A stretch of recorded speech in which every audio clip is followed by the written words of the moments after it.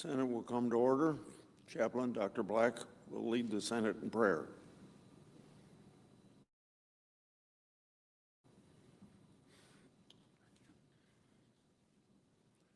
Let us pray.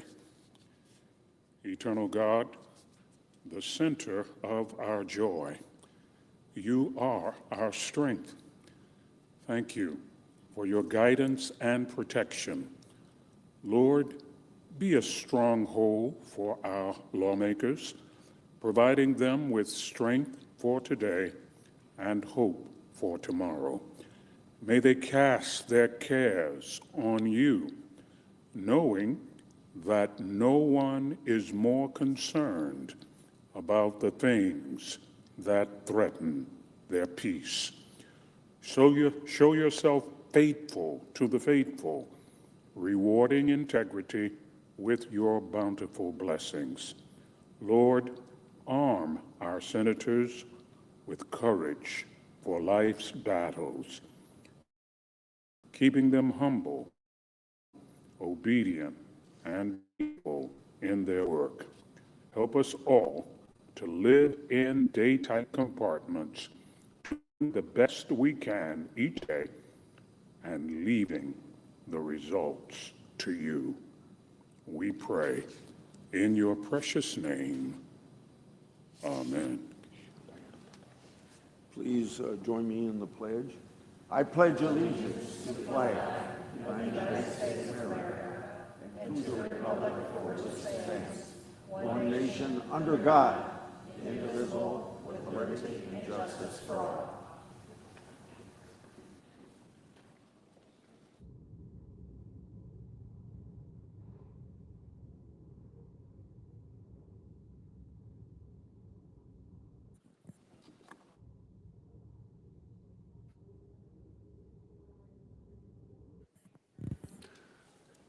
Under the previous order, the leadership time is reserved. Morning business is closed. Under the previous order, the Senate will proceed to executive session to resume consideration of the following nomination, which the clerk will report. Nomination, the Judiciary, John George Edward Mark of Texas to be United States District Judge for the Southern District of Texas. Mr. President, Senator from Iowa. I am here once again, like I've done at least once a week, every week since the House passed year-round E15.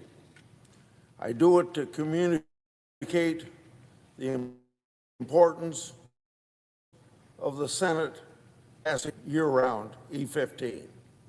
I've talked about the importance of year-round E15 to agriculture in my previous speeches.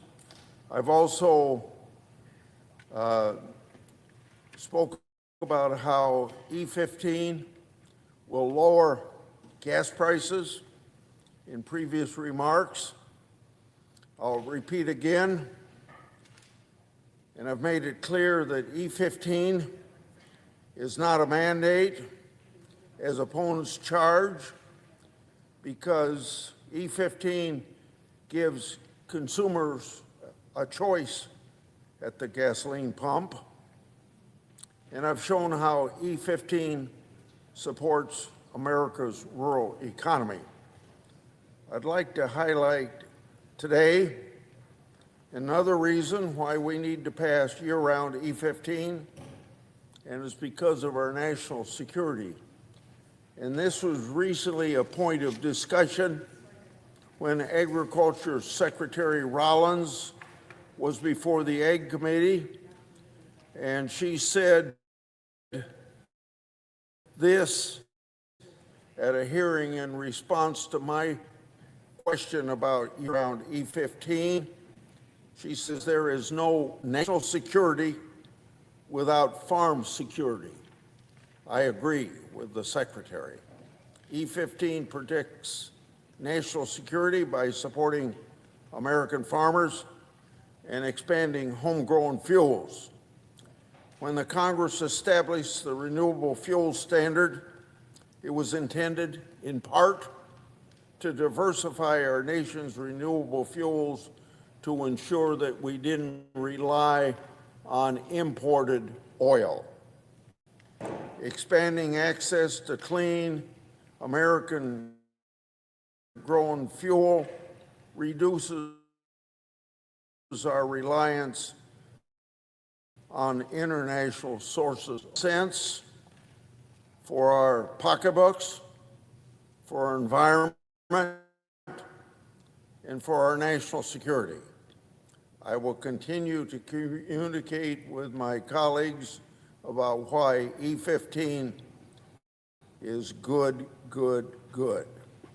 I yield the floor. Suggest the absence of a quorum. Clerk will call the roll.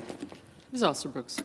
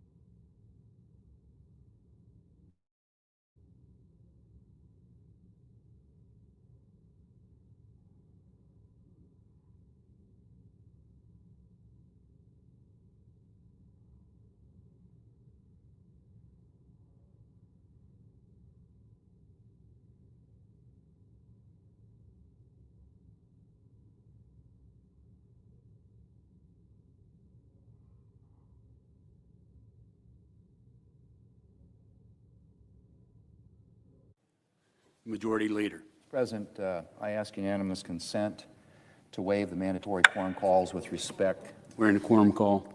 to the, hold on here. Mr. President, I ask unanimous consent the quorum call be suspended. Without objection. I ask unanimous consent to waive the call back to the Mark, Undershot, and Jones nominations. Without objection. Thank you, Mr. President. Mr. President, today we mark 4 years since the Supreme Court's Dobbs decision, the landmark Supreme Court decision overturning Roe v. Wade and returning the question of abortion to the people and their elected representatives. Roe was, quite simply, terrible constitutional law, a fact that's been acknowledged by legal scholars across the political spectrum. And the Dobbs decision reversed this decades-old error and made it clear that Roe's supposed constitutional right to an abortion simply didn't exist.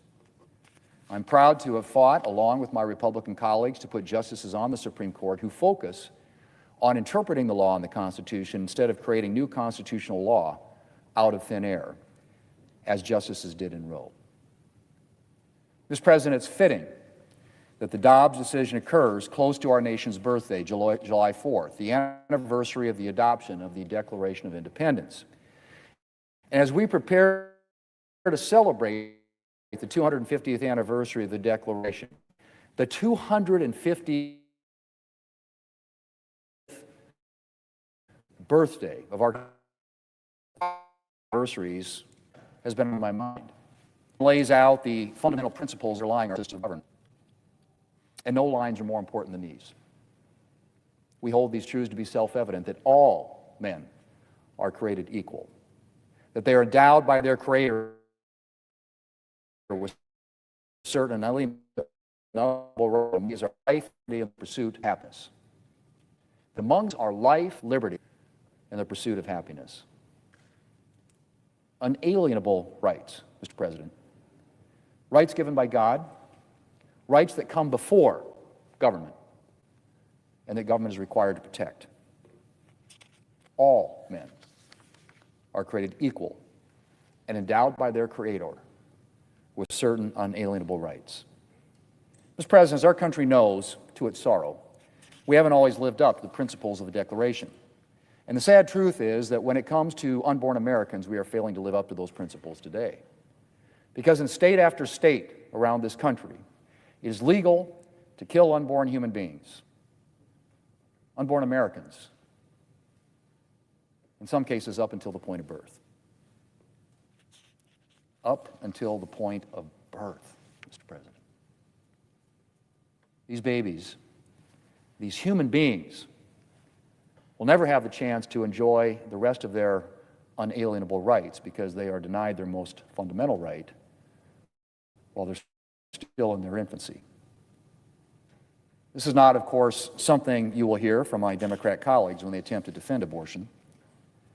You won't hear about the baby whose rights are at stake. In fact, my Democrat colleagues do everything they can to obscure the baby in this debate.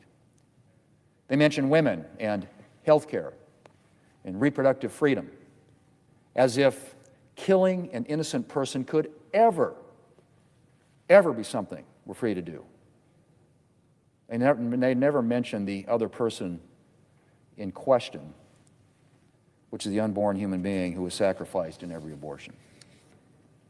Probably because they know at some level that supporting the killing of an innocent human being is indefensible and completely incompatible with our nation's creed. And let's be very clear here, Mr. President. When we talk about abortion, we are talking about the killing of a human being. Everyone knows this. Even my Democrat colleagues know this, although they might like to gloss over the fact. You don't even need to have seen a baby kicking her feet and sucking her thumb on an ultrasound to know that she's human. Because human moms and human dads have other human beings. That's probably 101. No, Mr. President, the question isn't whether the unborn baby is a human being. The question is whether we value that human being, whether we really believe our American creed.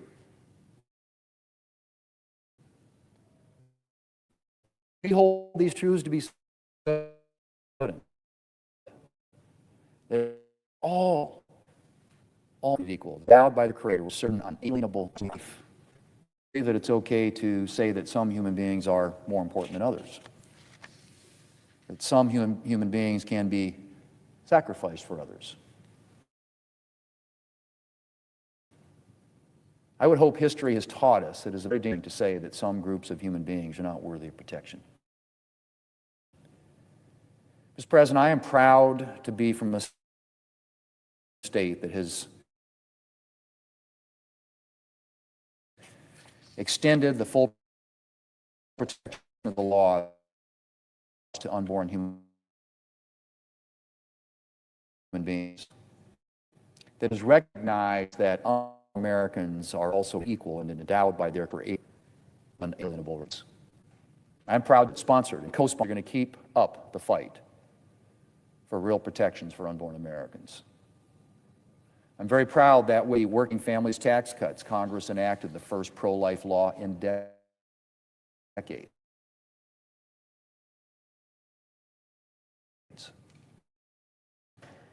Thanks to Republicans' landmark legislation this year, some of the nation's largest abortion programs, including Planned Parenthood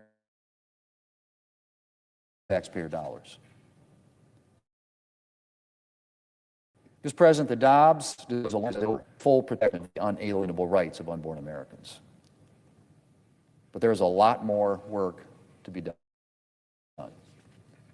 The Democrat Party fights tooth and nail to ensure that even the most common sense measures,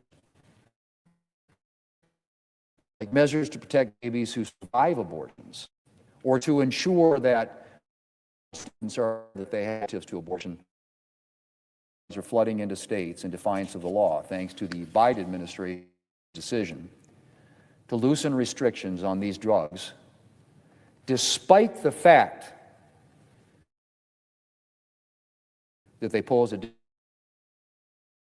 danger to women.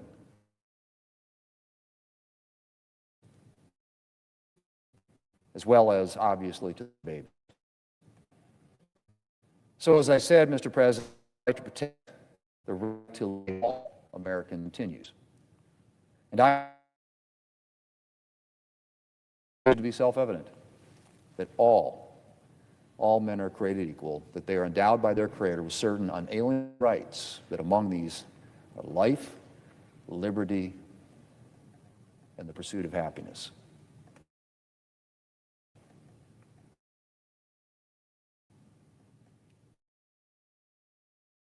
May the day soon, Mr. President, Will call the roll. Ms. Alston-Brooks.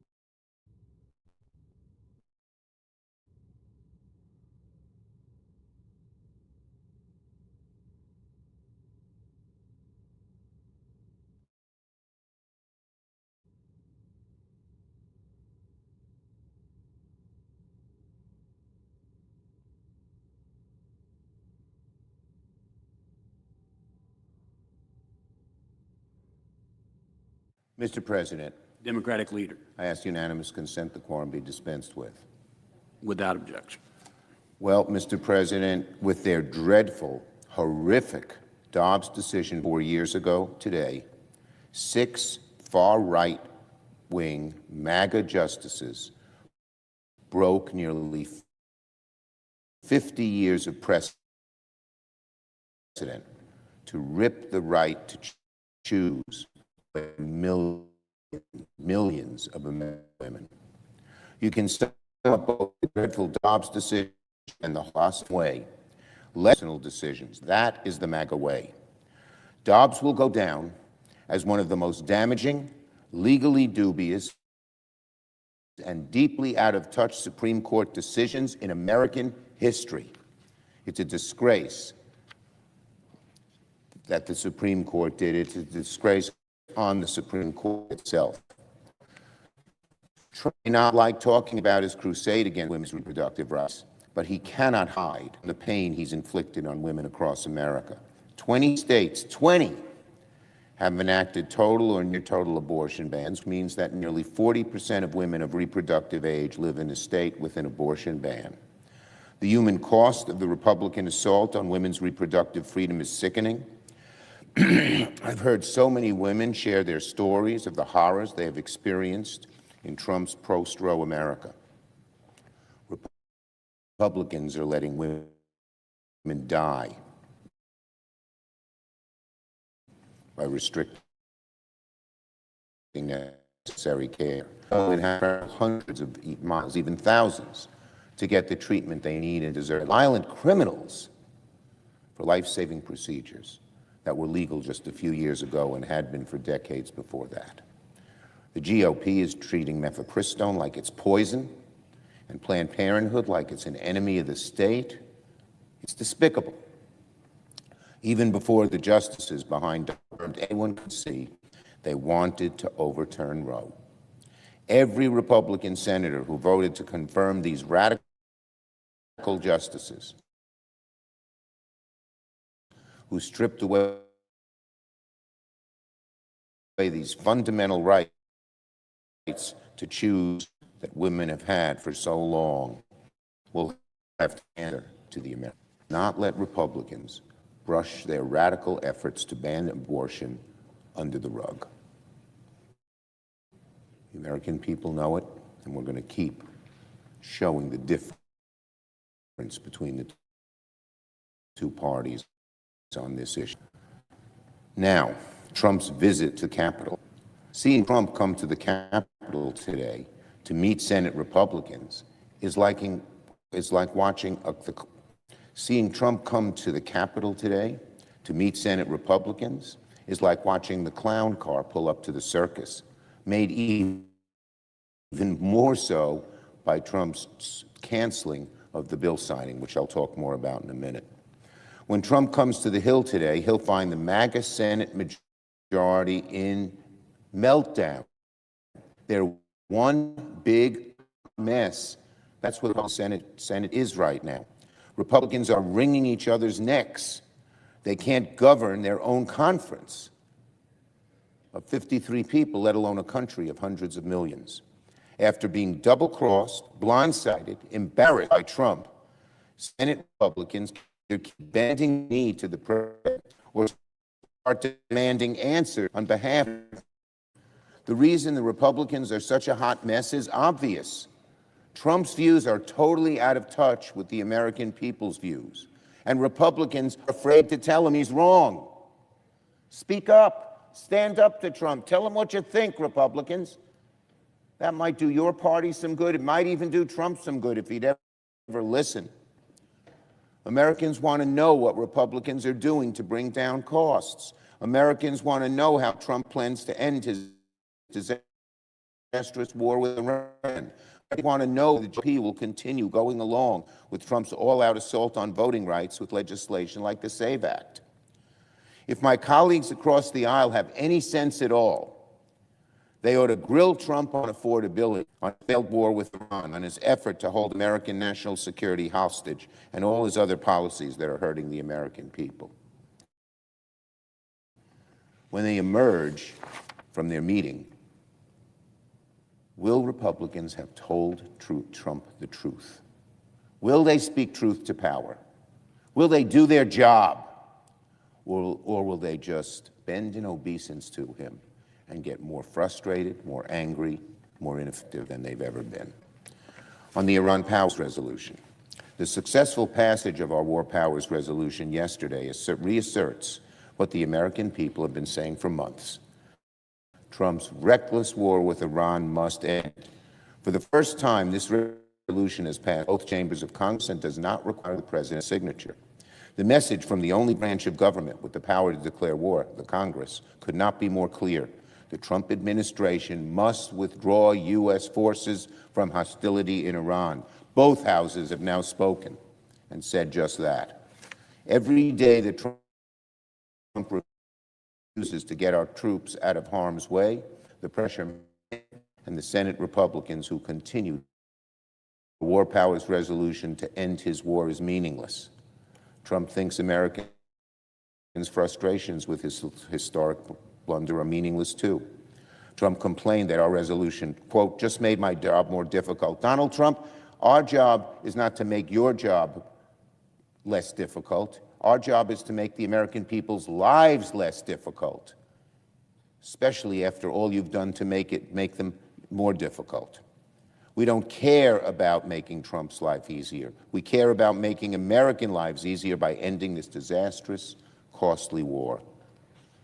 Trump still has no idea of how much more difficult this war has made life for the American people. 13 lost service members, hundreds hurt, everyone's paying hundreds of dollars more for extra gasoline, as everyone's enduring increasing inflation and costs going up. And now he's asking the American people to foot the $100 billion bill for his war. Don't even know get anything in return because Trump refuses to reveal his deal with Iran. No. American prestige in the world. Iran gets hundreds of billions of dollars for reconstruction, for they get sanctions relief. They get tighter control over the Strait of Hormuz and much more. The Congress and the American people have spoken after yesterday. Trump needs to end this disaster of a war immediately. Now, on the housing bill, Trump's clown car gets more and more laughable, ridiculous. Here's what he just did. He canceled on the housing bill. It's utterly amazing. Trump is running away from one of the very few accomplishments that could actually help the American people. Anytime there's an opportunity for Trump to help the American people, he runs the other way, comes up with some idiot thing in his head that this may hurt this one or help this one, his pettiness with his enemies, and he throws up roadblocks. The bipartisan housing bill was an accomplishment that the American people want, are proud of, and need. Trump runs away from it. He's not going to sign it. He's petulant. He's angry.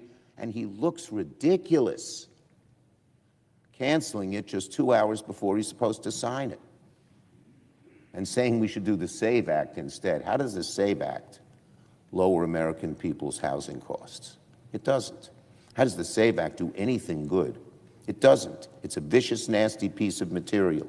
And probably in Trump's ridiculous mind, oh, I don't want to sign the housing bill because it might detract from the SAVE Act. The SAVE Act, not the saving bill, the SAVE Act will not pass, Donald Trump. Get on board with this housing bill. Don't veto it because it's so important to the American people. The passage of our bipartisan housing bill, it was bipartisan, or to remind the nation government can deliver when we put aside the partisan chaos we see coming out of the White House every day. Listen to me, Trump, sign this thing. Get something good done for the American people for once. The American people are counting on us to make life more affordable, and lowering housing costs is absolutely essential to that effort. The road to housing puts our country on the right track towards fixing the housing shortage that drives up costs for the American people. Our bill streamlines, provides new flexible funding, expands supply, supports manufactured and modern housing, helps convert old office buildings into new housing, stops institutional investors from crashing. Legislation is going to help build more, faster, better, cheaper housing and build everywhere so we can get more homes on the market. What's wrong with that, Donald Trump? Why do you run away from signing it when it's beneficial to the American people? Trump, the housing crisis in America is too severe to let partisanship get in the way of consensus solutions. It must not be the last. We'll keep at it, particularly if we regain the majority. Now, one, Trump should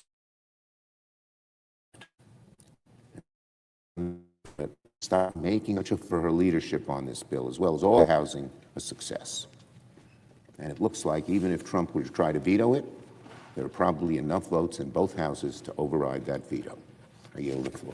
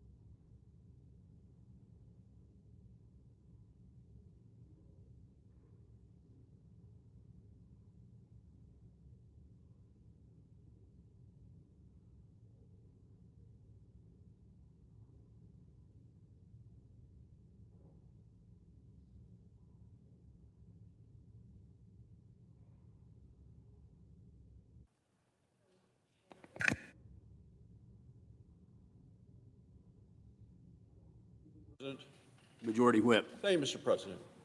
Mr. President, as a physician, I want Americans to get the care they need from a doctor they choose at a price they can afford. That's what I've thought my entire time of practicing medicine in Wyoming and now as a United States Senator. And where a person lives should not determine whether they have access to high-quality medical care.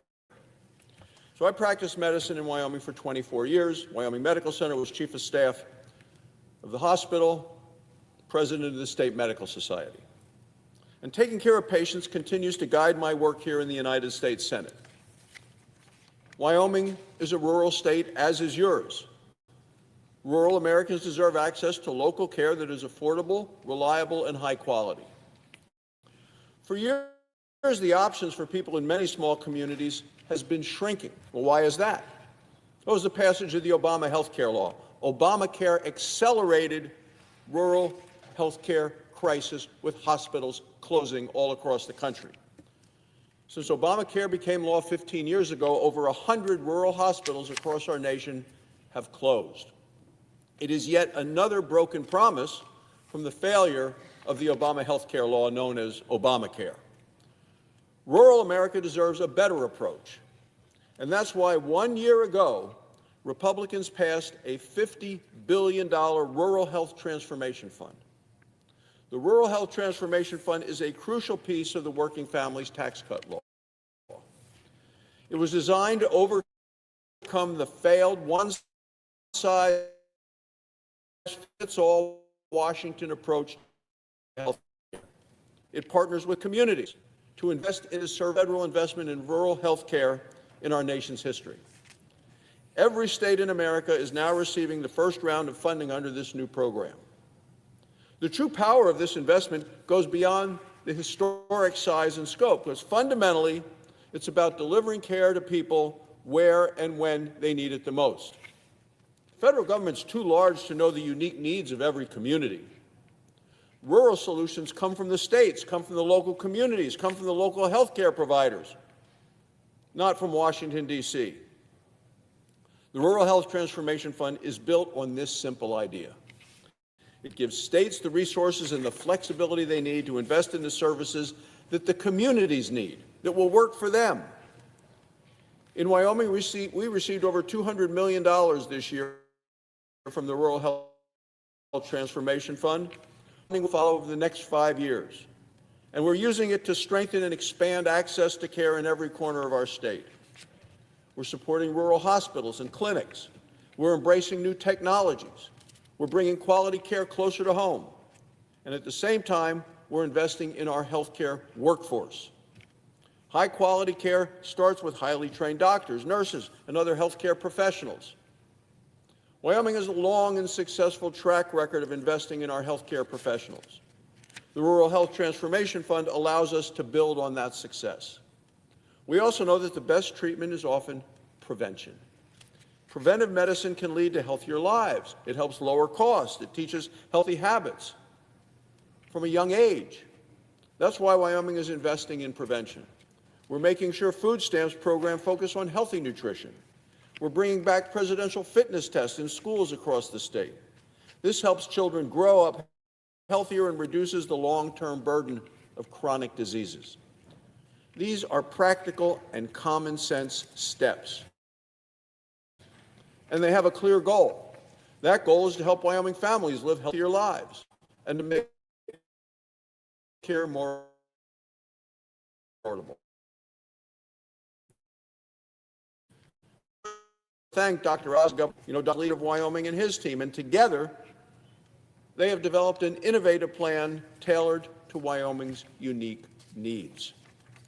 Every single Democrat in Congress, every single one of them voted against the Rural Health Transformation Fund.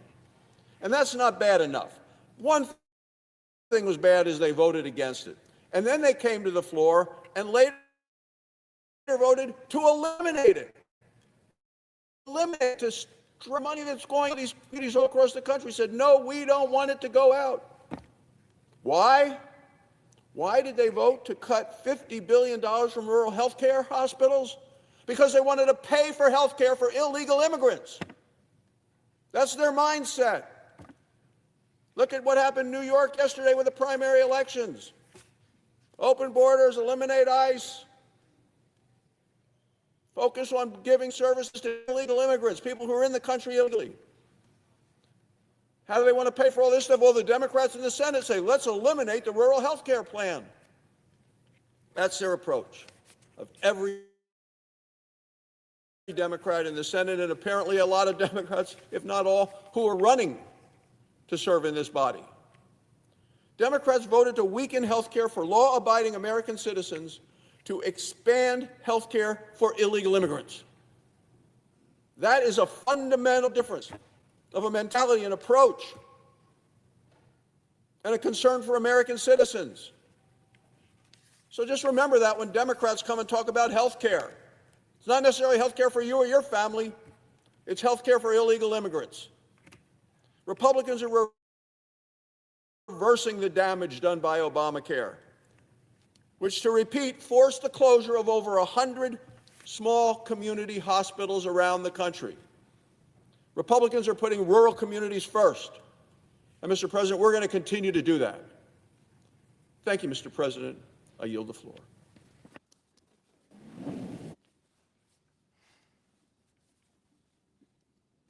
Mr. President. Senator from Nebraska. Mr. President, our country was founded on the belief that all Americans have the right to pursue life, liberty, and happiness. It's fundamental to who we are as Americans. And these are the building blocks of the American dream. We live in a nation of opportunity. We live in a nation that enables kids to have it better than their parents. A nation that believes that hard work leads to success. And for over 250 years, people from all backgrounds have been able to work hard and to achieve the American dream. And here in the United States Senate, I am fighting to renew the American dream. One of the ways that we have done that with my Senate Republican colleagues is in the working families tax cut that we passed last year. The working families tax cut invests in American families and in American children. It invests in the next generation. With my Senate colleagues on the Republican side, we're building a path for another 250 years of opportunity for this great nation and for the children and families in this great nation. The working families tax cut was great for families. One of the ways that it was great for families and for Nebraskans in my state is with the Trump accounts that were part of that overall package. These are investment accounts that will kickstart the American dream for kids all across this nation. You can download the able to start opening up these accounts. All American kids under the age of 18 will be eligible to have one of these accounts. And those born between January 1st, 2025 and December 31st, 2028 will also be able to enroll and automatically have $1,000 put into their account courtesy of the U.S. Treasury to be able to help kickstart that American dream. Parents and guardians will be the custodians of these accounts, but the children will own them, and when the kids turn 18, they'll be able to take of those accounts. Up to $5,000 a year can be put into these accounts, these Trump accounts, and it can come from your parents, your grandparents, it can come from communities, it can come from churches, it can come from governments, it can come from nonprofits. Employers can contribute and help build that foundation for those young people to be able to achieve the American dream. Many have already committed to contributing to Trump accounts. For example, Michael and Sue have made $6.25 billion to that also reside in zip codes where the median income is below $150,000. $1,000 that the Treasury is putting in. Charles Schwab has said he will match the government's $1,000 with another $1,000 for all the people who work at his company. These are just a couple of examples of how philanthropists are working together with the U.S. government to be able to kickstart young people's American dreams through these Trump accounts. In my home state of Nebraska, our state government is going to open accounts for all the foster kids in Nebraska. These fostering of future accounts will work just the same, making sure that Nebraskans in foster have a little extra financial help.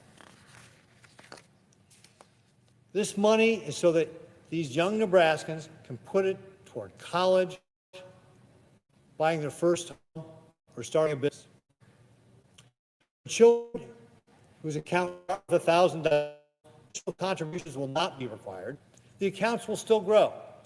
And these accounts will help launch those kids into their future. Another way we are investing in our children and families is with the expansion of the child tax credit. The working families tax cut, we increased that child tax credit to $2,200 and made it permanent. It was set to fall to $1,000, but Senate Republicans made it permanent and took it up. The child tax credit will benefit over 239,000 Nebraska families. Increasing the child tax credit allows these families to have more money in their pockets. And we want to encourage Americans to work hard and support their families. This is what keeps the American dream alive. The working families tax cut also provides an increase in the child independent tax credit. We increased the maximum credit from 25% up to 50%, and we took the increased deduction $5,000 to $7,500. we made the first ever permanent paid family medical leave credit based on legislation from Senator Deb Fischer. This will encourage our businesses to offer that benefit to families all across the nation. We expanded the tax credits for employer-provided child care and created new credits for small businesses to be able to create child care work. We also extended the ABLE accounts, which otherwise would have expired in 25. These accounts help individuals with disabilities to save and invest through tax-free savings without losing eligibility for federal programs like Medicaid and supplemental security income. These are real investments in American families and the next generation. And similar to my colleague from Wyoming who pointed this out, every single Democrat, every single one voted against these provisions that would help young Americans be able to achieve the American dream. Every single Democrat voted against them.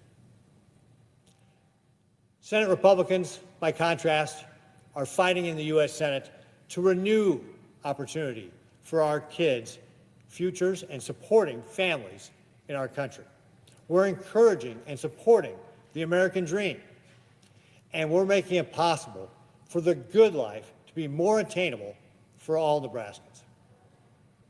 Thank you, Mr. President. I yield back.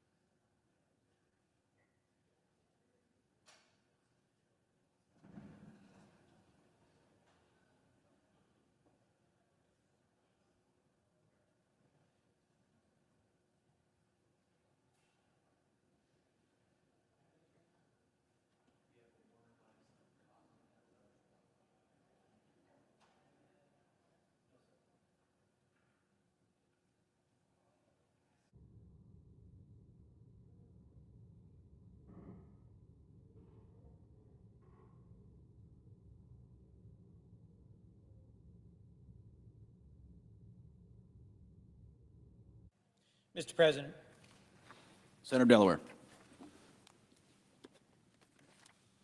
Mr. President, 50 years ago this Saturday, our nation celebrated its bicentennial, its 200th anniversary of that day on the 4th of July in 1776, when a group of delegates from around the then 13 colonies gathered to declare their independence from Great Britain. This coming Saturday, July 4th, 2026, I will once again be gathering with a whole group of friends and family in the small town of Hockessin, Delaware, where I celebrated our bicentennial.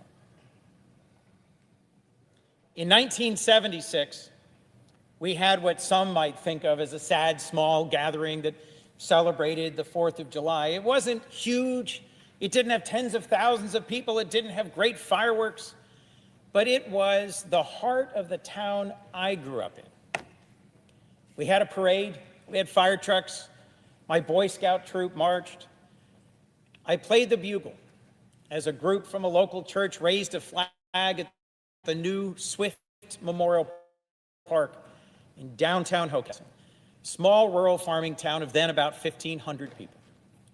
And this coming Saturday, I will conclude the 4th of July by once again marching in the annual parade, where we will have fire trucks from our volunteer fire company, children from different scouting groups, different church youth groups, different things like the 4-H and the Grange, and thousands of people gathering with family on either side of Old Wilmington Pike to view the parade go by. I love the tradition of the 4th of July parade in my hometown of Hockessin.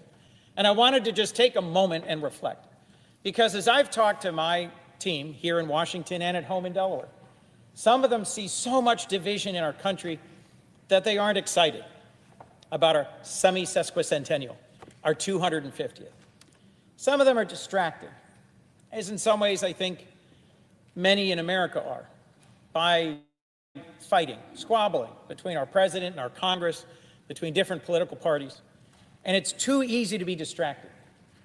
I'll remind you that 50 years ago, on our bicentennial, our country was also in a period of division and political controversy, that we'd just come out of the end of the Vietnam War and Watergate, that there'd been protests and disagreement, that there were different rights being asserted and tumult in our politics.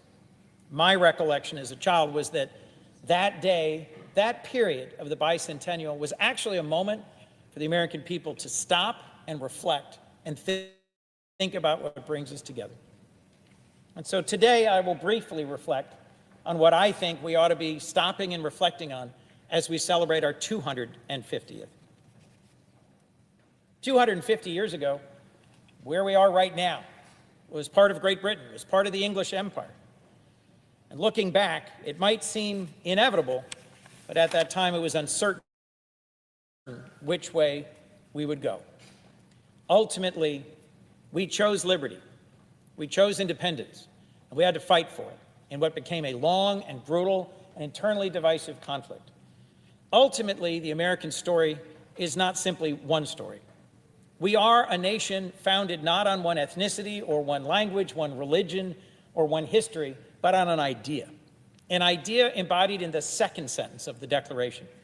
We hold these truths to be self-evident, that all men are created equal and endowed by their Creator with certain unalienable rights. Among these are life, liberty, and the pursuit of happiness. Just a few days ago, I had the chance over at the Library of Congress, along with a bunch of my colleagues, to see the original text of the Declaration of Independence and the changes made by different framers. Our story is stronger when we tell it in its entirety, the good and bad, the challenging chapters, the rough places, the foundational sins, the wrongs, and the arc towards a more perfect union. My state has long played a central role in some of these fights over the abolition of slavery, over racial segregation, over protecting our environment, over the right of women to vote, over full inclusion. And over 250 years, what I think defines us is that yearning for freedom, that yearning for the opportunity to pursue life, liberty, and happiness as we understand it and define it. Franklin Delano Roosevelt, at the end of the Second World War, after the paroxysm of a global catastrophe of violence, talked about 4 freedoms, recognizing and celebrating those foundational First Amendment freedoms: freedom of speech and freedom to worship, but all freedom from want and freedom from fear. And so I think we need to recognize at this July 4th that we have a challenge, an opportunity, and an obligation. In the middle of the Civil War, President Lincoln and this Senate insisted on building an expanded Capitol at the exact moment that our nation was tearing itself apart.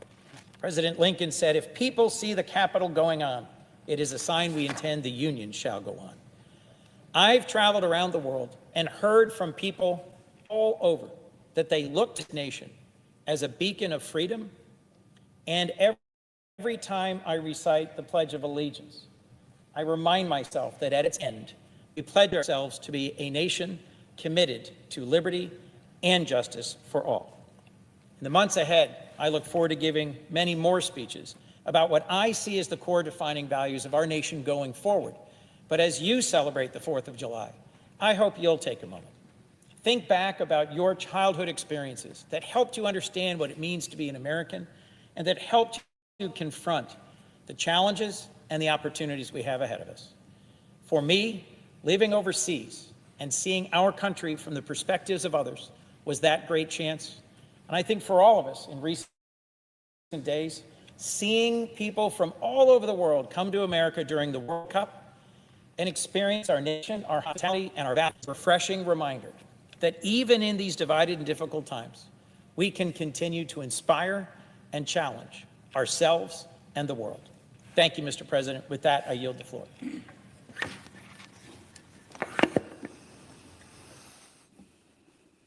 President. Senator Virginia.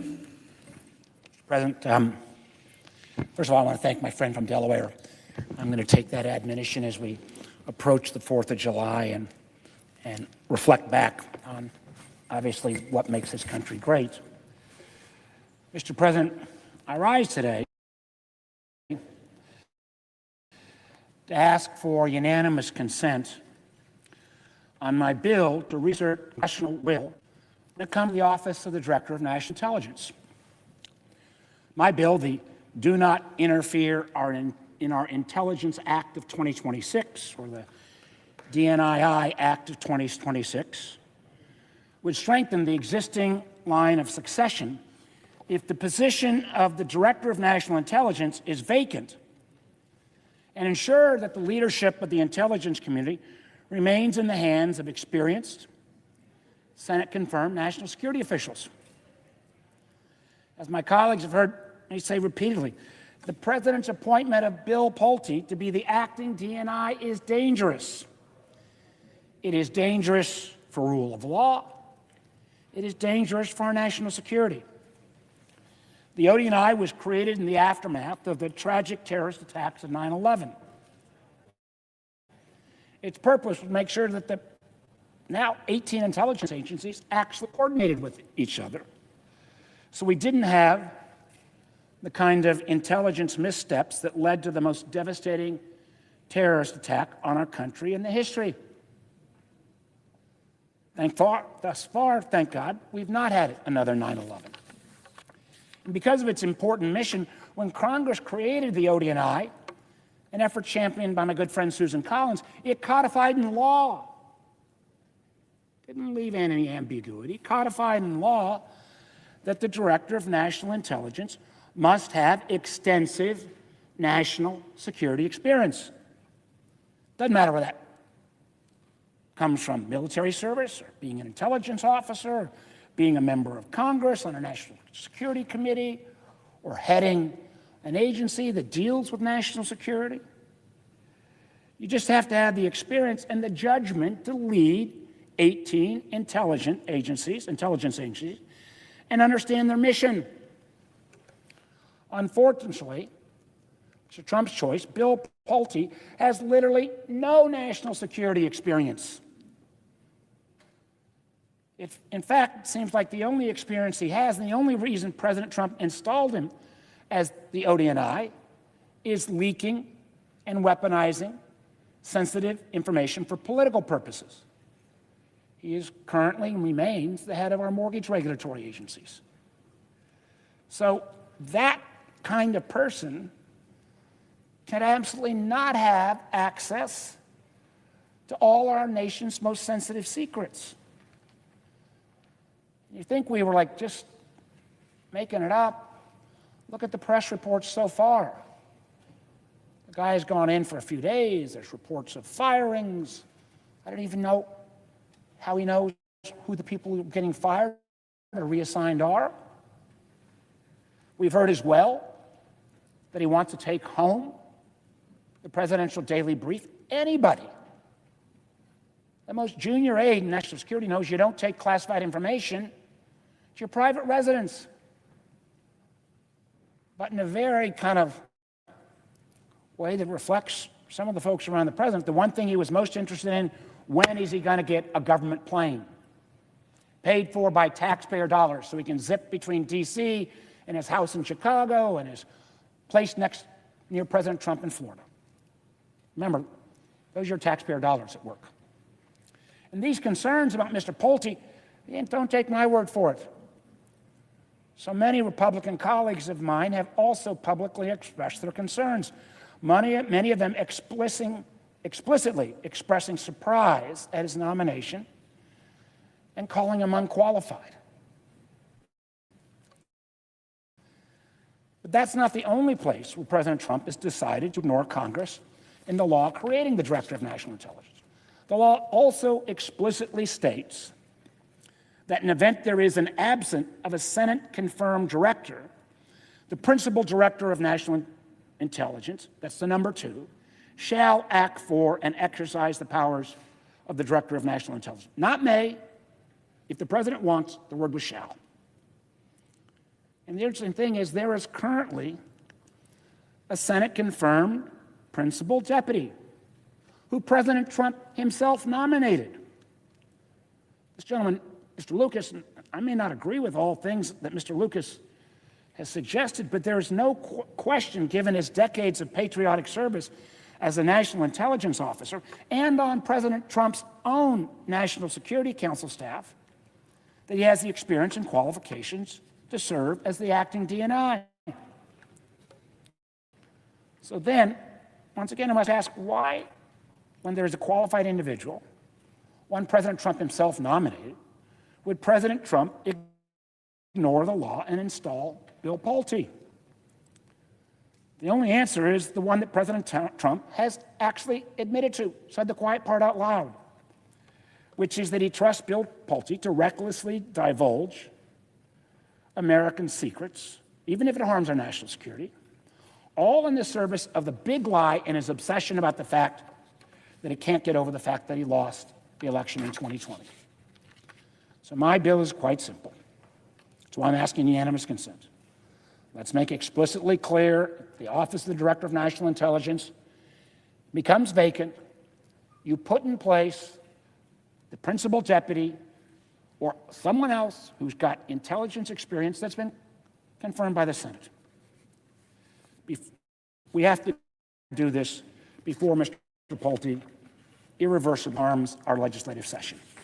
So, Mr. President, now, as if in legislative session, I ask unanimous consent that the Senate proceed to the immediate consideration of S. 4876, introduced yesterday, that the bill be considered read a third time and passed, that the motion to reconsider be made and laid upon the table. Is there objection? Senator of Arkansas. The Office of the Director of National Intelligence was formed after the 9/11 attacks, understandably, to try to address some of the failures that led to those attacks. Unfortunately, I think we can now assess a couple decades on that it is something of a failed experiment itself. I remember my first days on the Intelligence Committee when I sat far down the dais from the distinguished vice chairman, and an ODNI aide came in to brief us about a new fusion cell they had created in the fight against the Islamic State. And one of our senior members, Dan Coates, who later himself became the DNI, observed that he was concerned that with the growing bureaucracy at the ODNI, pretty soon they would need a fusion cell for their fusion cells. Now, the Vice Chairman and I largely agree that the ODNI needs to be downsized and streamlined, that it does perform some important functions. We may not agree in every single particular. I think many of those functions could be performed elsewhere. But I've had an opportunity to speak in the last few days with Acting Director Pulte. He agrees in those general terms with us that we need to return the ODNI to its original size, scope, and mission by spinning off some of these functional centers and sending intelligence officers who have been detailed back to their home agencies so they can do actual intelligence work. And if he continues the work that the Vice Chairman and I have began through the annual Intelligence Authorization Act and that Director Gabbard started to carry out, I think that's a win for our national security. Now, the Vice Chairman cited various media reports about Director Pulte. I can't comment on all of them. It won't shock anyone to know that I don't take CNN or the Washington Post as ironclad as the Lord's Scripture.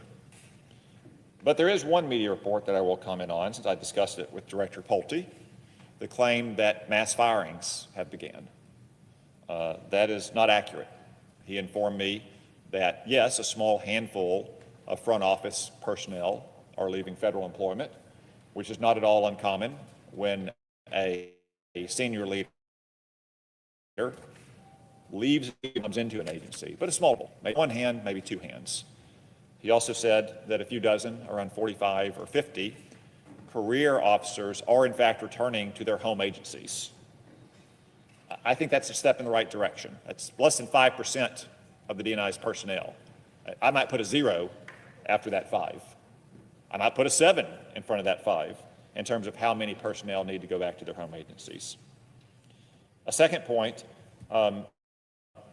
if Director Pulte can in fact take these steps in the right direction, I think that could benefit Jay Clayton once he's confirmed.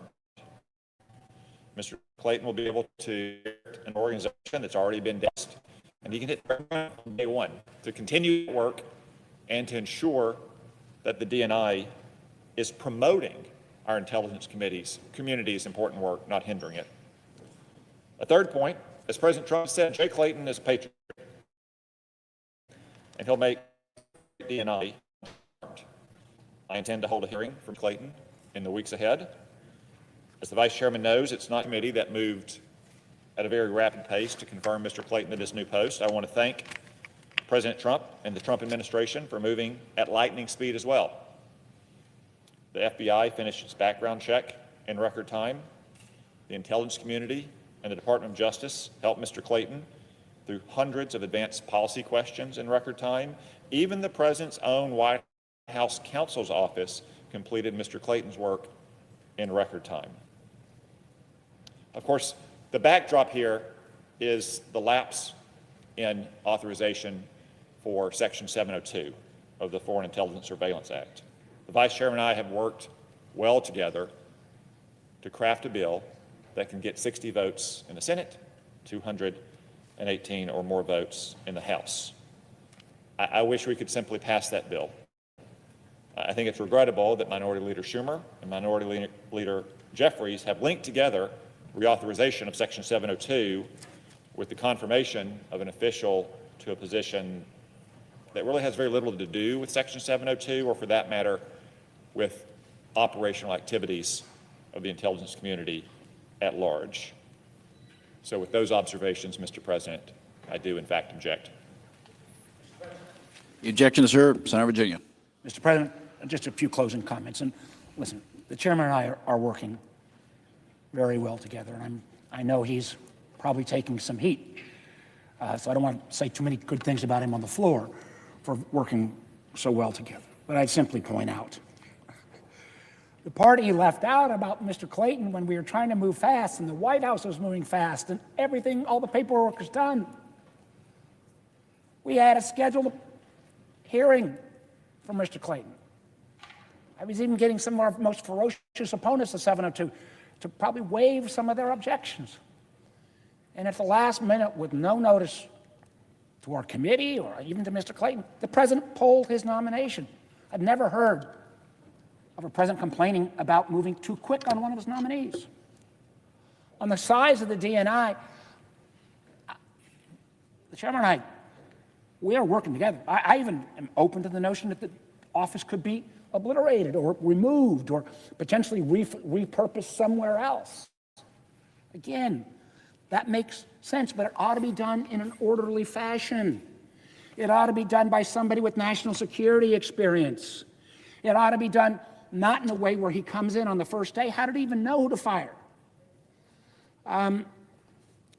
So again, we'll agree to disagree on that, but boy, oh boy, let's do it the right way. And I, again, I do hope, I look forward to asking Mr. Clayton questions, but I know him and I think I know he respects the Constitution, which is my first question to anybody.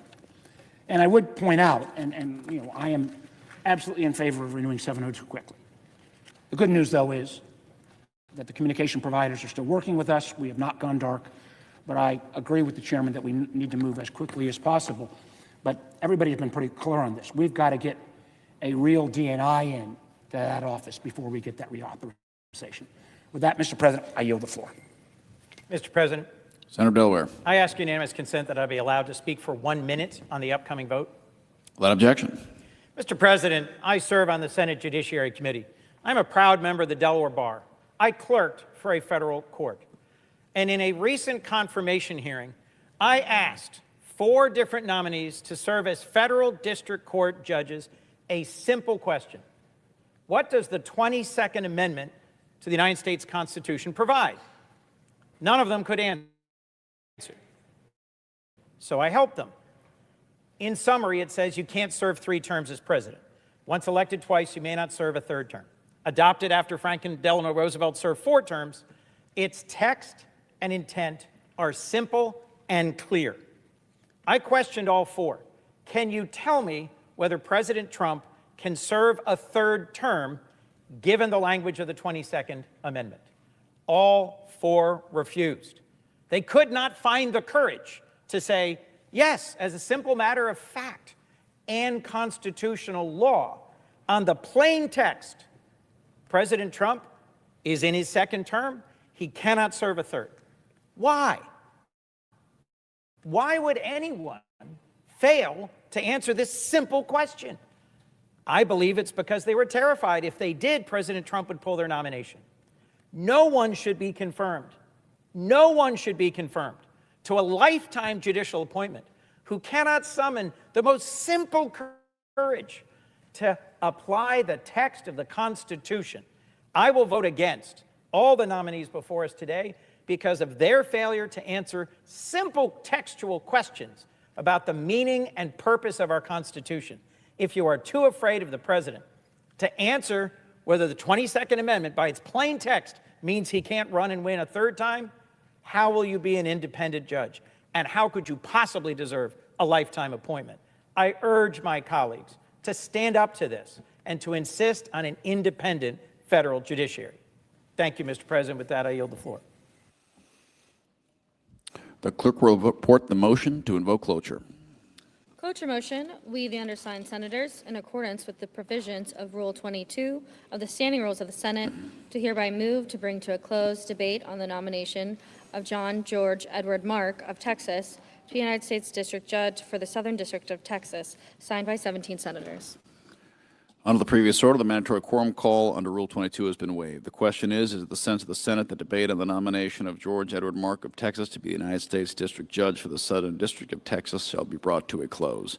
The yeas and nays are mandatory under the rule. The clerk will call the roll. Ms. Alsor-Brooks, Mr. Armstrong, Ms. Baldwin, Mr. Banks.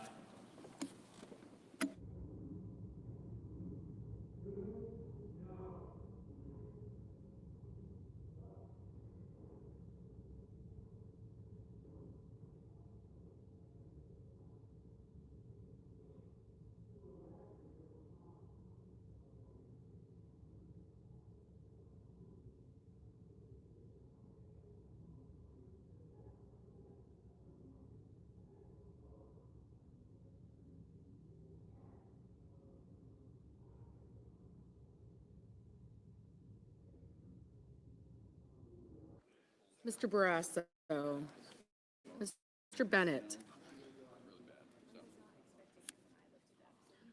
Mrs. Blackburn, Mr. Blumenthal, Ms. Blunt-Rochester, Mr. Booker, Mr. Bozeman, Mrs. Britt, Mr. Budd,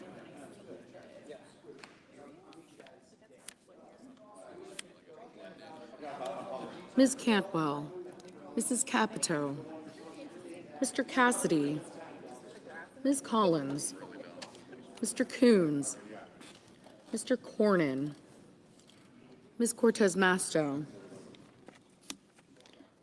Mr. Cotton, Mr. Kramer,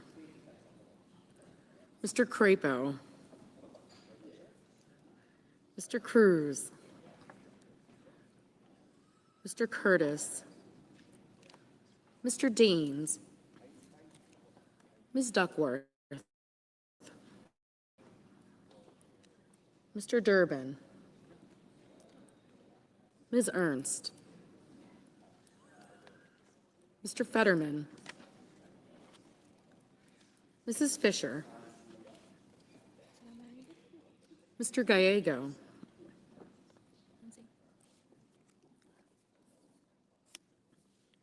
Mrs. Gillibrand,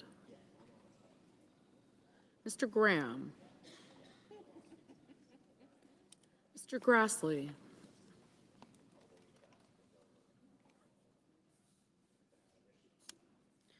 Mr. Haggerty, Ms. Hassan, Mr. Hawley,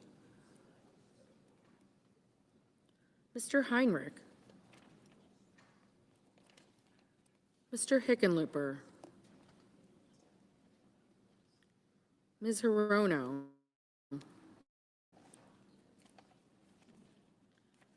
Mr. Hoven, Mr. Husted, Mrs. Hyde-Smith, Mr. Johnson, Mr. Justice, Mr. Kane, Mr. Kelly, Mr. Kennedy, Mr. Kim, Mr. King, Ms. Klobuchar, Mr. Langford, Mr. Lee,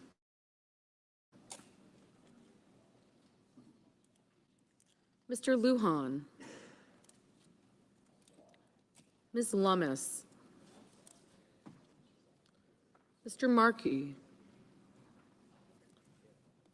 Mr. Marshall, Mr. McConnell, Mr. McCormick,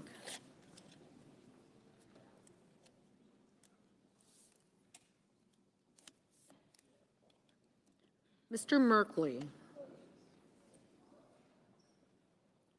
Mrs. Moody, Mr. Moran, Mr. Marino, Ms. Murkowski, Mr. Murphy,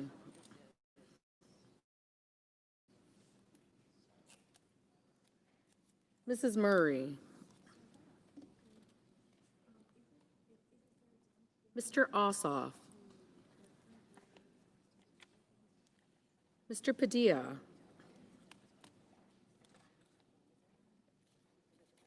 Mr. Paul,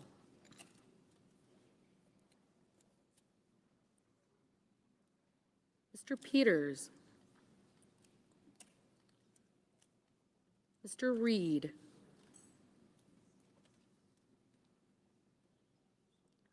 Mr. Ricketts, Mr. Risch, Ms. Rosen.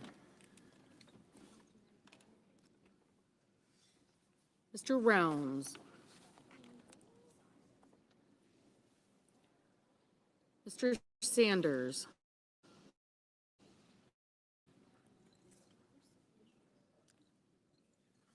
Mr. Schatz.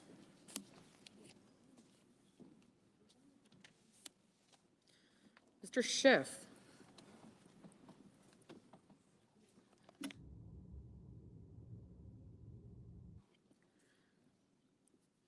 Mr. Schmidt.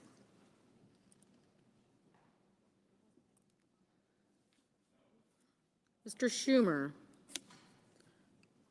Mr. Scott of Florida. Mr. Scott of South Carolina. Mrs. Shaheen. Mr. Sheehy. Ms. Slotkin. Ms. Smith. Mr. Sullivan.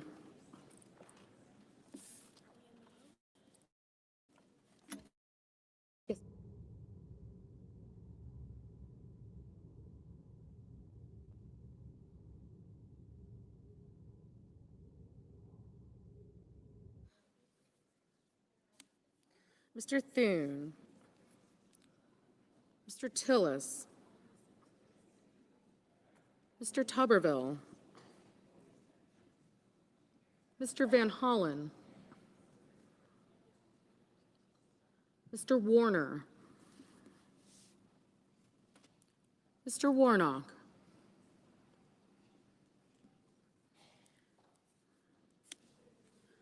Ms. Warren. Mr. Welch. Mr. Whitehouse. Mr. Wicker. Mr. Wyden.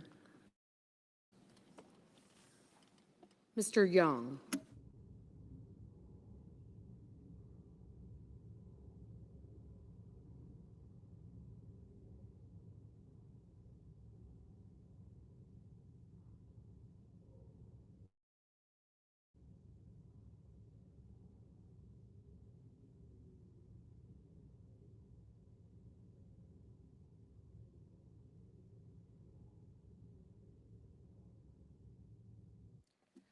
Senators voting in the affirmative: Banks, Cotton, Curtis, Ernst, Husted, Lee, Marino, Paul, Sheehy, Tuberville, and Wicker. Senators voting in the negative: Alsobrooks, Baldwin, Coons, Fetterman, Gallego, Gillibrand, Merkley, Murray, Ossoff, Padilla, Peters, Shaheen, and Welch.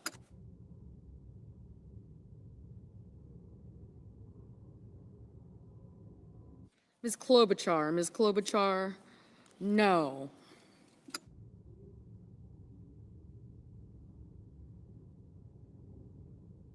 Mr. Graham, aye. Ms. Blunt-Rochester, no. Mr. Kramer, aye.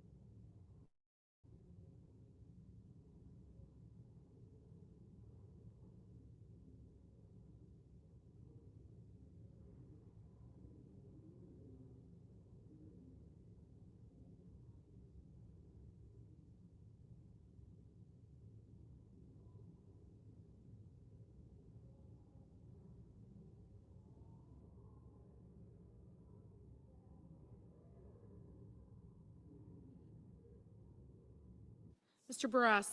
Barrasso, aye.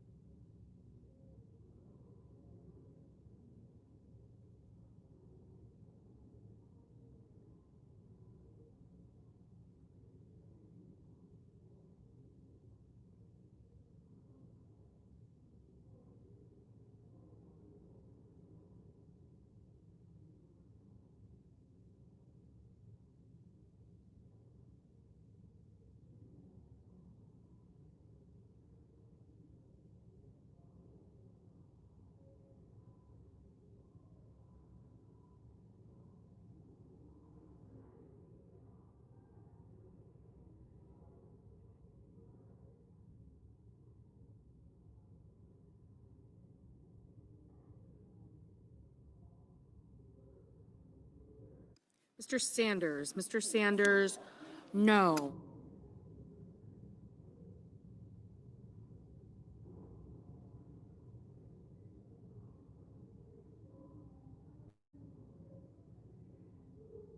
Ms. Warren. Ms. Warren, no.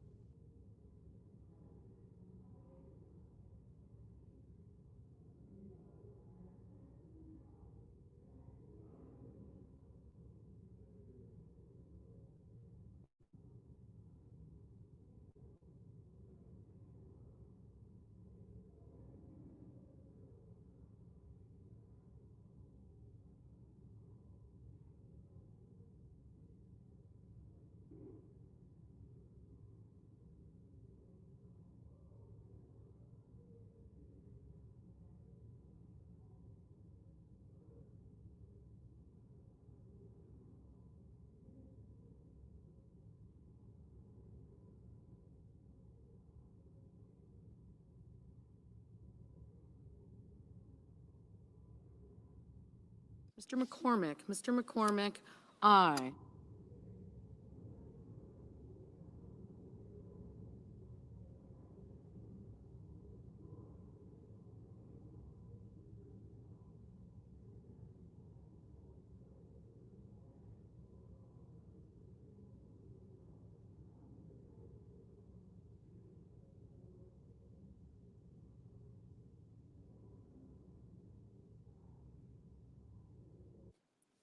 Mr. Reed. Mr. Reed, no.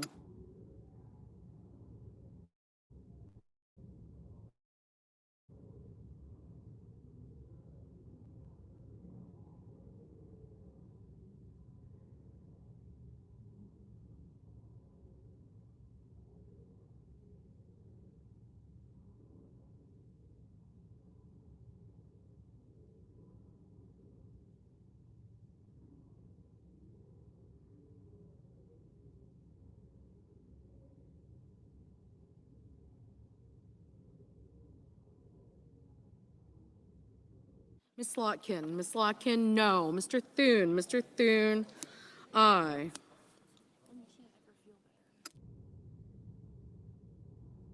Mr. Wyden. Mr. Wyden, no.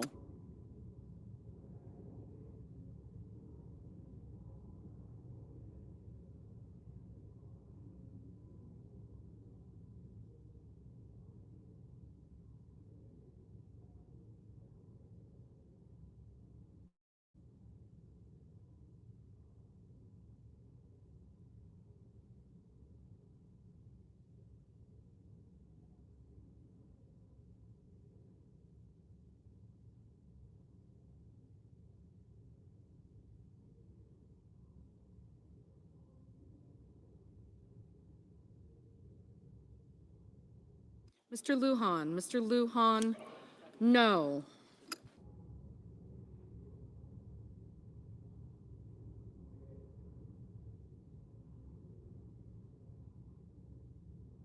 Mr. Young. Mr. Young, aye.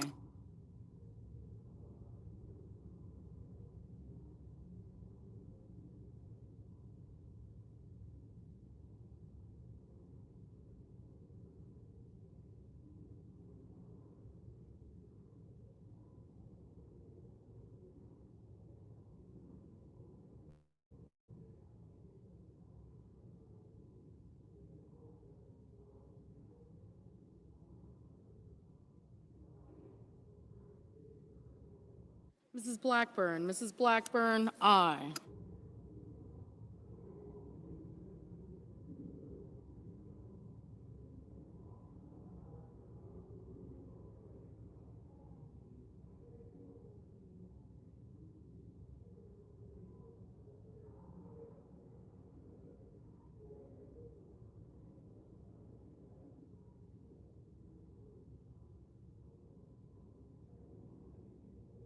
Mr. Kelly, no.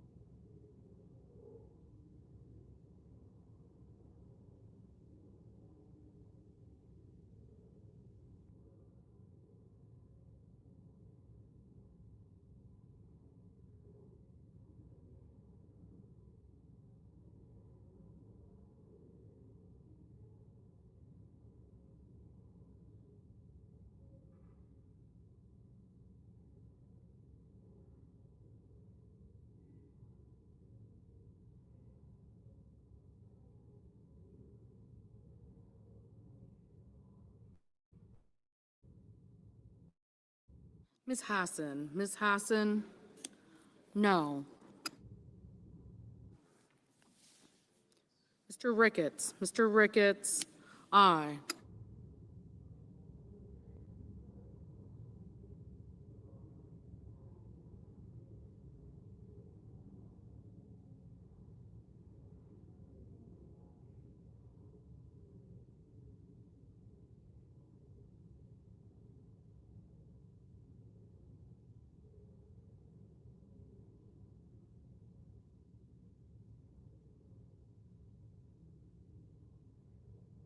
Mr. Rounds, aye.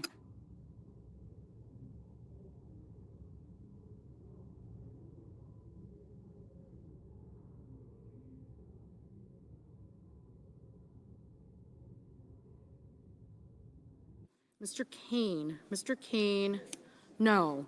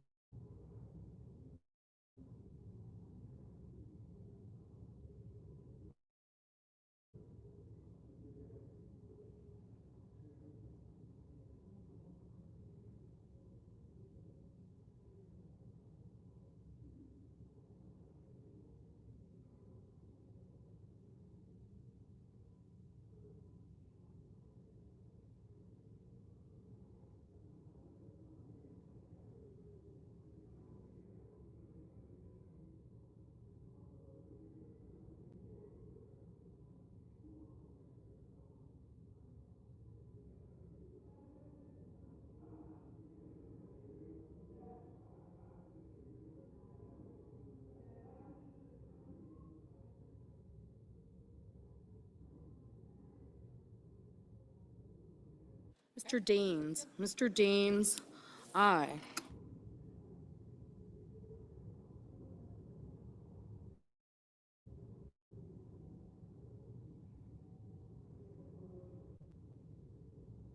Mr. Crapo, aye. Mrs. Moody, aye.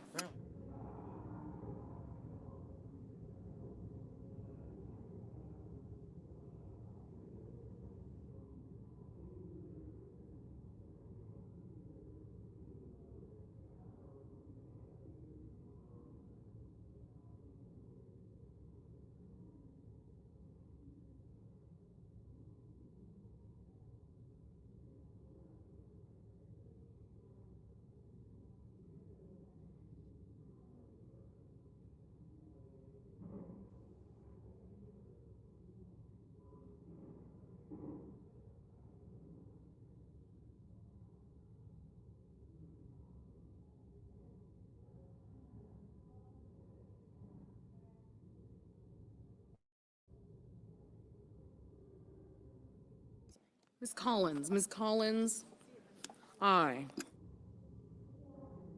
Mr. Cornyn, aye.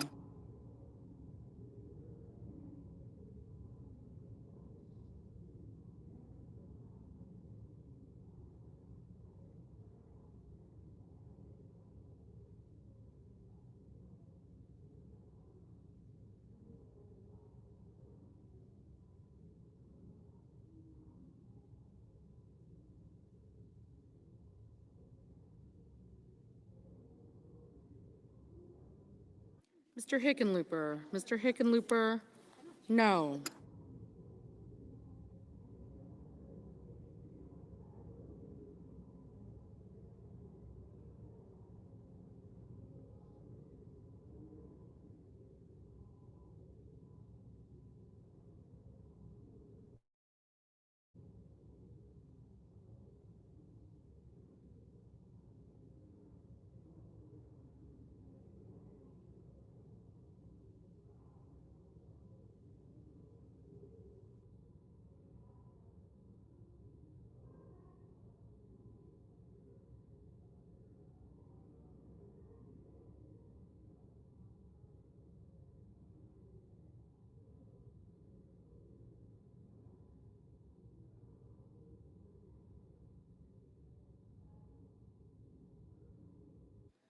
Mr. Schatz. Mr. Schatz, no.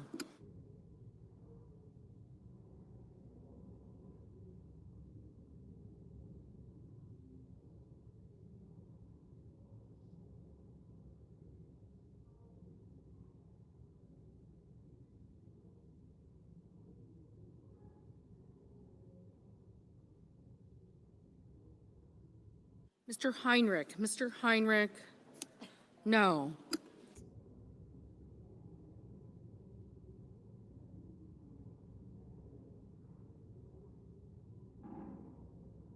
Mr. Kim. Mr. Kim, no. Mr. Johnson. Mr. Johnson, aye.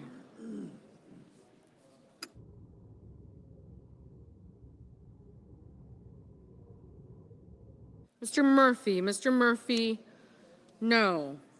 Mr. Warner. Mr. Warner, no.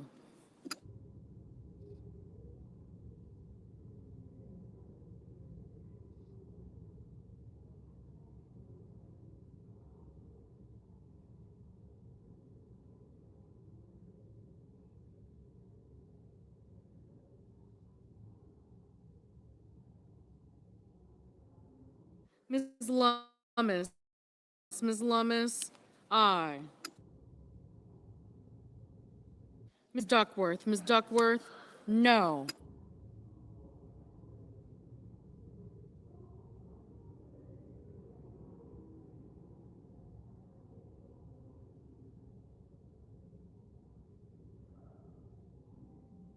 Ms. Rosen. Ms. Rosen, no.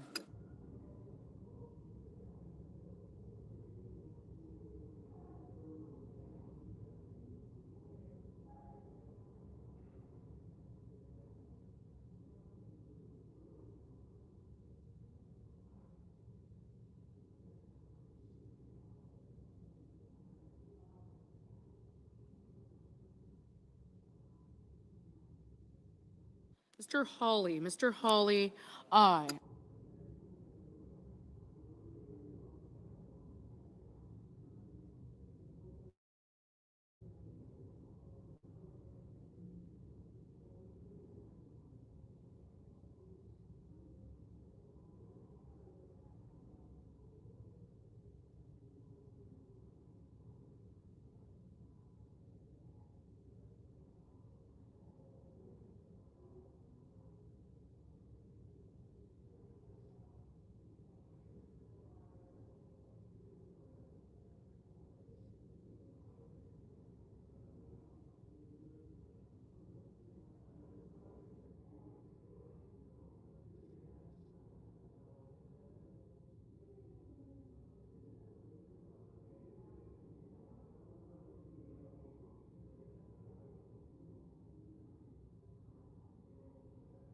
Mrs. Height Smith. Mrs. Height Smith, aye.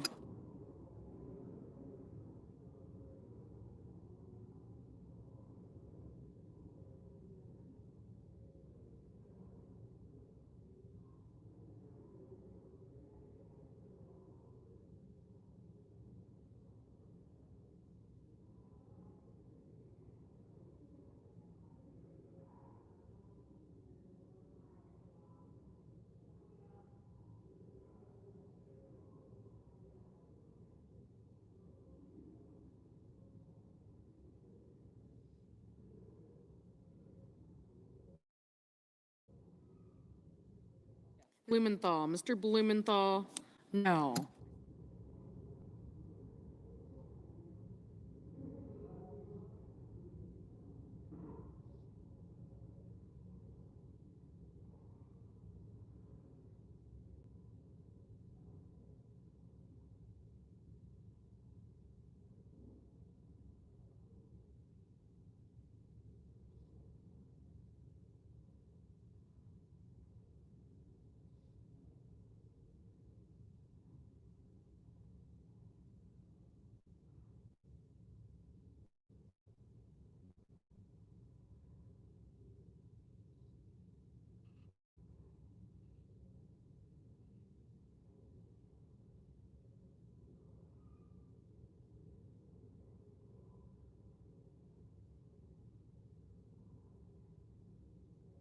Mr. Markey, no.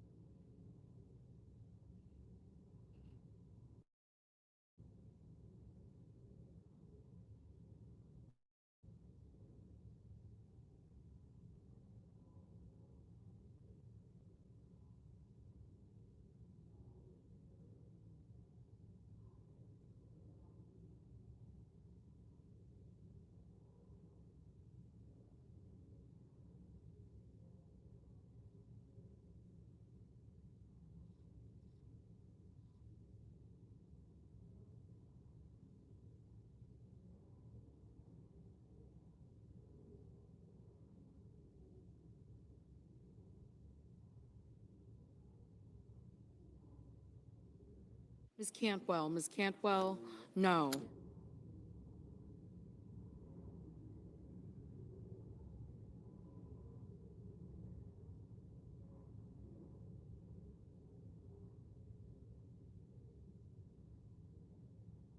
Mr. Langford. Mr. Langford, aye.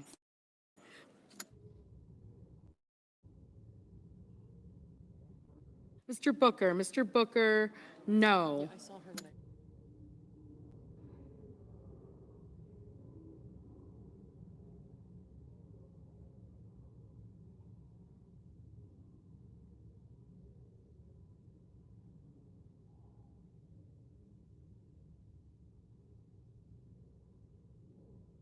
Ms. Cortez Masto, no.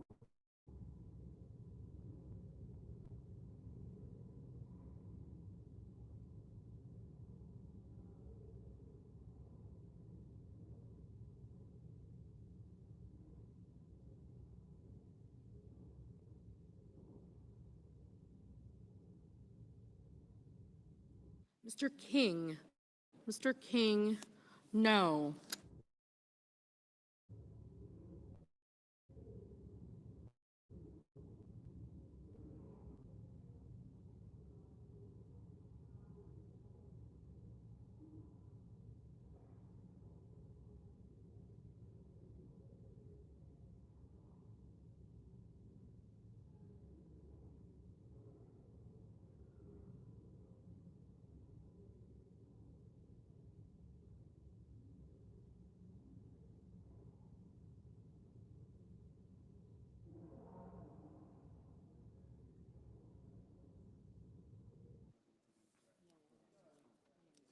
Mr. Durbin, no. Mr. Moran, aye.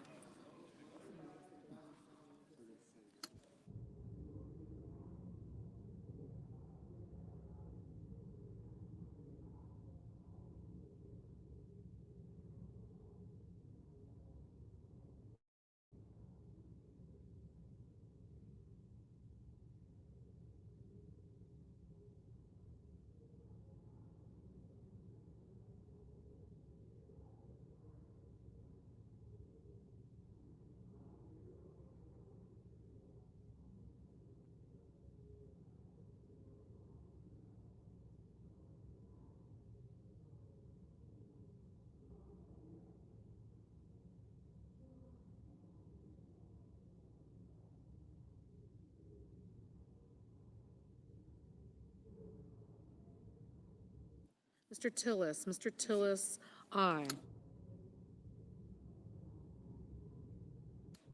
Ms. Smith, no.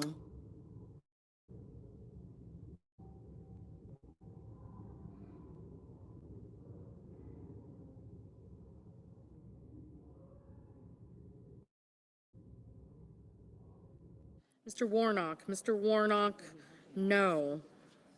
Mr. Armstrong, aye.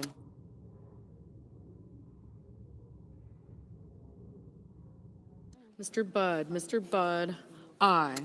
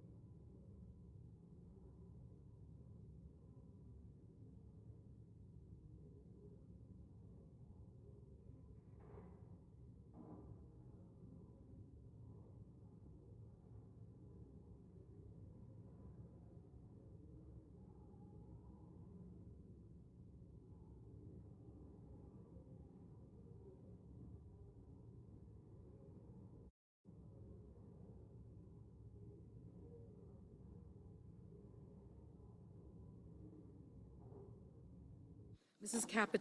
Capito, aye.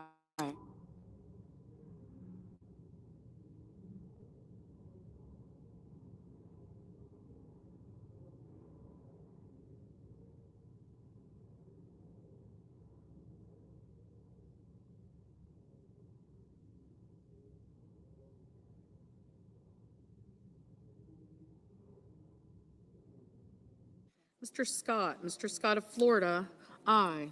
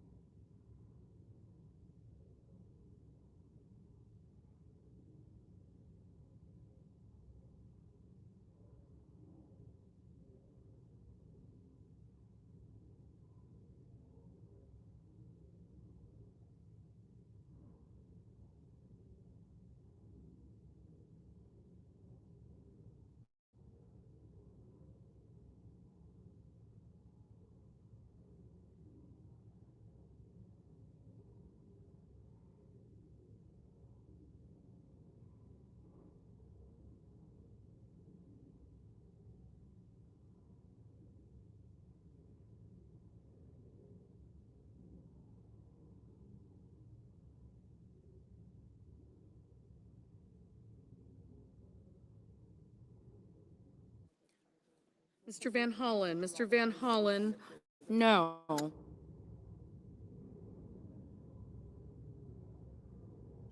Mr. Justice, aye.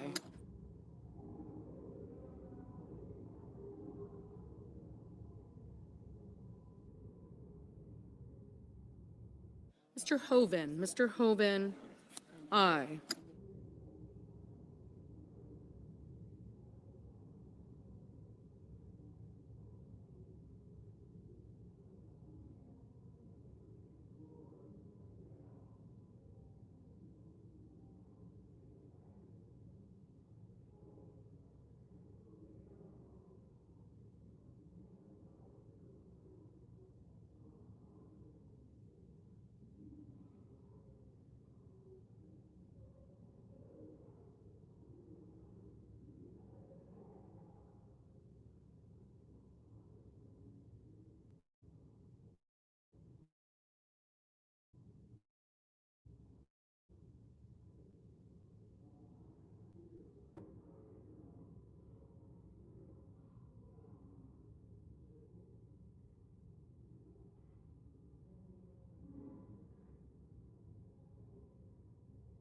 Mr. Schumer, no.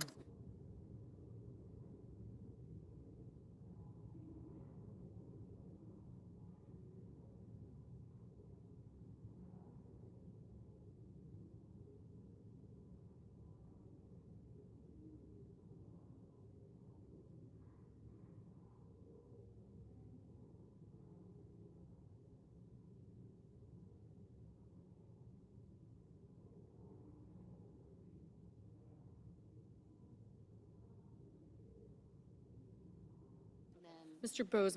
Bozeman, aye.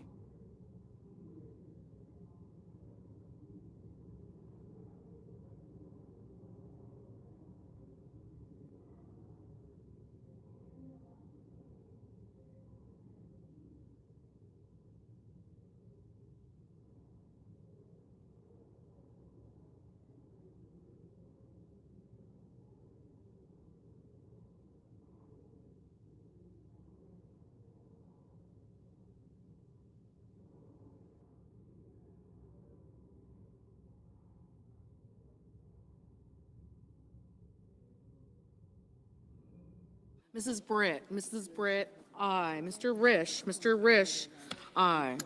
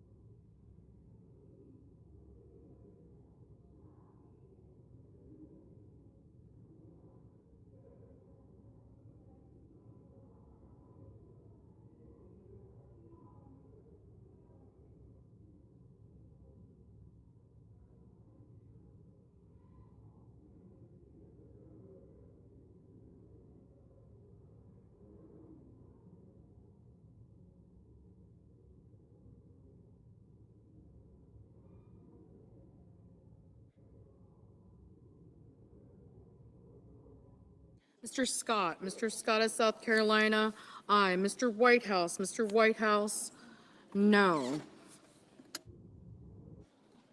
Mr. Schmidt, aye.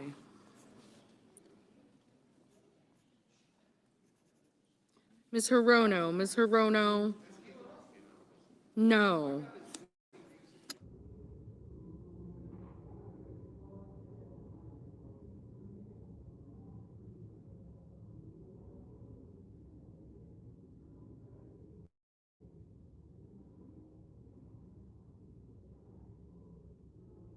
Mr. Marshall, aye.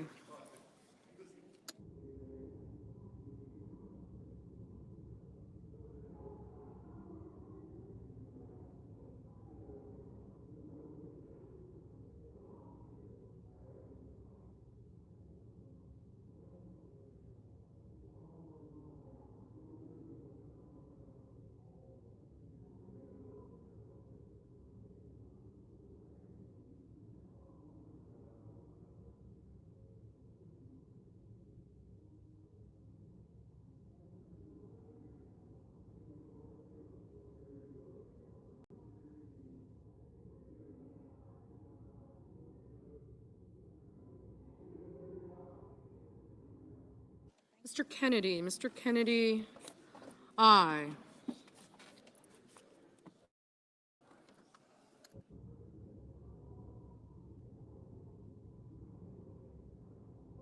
Mr. Grassley, aye. How you doing?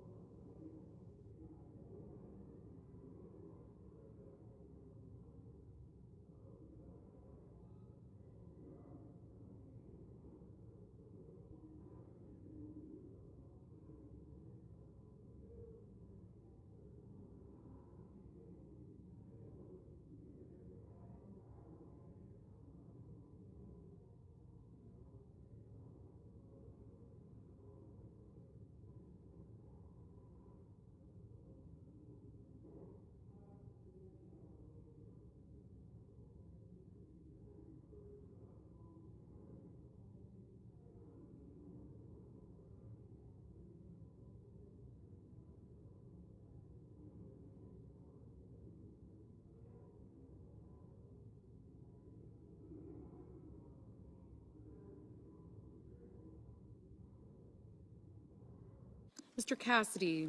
Cassidy, aye.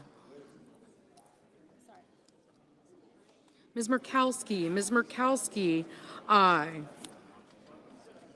Mr. Haggerty, aye.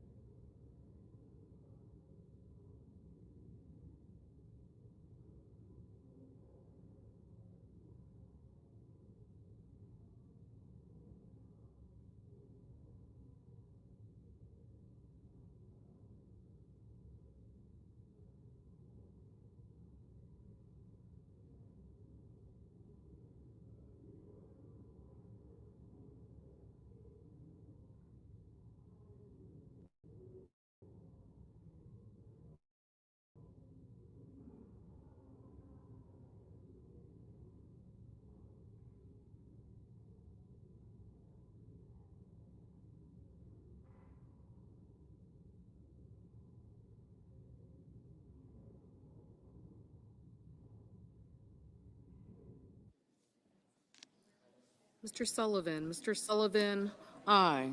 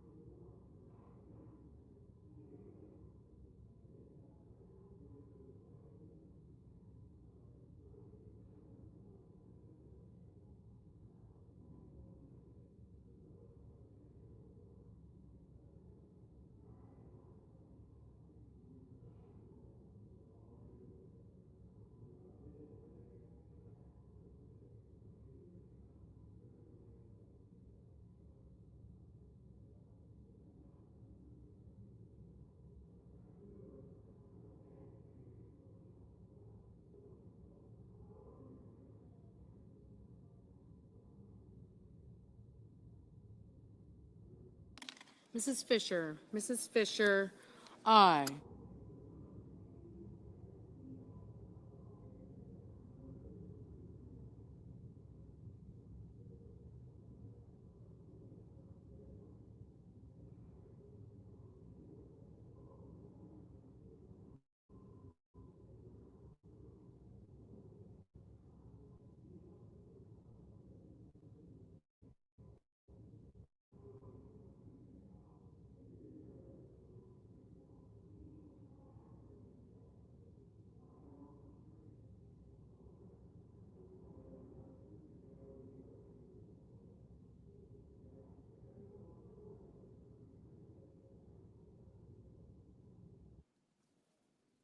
Mr. Cruz.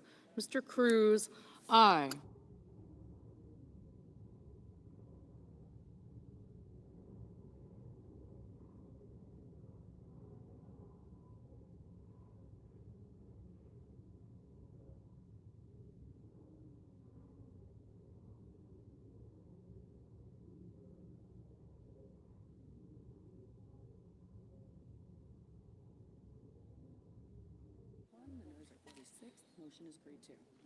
On this vote, the ayes are 51, the nays are 46, and the motion is agreed to. Under the previous order, the Senate stands adjourned until recess and, sorry? What did I say? Oh, stands under the previous order, the Senate stands in recess until 2:15.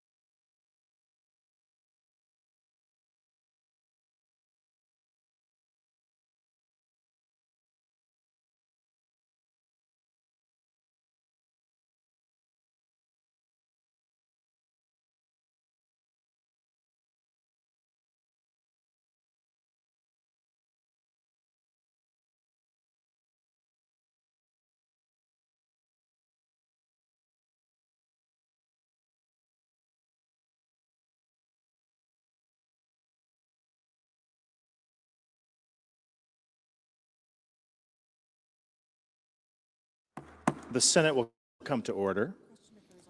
The question occurs on the nomination. Is there a sufficient second? There appears to be. The clerk will call the roll. Ms. Alsobrooks, Mr. Armstrong, Ms. Baldwin, Mr. Banks.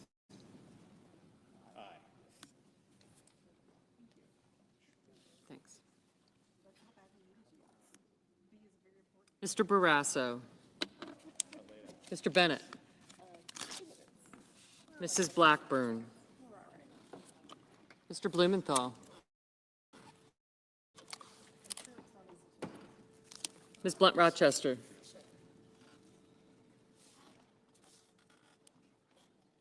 Mr. Booker. Mr. Bozeman. Mrs. Britt. Mr. Budd. Ms. Cantwell. Mrs. Capito.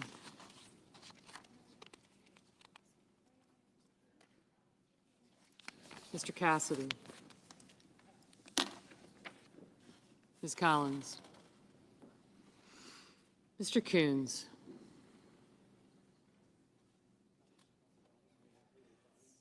Mr. Cornyn.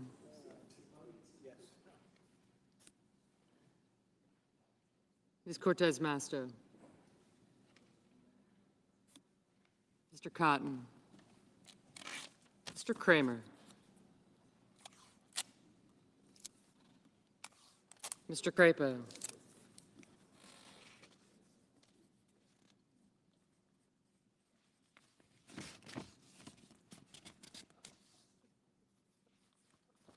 Mr. Cruz. Mr. Curtis. Mr. Daines. Ms. Duckworth. Mr. Durbin. Ms. Ernst. Mr. Fetterman.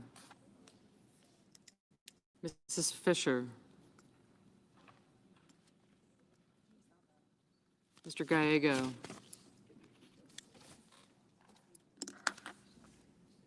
Mrs. Gillibrand.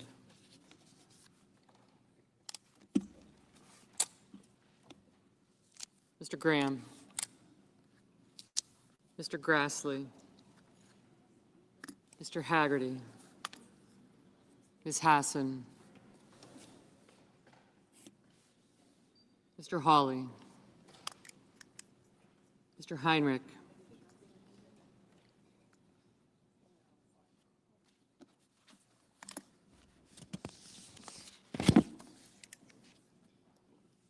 Mr. Hickenlooper.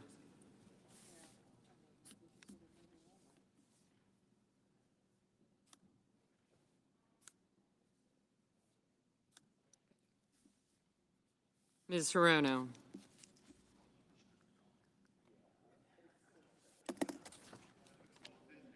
Mr. Hoven. Mr. Husted.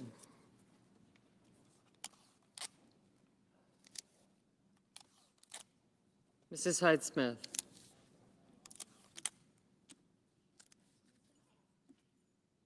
Mr. Johnson. Mr. Justice.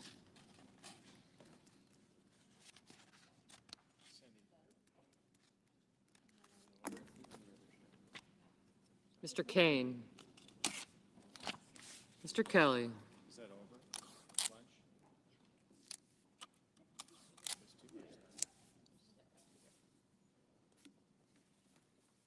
Mr. Kennedy. Mr. Kem. Mr. King. Ms. Klobuchar.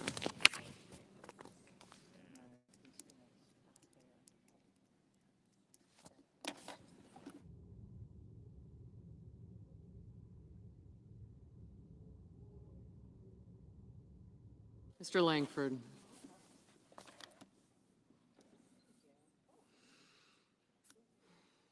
Mr. Lee. Mr. Lujan.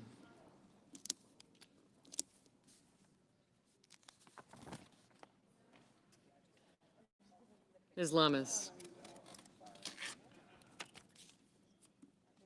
Mr. Markey. Mr. Marshall. Mr. McConnell. Mr. McCormick. Mr. Merkley.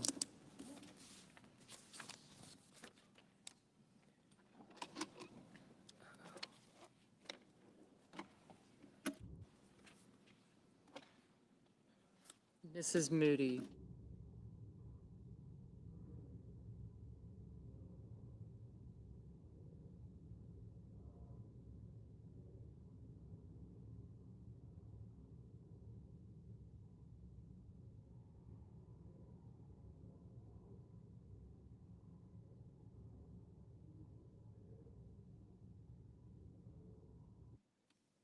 Mr. Marino, Ms. Murkowski. Mr. Murphy. Mrs. Murray. Mr. Ossoff. Mr. Padilla, Mr. Paul. Mr. Peters.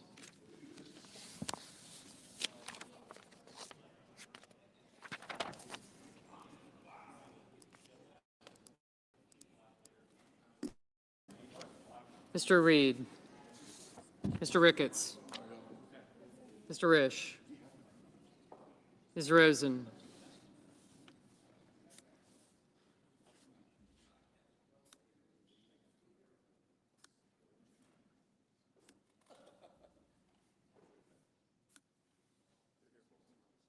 Mr. Rounds. Mr. Sanders. Mr. Schatz.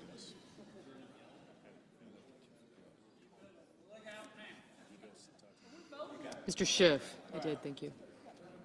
Mr. Schmidt. Thank you. Did Reagan win Pennsylvania? Did Reagan win Pennsylvania?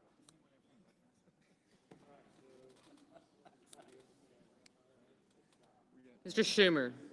Mr. Scott of Florida. Mr. Scott of South Carolina. Mrs. Shaheen. Mr. Sheehy. Ms. Slotkin, Ms. Smith. Mr. Sullivan. Mr. Thune. Mr. Tillis. Mr. Tuberville. Mr. Van Hollen. Mr. Warner. Mr. Warnock. Ms. Warren. Mr. Welch. Mr. Whitehouse. Mr. Wicker. Thank you. Mr. Wyden. Mr. Young.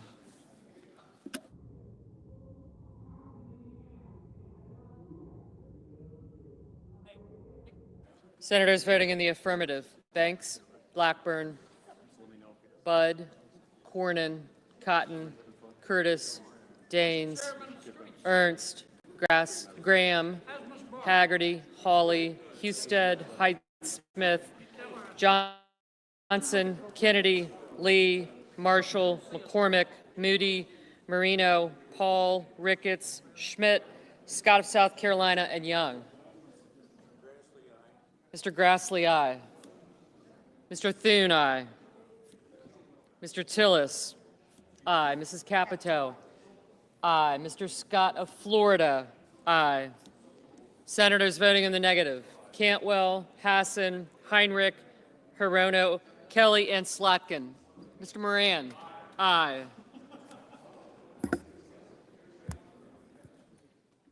Mr. Sheehy, aye. Mr. Rounds, aye. Mr. Langford, aye.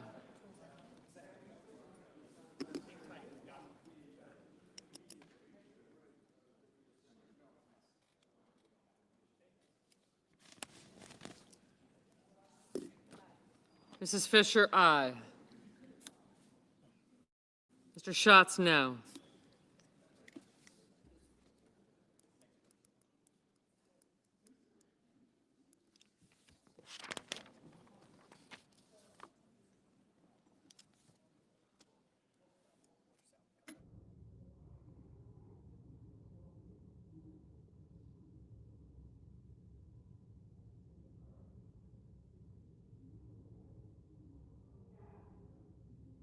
Mr. Cassidy, aye.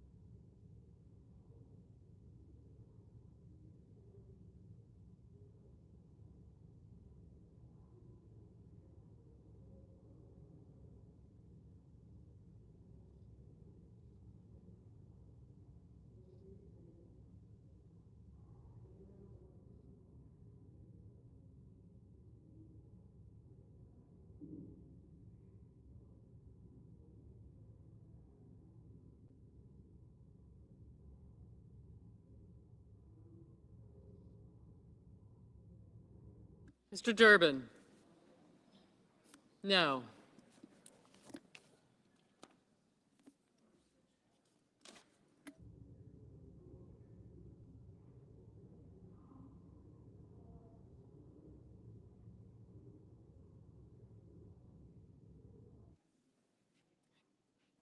Ms. Murkowski?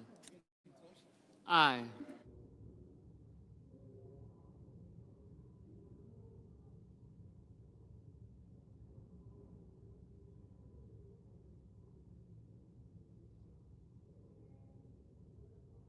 Mrs. Britt?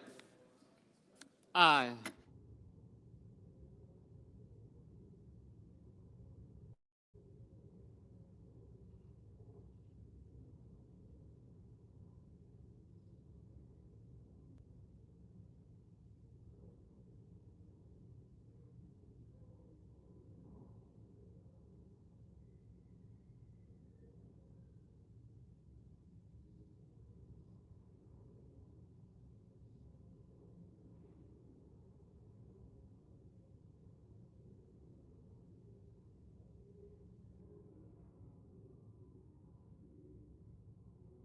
Mr. Gallego? No. Mr. Wicker? Aye. Ms. Collins? Aye. Mr. Murphy? No.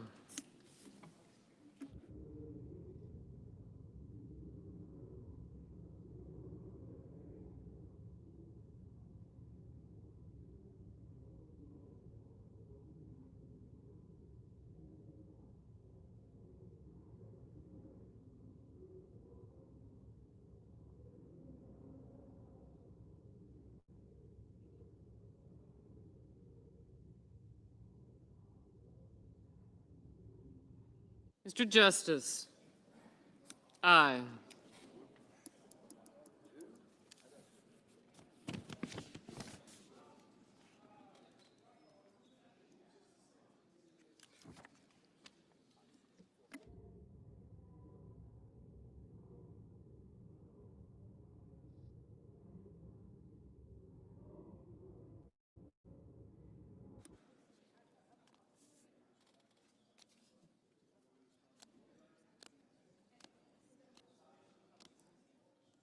Mr. Cruz? Aye.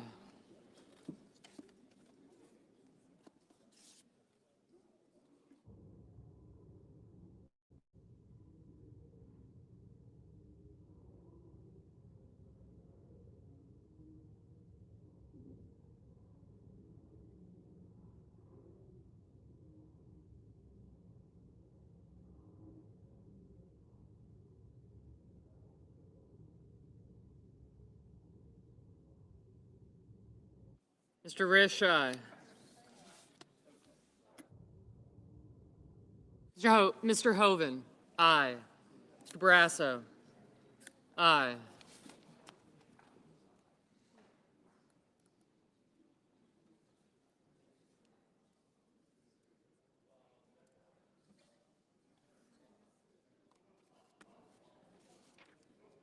Mr. Coons. No.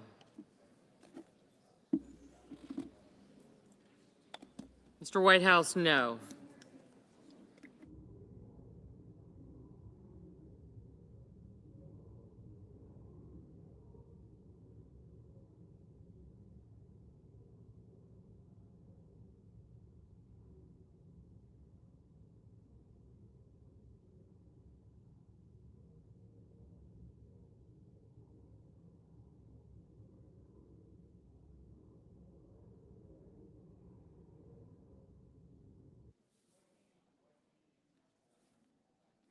Ms. Baldwin, no. Mr. Crapo, aye.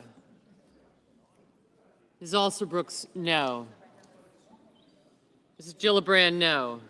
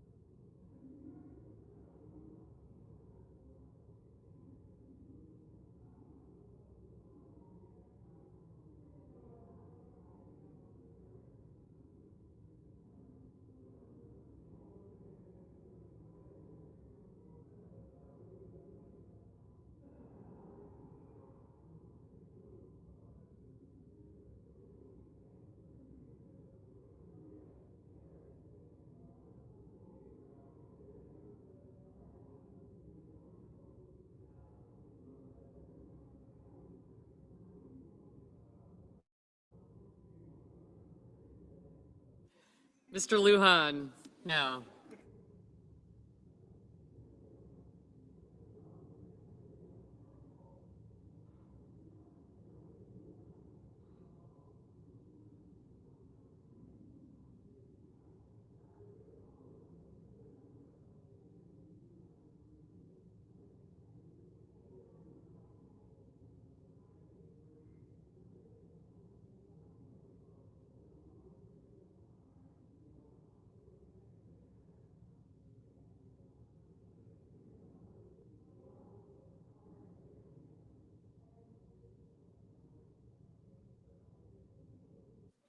Ms. Smith, no.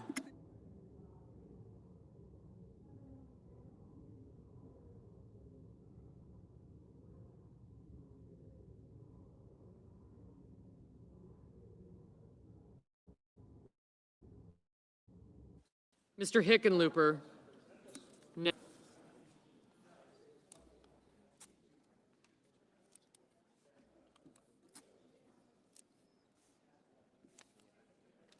Oops.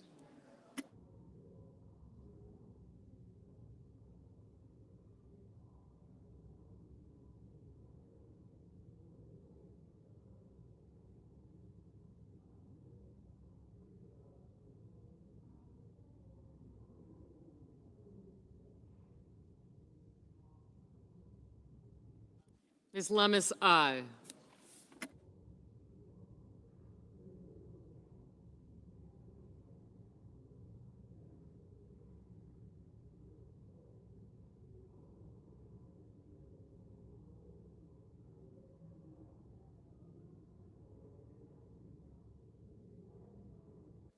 Mr. King, no. Ms. Blunt Rochester, no.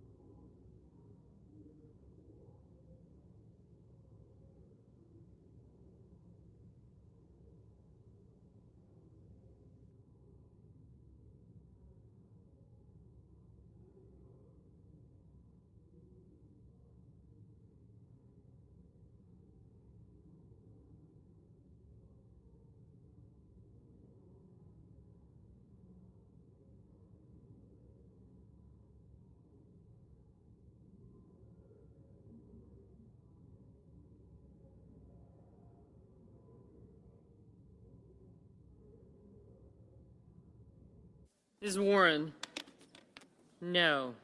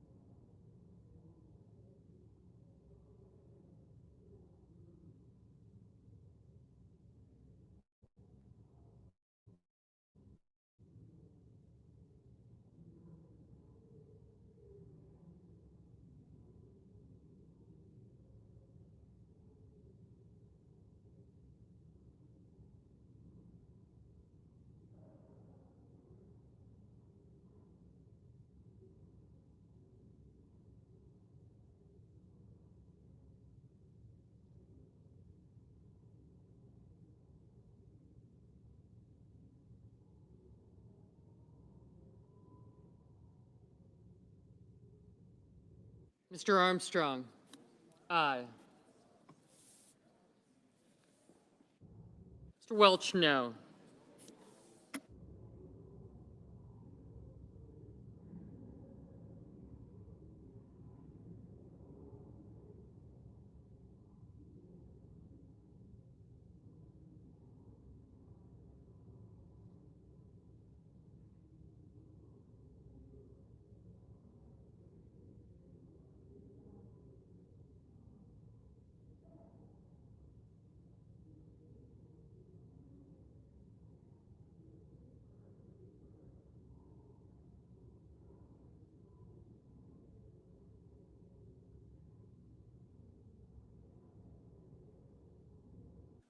Mr. Padilla, no.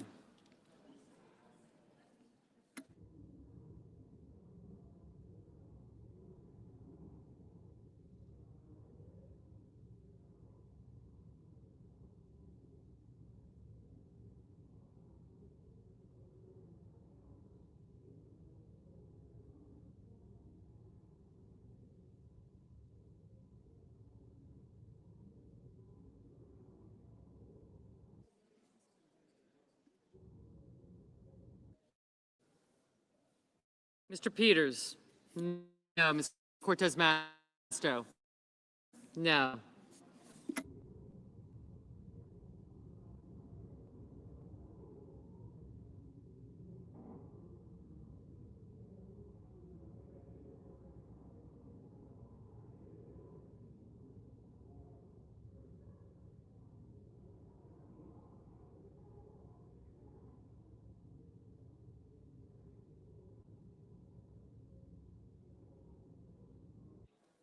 Mr. Wyden, no.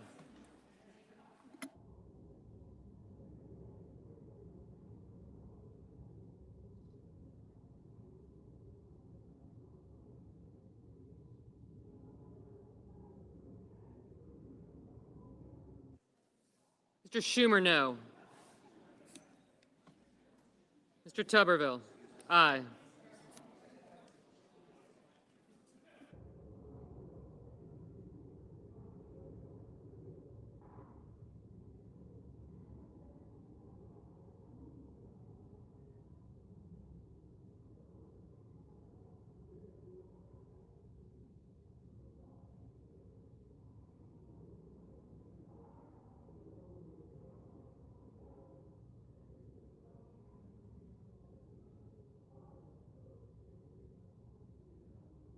Mr. Bozeman, aye.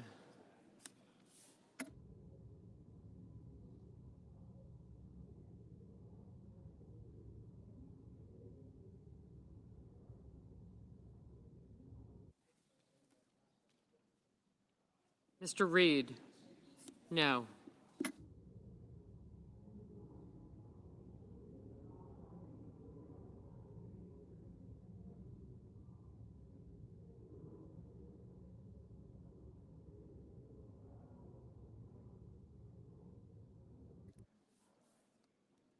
Mr. Blumenthal, no.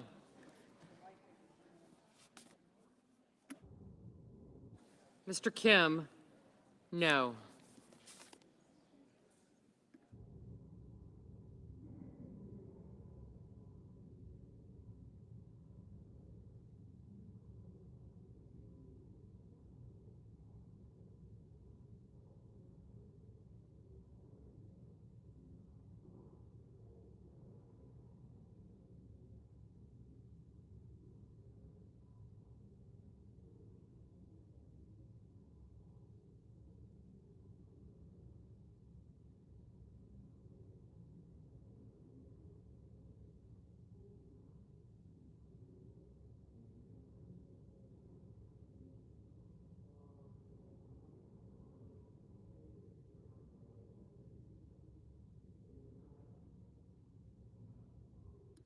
Mr. Ossoff, no. Mrs. Shaheen, no.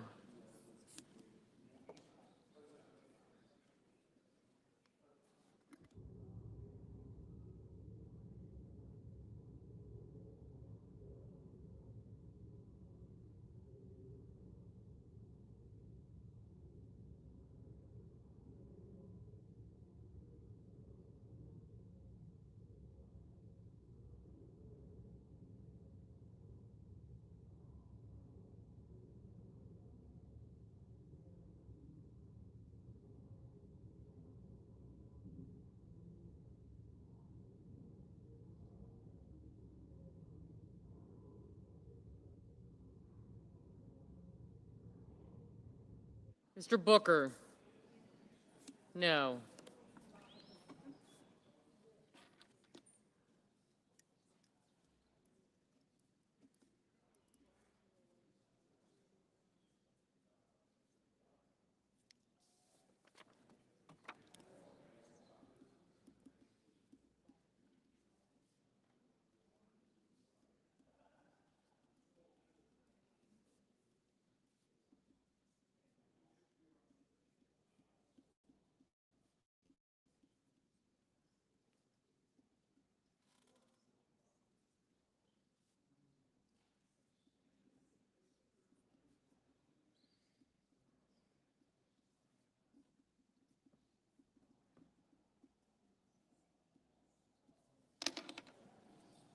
Ms. Duckworth, no. Mr. Merkley, no.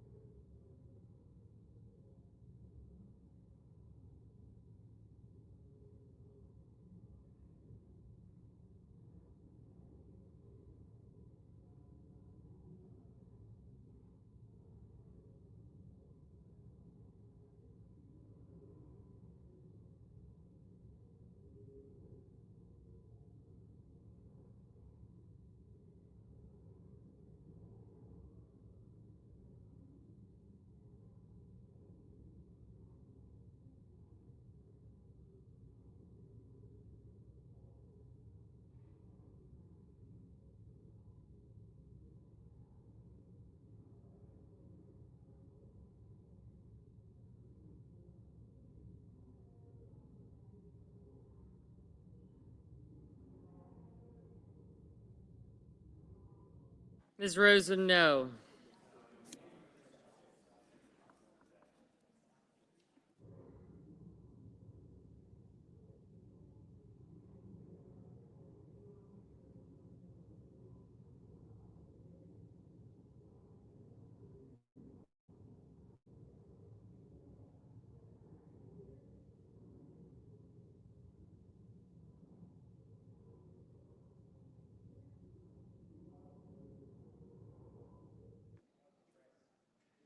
Mr. Warner, no. Mr. Van Hollen, no.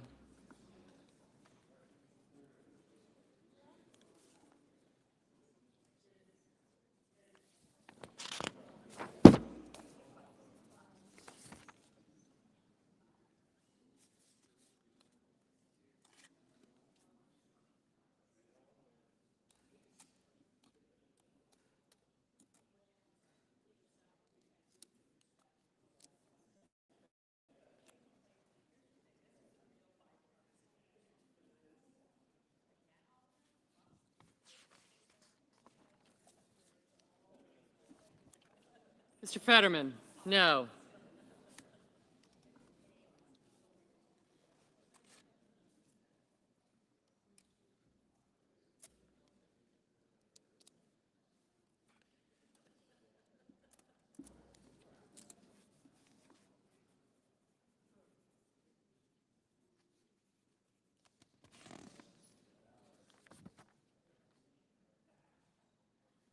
Mr. Sanders, no.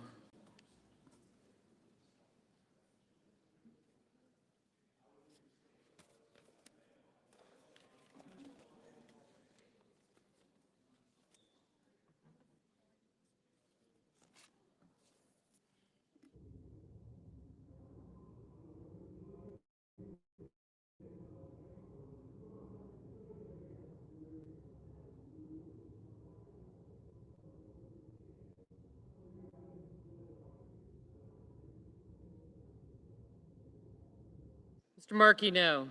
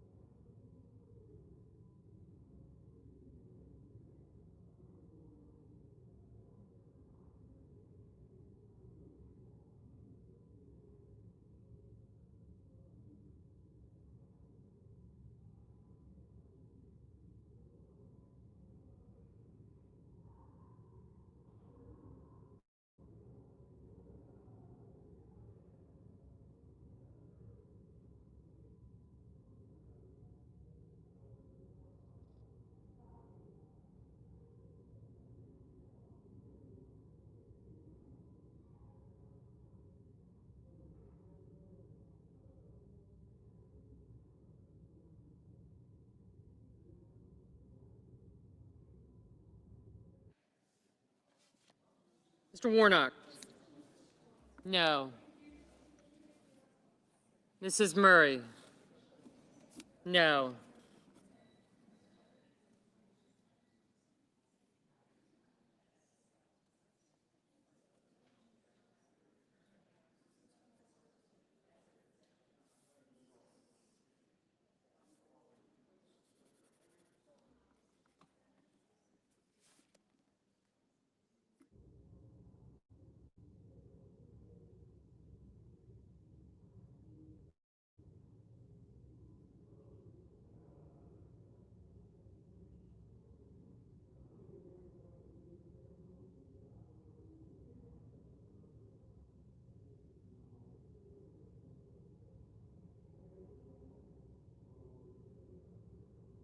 Ms. Klobuchar, no.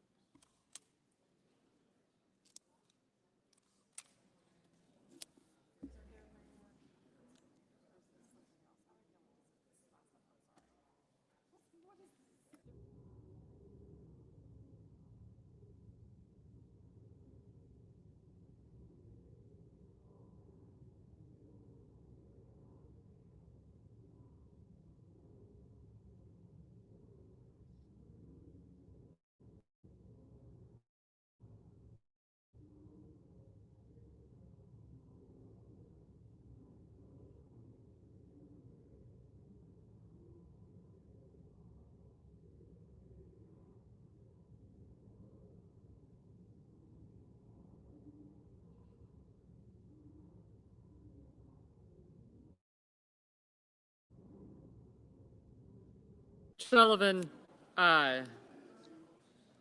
Mr. Kramer, aye. Mr. King, no.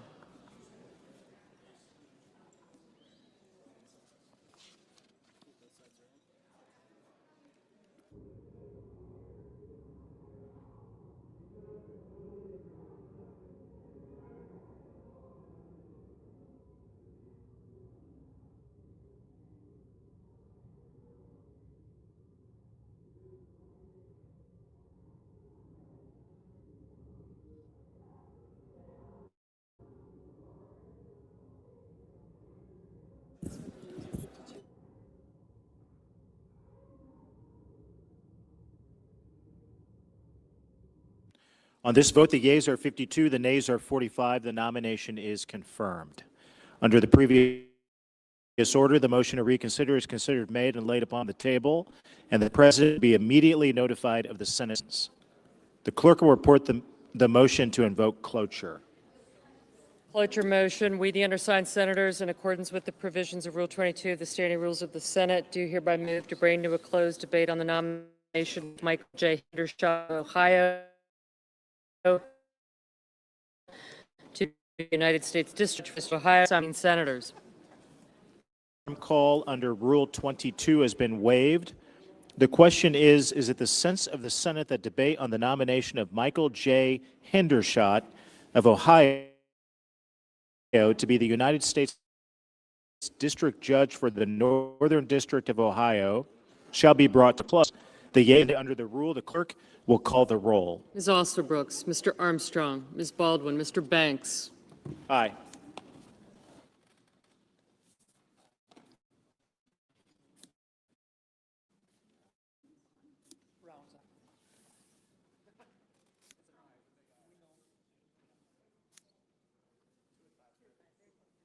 Mr. Barrasso.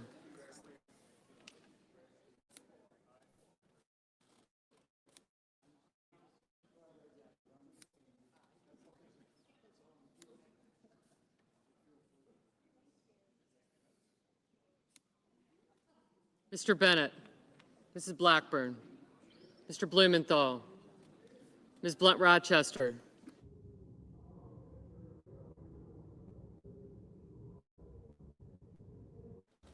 Mr.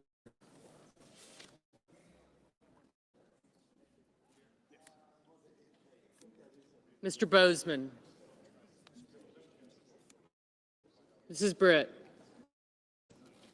Mr. Budd, Ms. Cantwell,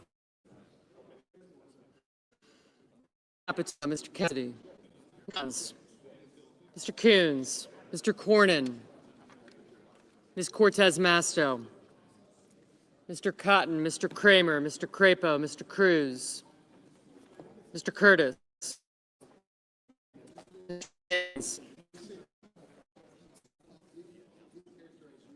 Ms. Duckworth, Mr. Durbin,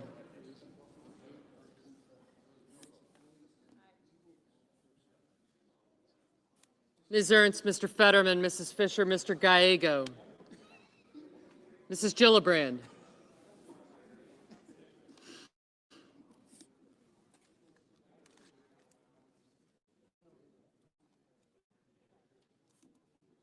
Mr. Graham, Mr. Grassley, Mr. Haggerty, Ms. Hass, Mr. Hawley, Mr. Heinrich,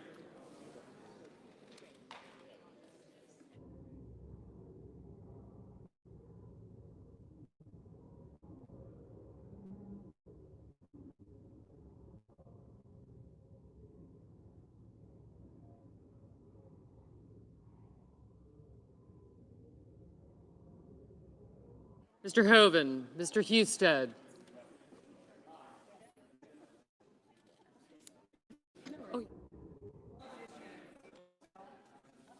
Ms. Smith, Mr. Johnson,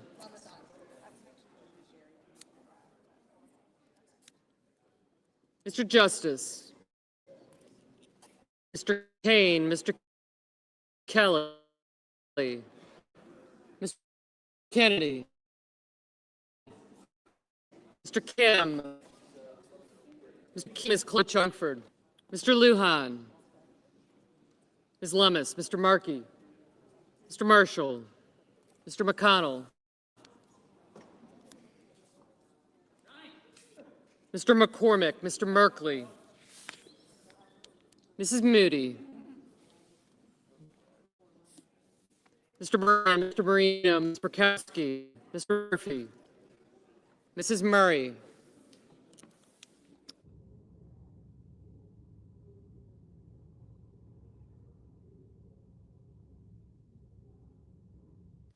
Mr. Ossoff, Mr. Padilla, Mr. Paul, Mr. Peters, Mr. Reed, Mr. Rick, Mr. Risch, Ms. Rosen, Mr. Rounds, Mr. Sanders, Mr. Schatz, Mr. Schiff, Mr. Schmidt, Mr. Schumer, Mr. Scott, South Carolina, Ms. Smith, Mr. Sullivan,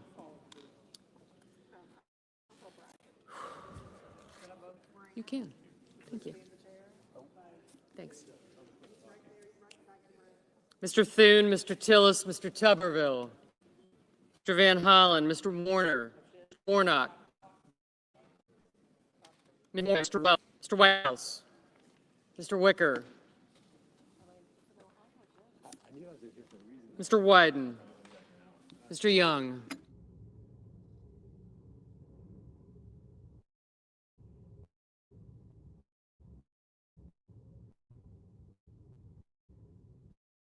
Senators vote in the affirmative. Banks, Barrow, Collins, Cotton, Kramer, Crapo, Fisher, Grassley, Heidsmith, Kennedy, Lee, Lummis, Moran. Senators voting in the negative. Booker, Fetterman, Hirono, Kane, Kelly, King, Klobuchar, Ossoff, Peters, Reed, Rosen, Sanders, Warner, and Wyden.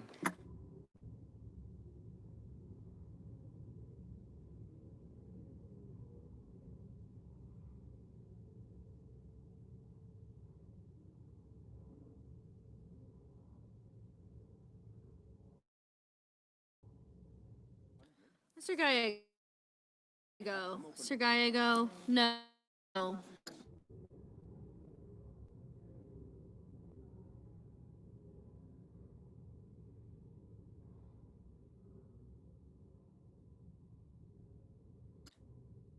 Mr. Justice. Mr. Justice, aye.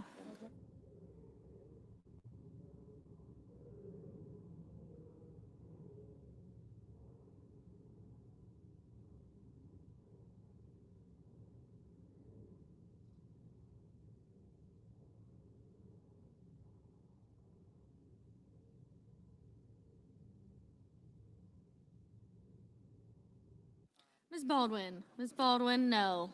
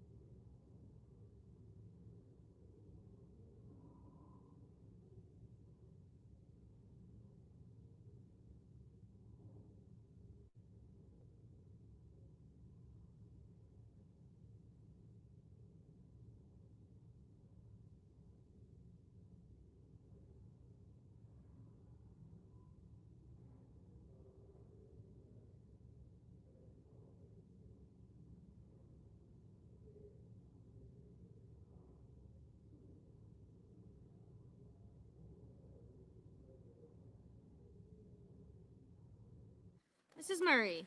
Mrs. Murray, no.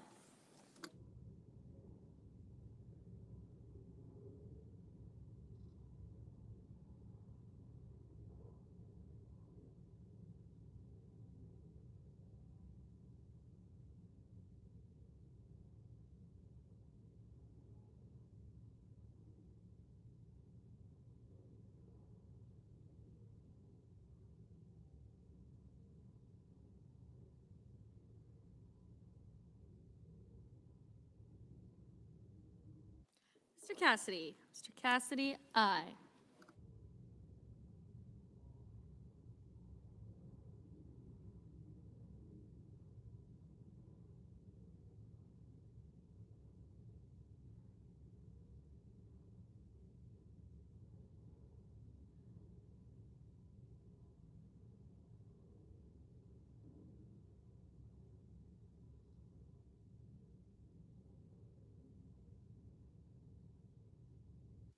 Mr. Rish? Mr. Rish, aye.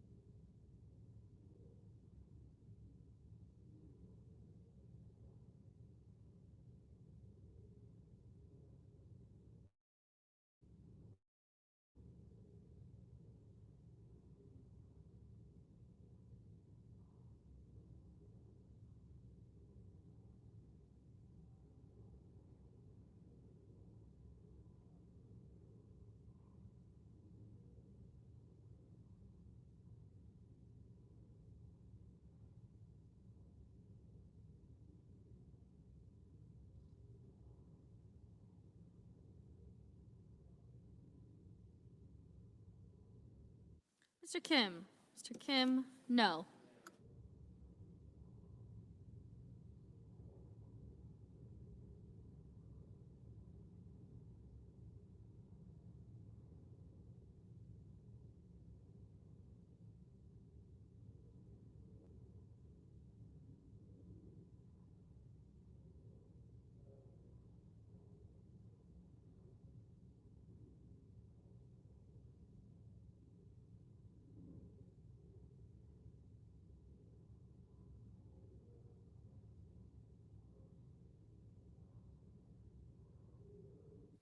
Mr. Johnson? Mr. Johnson, aye.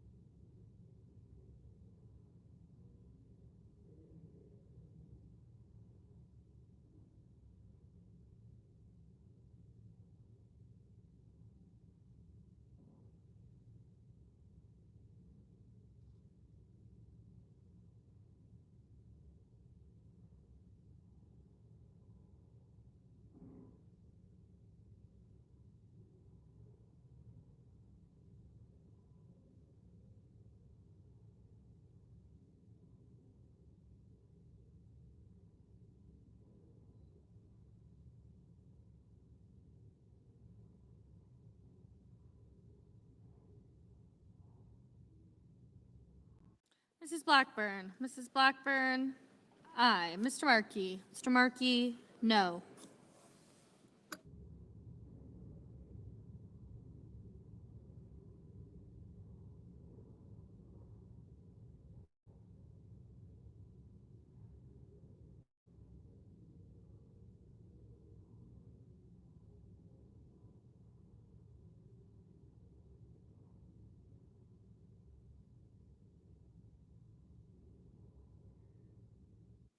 Mr. Budd? Mr. Budd, aye. Ms. Slotkin? Ms. Slotkin, no.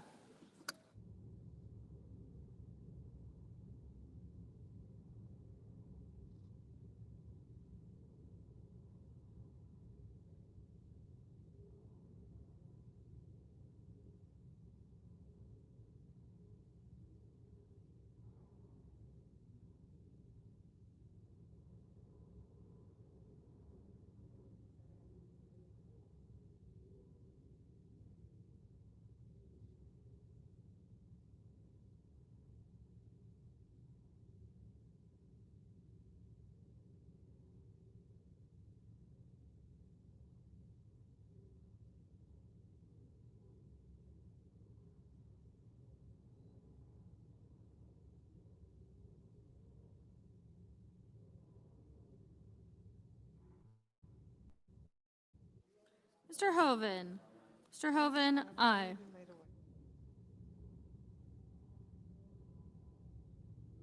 Mr. Schatz. Mr. Schatz, no. Ms. Cortez Masto. Ms. Cortez Masto, no.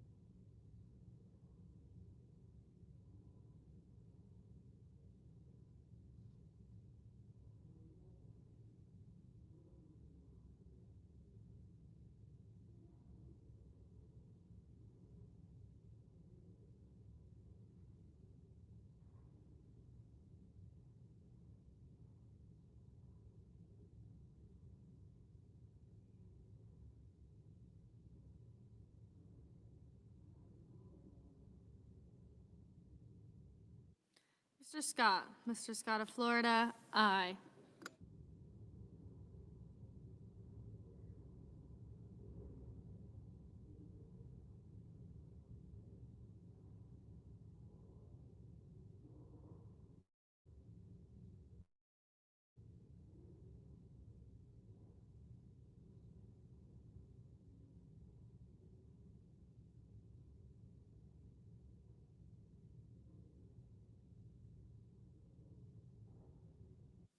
Ms. Smith.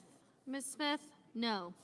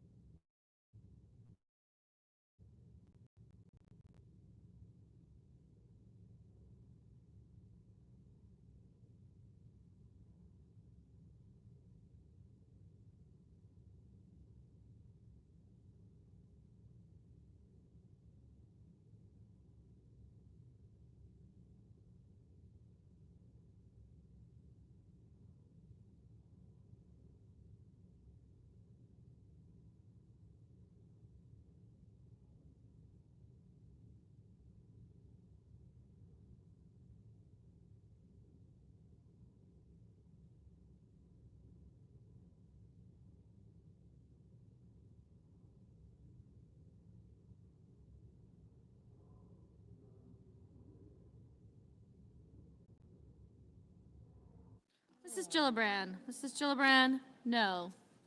Mr. Wicker. Mr. Wicker, aye.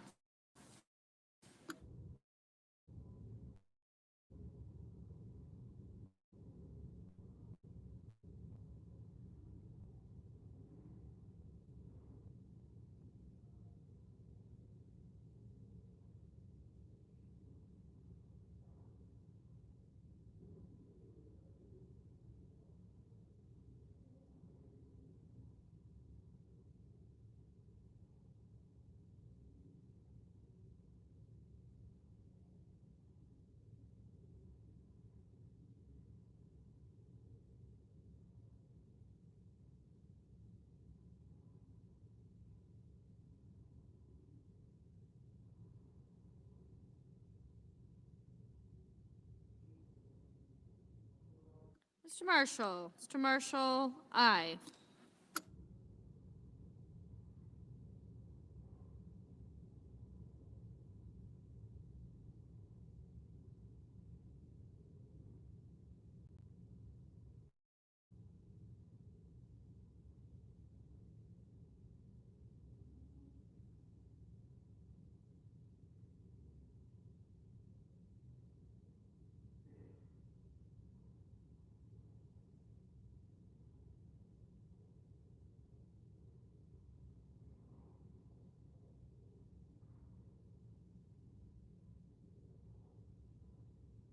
Mrs. Moody. Mrs. Moody, aye.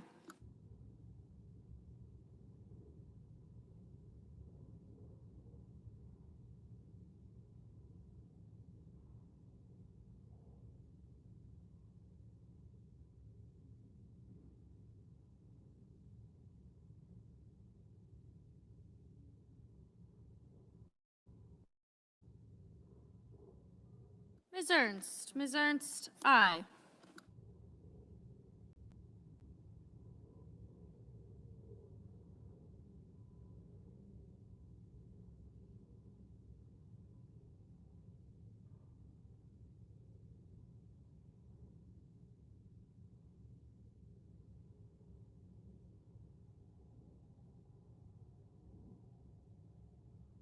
Ms. Duckworth. Ms. Duckworth, no.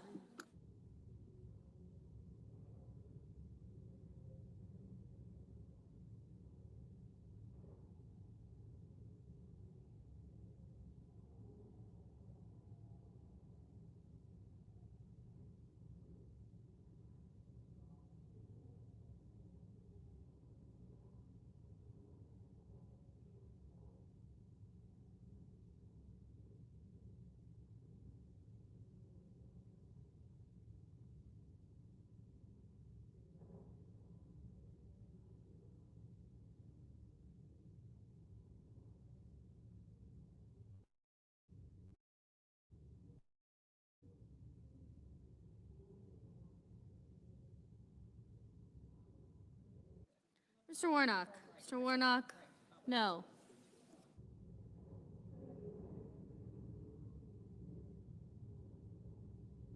Mr. Daines. Mr. Daines, aye. Ms. Hassan. Ms. Hassan, no.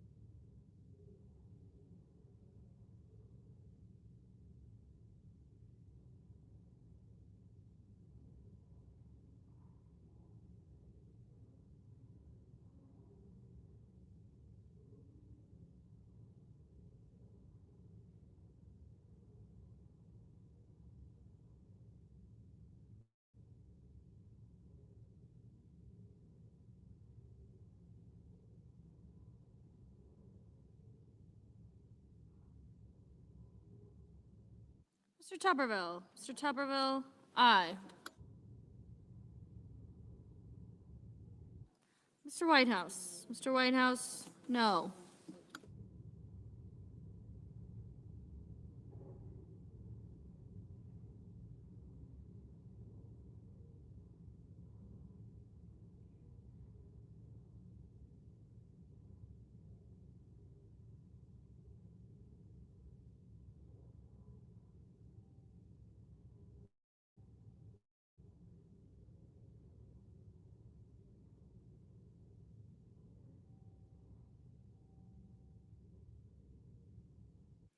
Mr. Cornyn. Mr. Cornyn, aye.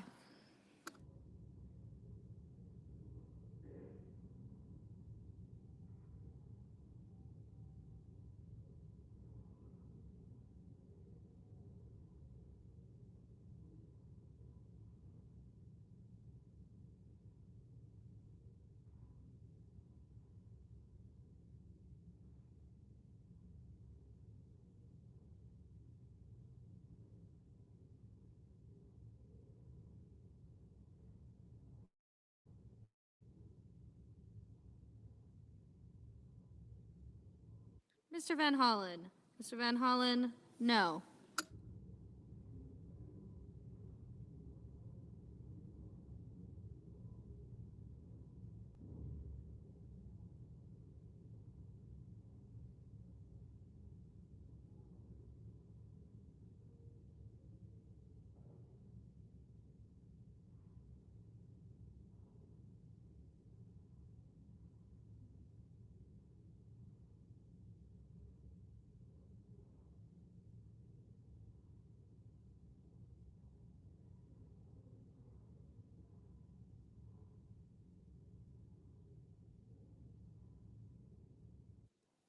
Mr. Langford. Mr. Langford, aye. Mrs. Britt. Mrs. Britt, aye.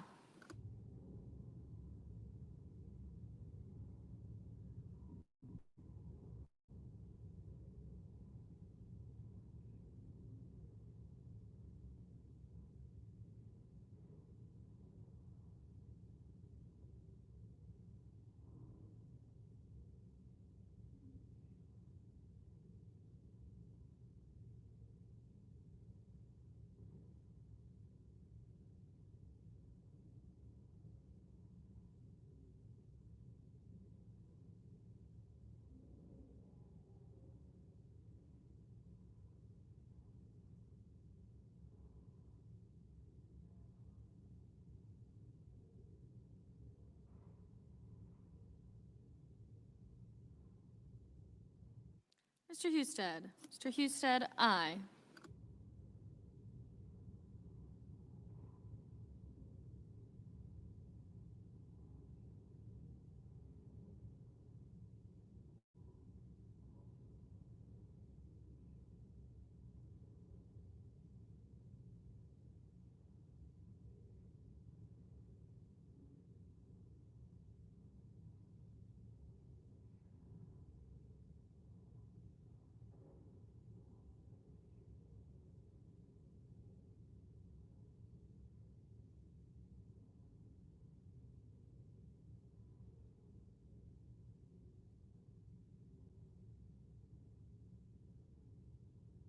Mr. Blumenthal. Mr. Blumenthal, no.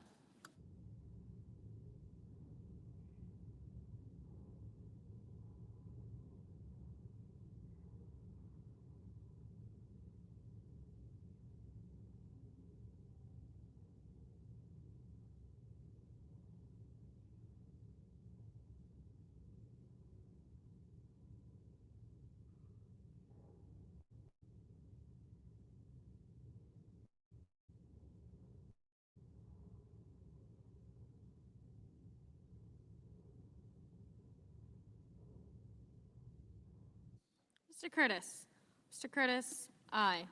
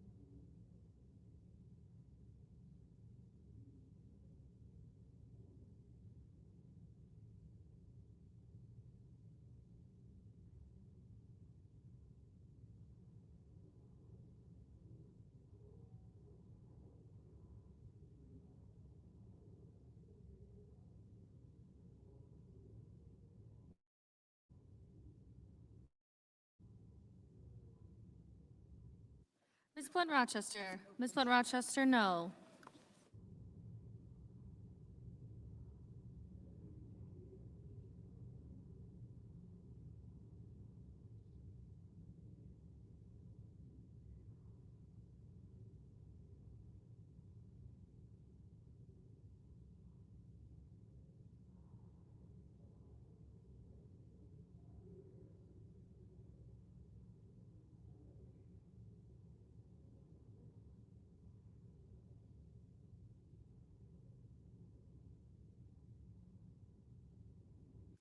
Mr. Lujan. Mr. Lujan, no.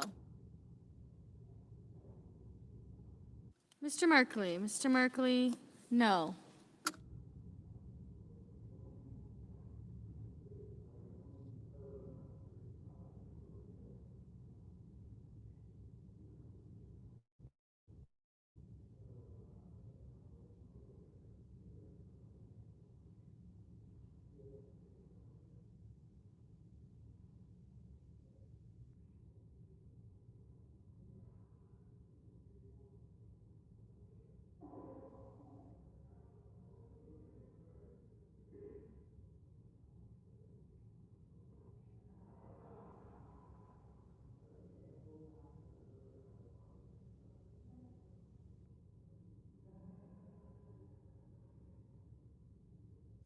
Mr. Ricketts. Mr. Ricketts, aye. Ms. Warren.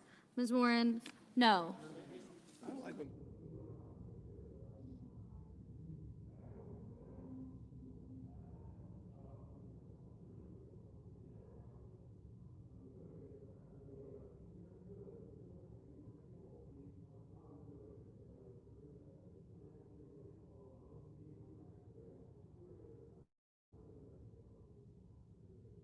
Mr. Welch. Mr. Welch, no. Mr. Young. Mr. Young, aye.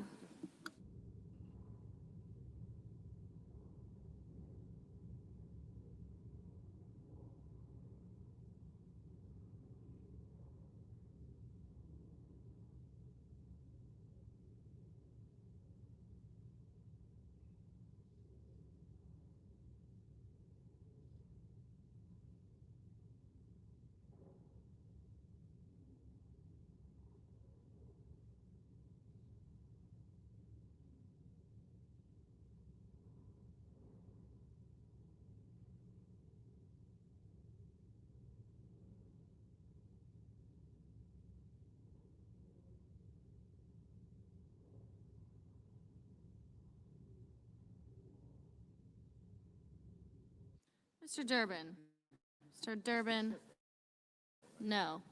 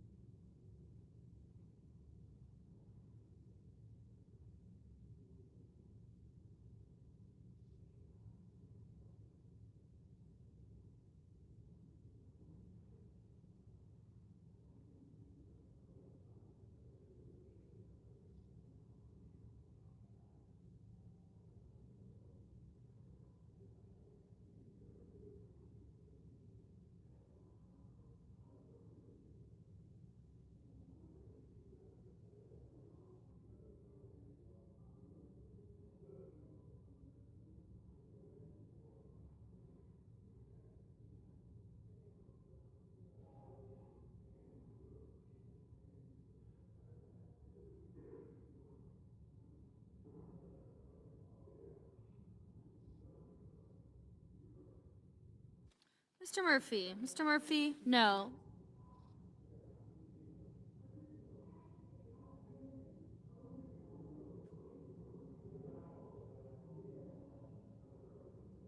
Mr. Scott. Mr. Scott of South Carolina, aye.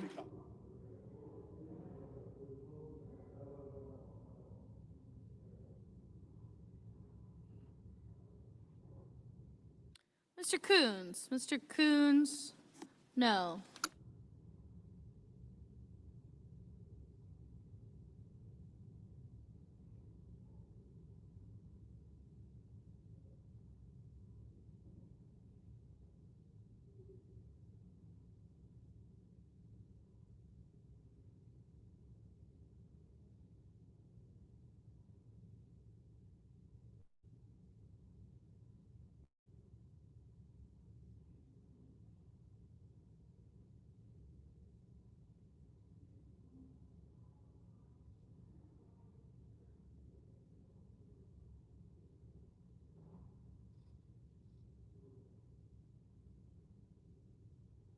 Mr. Thune.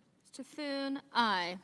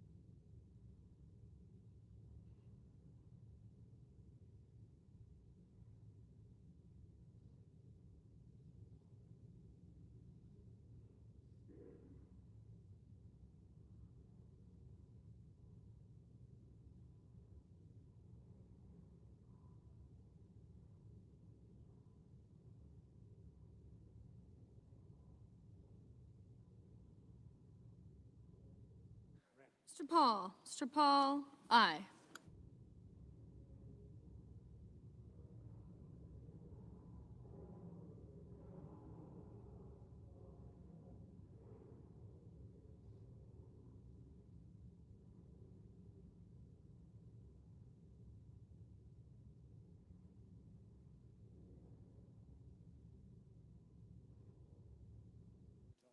Mrs. Shaheen. Mrs. Shaheen, no.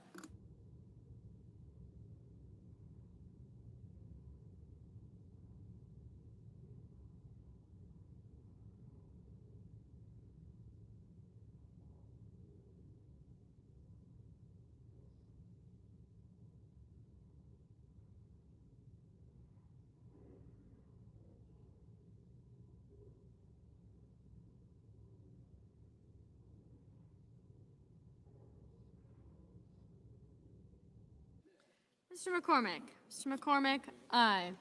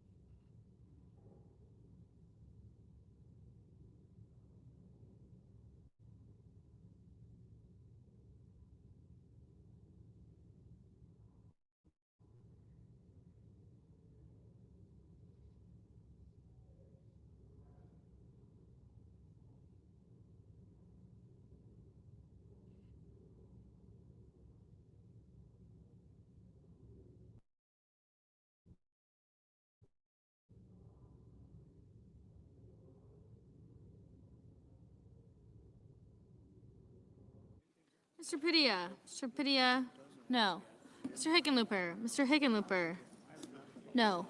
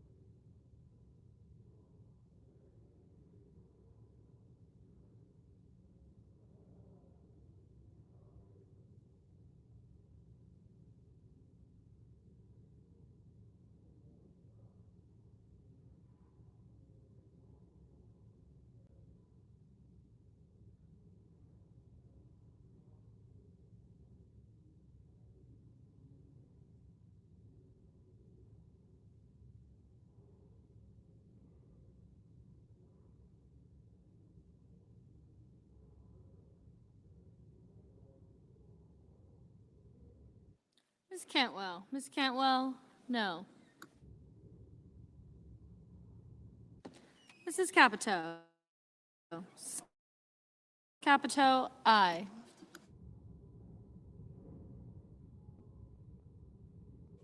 Mr. Heinrich. Mr. Heinrich, no.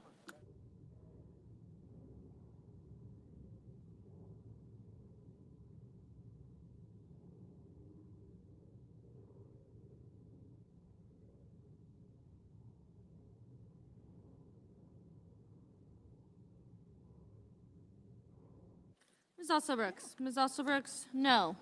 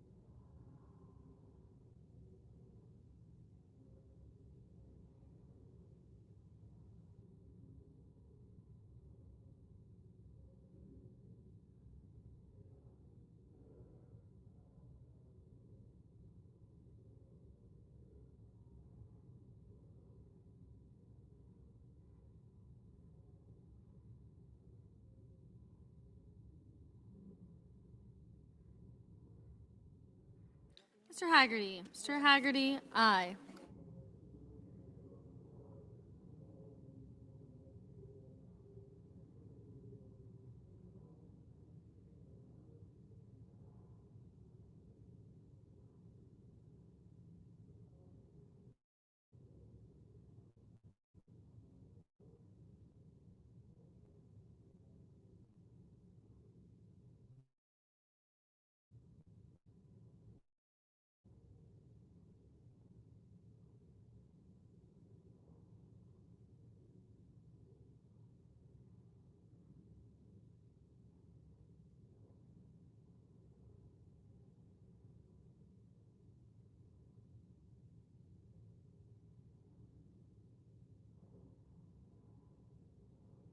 Mr. Hawley. Mr. Hawley, aye.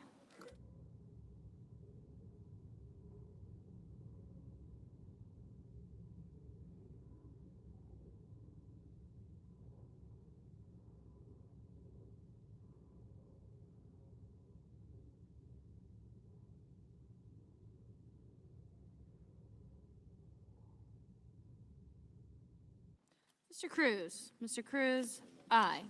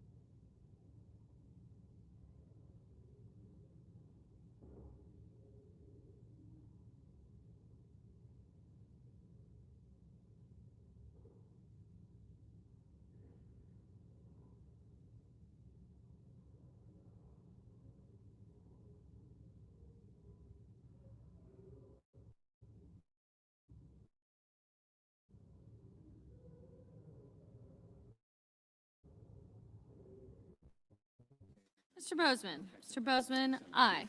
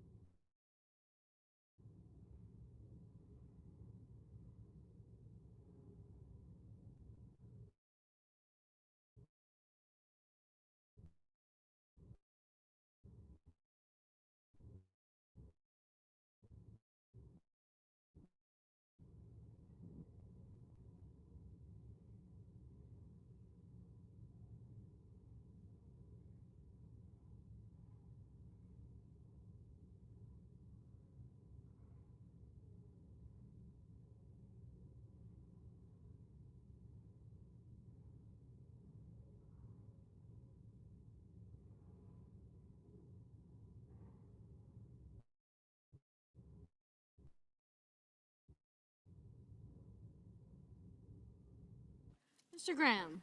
Mr. Graham,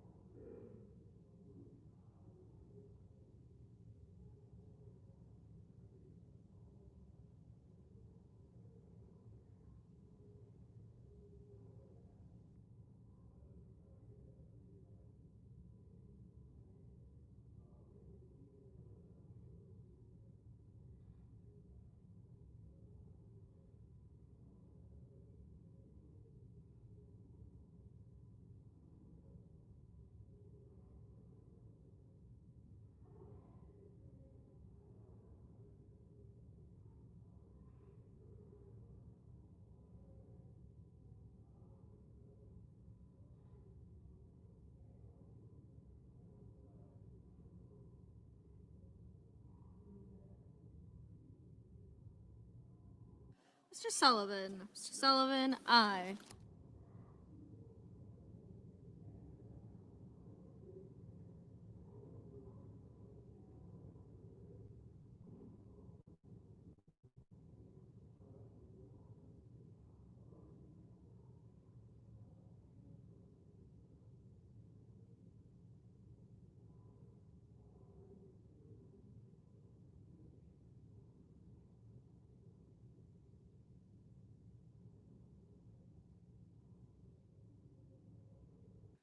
Mr. Armstrong. Mr. Armstrong, aye. Mr. Schmidt. Mr. Schmidt, aye.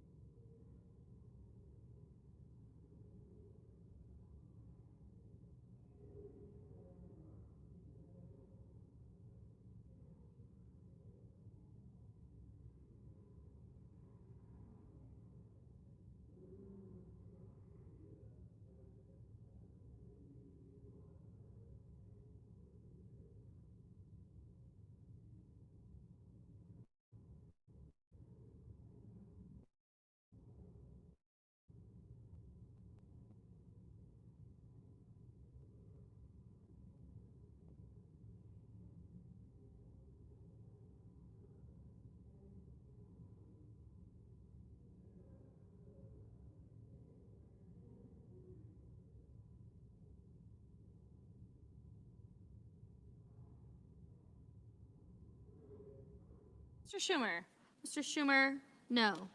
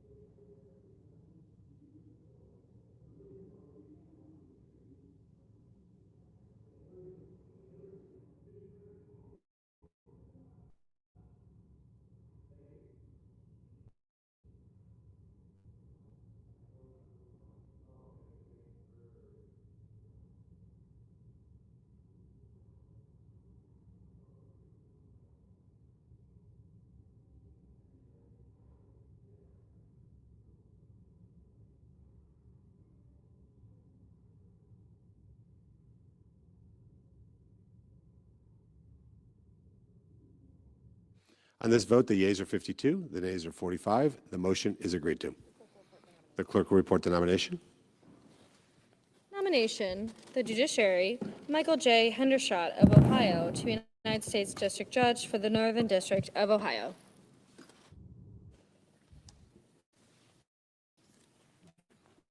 Mr. President, I recognize the Senator from the great state of Indiana. we're celebrating an incredible milestone, the 250th birthday of the United States of America, the greatest country founded in the history of the world. And I just wanted to come to the floor today before we leave for a 2-week recess over the holiday to talk about what I love most about America. 250 years ago, a group of brave men and women risked life and limb in pursuit of the American experiment. In 13 small colonies, farmers, merchants, tradesmen, and families of different religions and classes declared what was then a radical idea that all men are created equal, endowed by their Creator with certain unalienable rights. Together, this small group of people took on a mighty empire, and they won. And in doing so, they changed the course of history. I've always related to that idea of the American founding on a personal level. I grew up among farmers and tradesmen and factory workers. My dad was a union factory worker.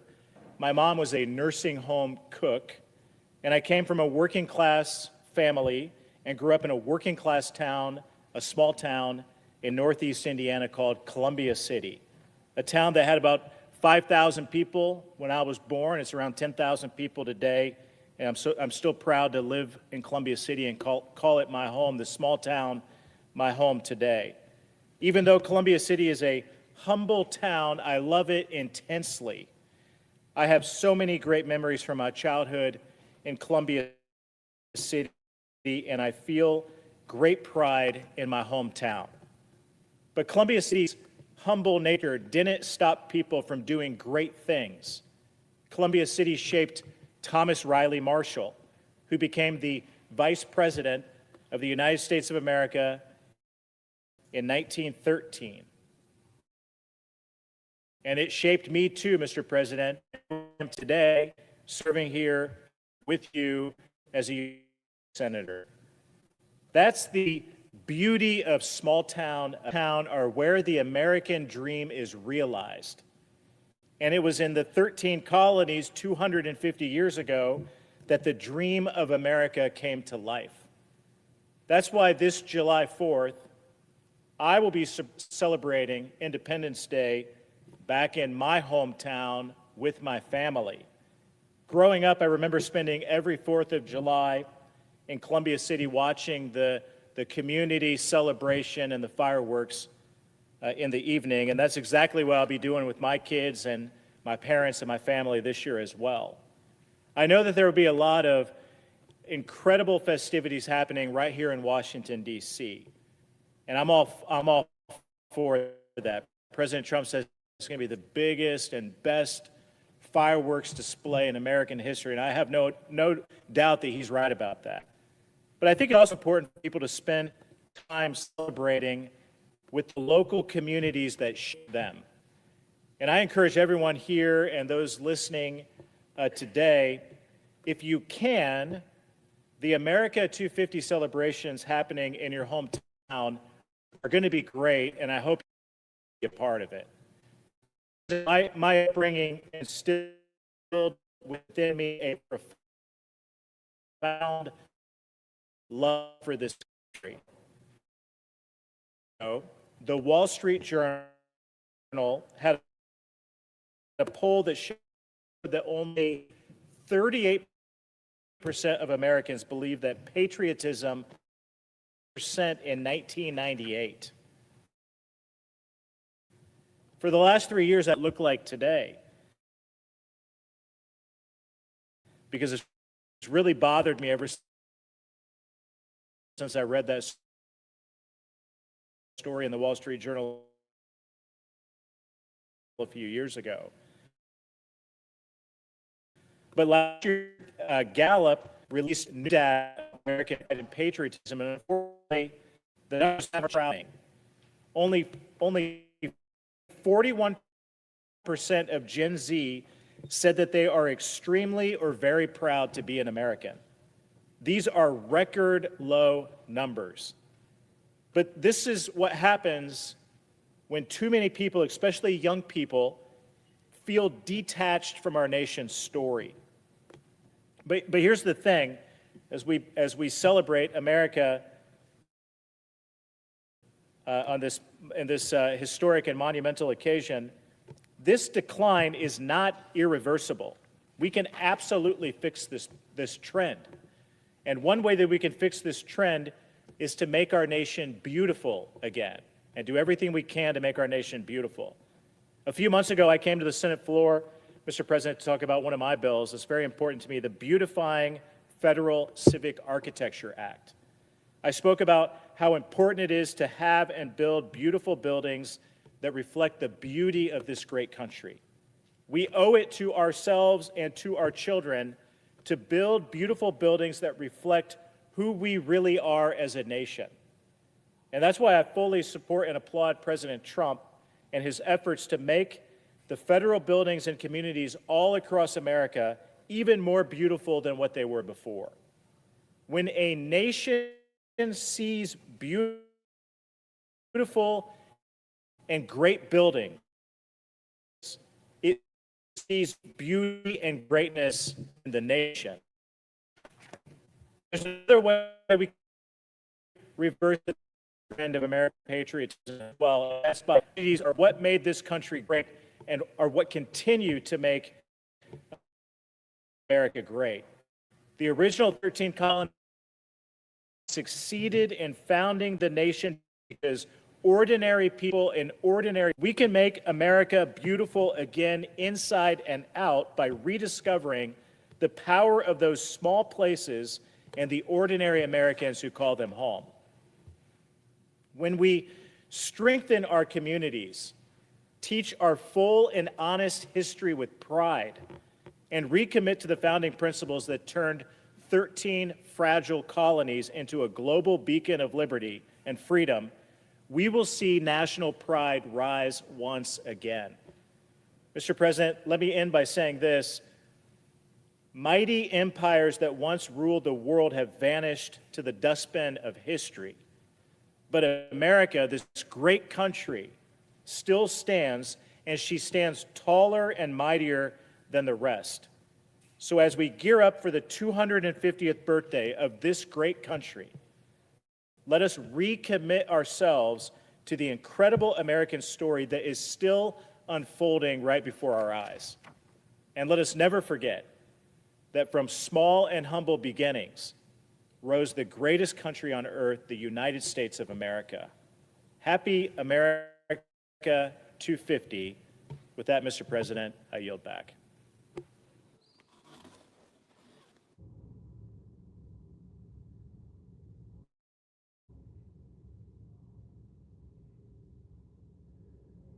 Dirty. I recognize the senator from Indiana. I have 8 requests for committees to meet during today's session of the Senate. They have the approval of the majority and minority leaders. Duly noted.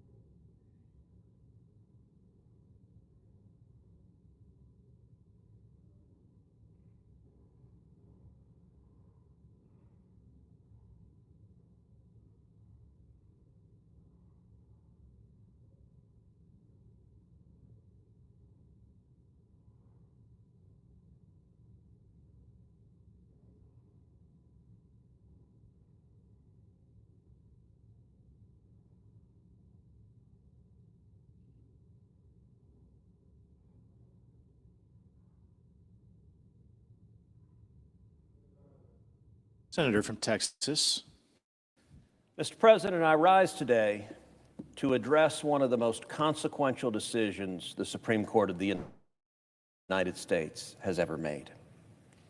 4 years ago, on this day, our country waited with bated breath from the streets of Washington, D.C. to homes all across America, waiting to hear news from the Supreme Court on a case that sought to determine the value of human life. At approximately 10:10 that morning, on June 24th, 2022, the Supreme Court announced that for the first time since 1973, abortion was no longer mandated by federal law across the nation. Overturning Roe v. Wade was an incredible milestone. It reversed precedent set by judges whose interpretations were rooted in judicial activism.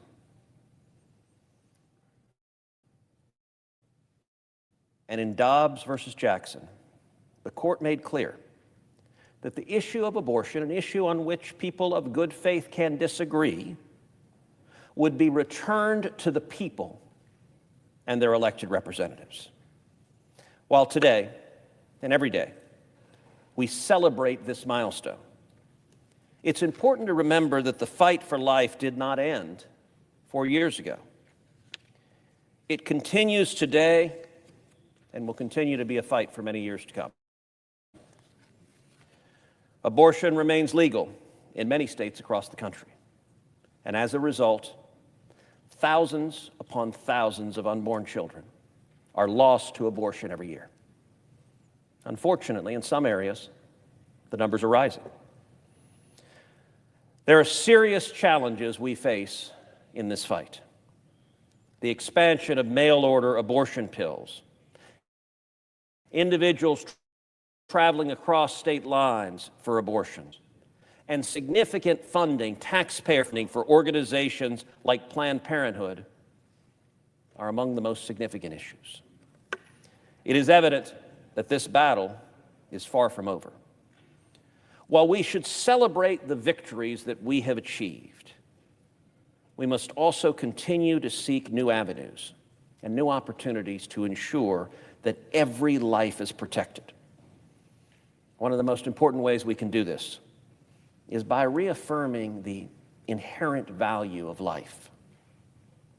Life is not an accident or a coincidence. It is a gift from God and a blessing. And it is the very greatest gift we can share. Life is the foundation of every other right that we hold dear. Without life, there can be no liberty, no prosperity, no pursuit of happiness. Protecting life means more than just defending the unborn. It also means supporting mothers. It means uplifting pregnancy resource centers and ensuring that when mothers welcome children into the world, they have the support they need. I'm reminded of how important this fight is every January, when thousands gather in Washington, D.C. for the March for Life. People from all across the nation come together and walk miles and miles, marching for the unborn and the protection of human life. They remind us that this is a moment and a movement of conviction, of compassion, and of courage. The decision 4 years ago today was the result of millions of Americans working, standing, speaking, marching, organizing, and praying.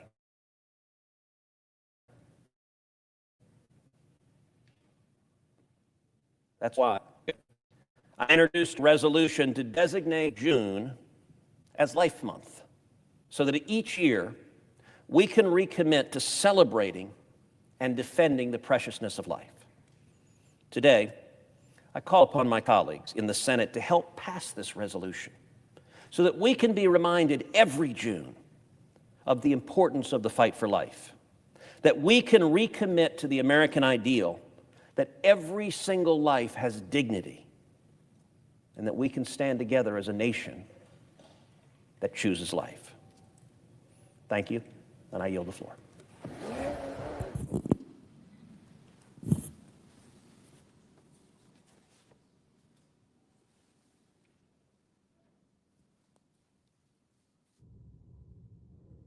From Connecticut. Thank you very much, Mr. President. Mr. President, I come to the floor with good news. It's really important news, but it's news that not a lot of people in this country knows about. We are experiencing, over the last 3 years, a dramatic decline in the number of people who are killed by guns. Gun violence rates in this country are plummeting, and they have been plummeting since 2002. Let me just give you a couple numbers. From 2023 to 2024, the last year that we have full numbers for, we saw urban gun homicides drop by 16.7%. That is extraordinary. And in general, urban homicides have been dropping by double-digit percentages over the last 3 years.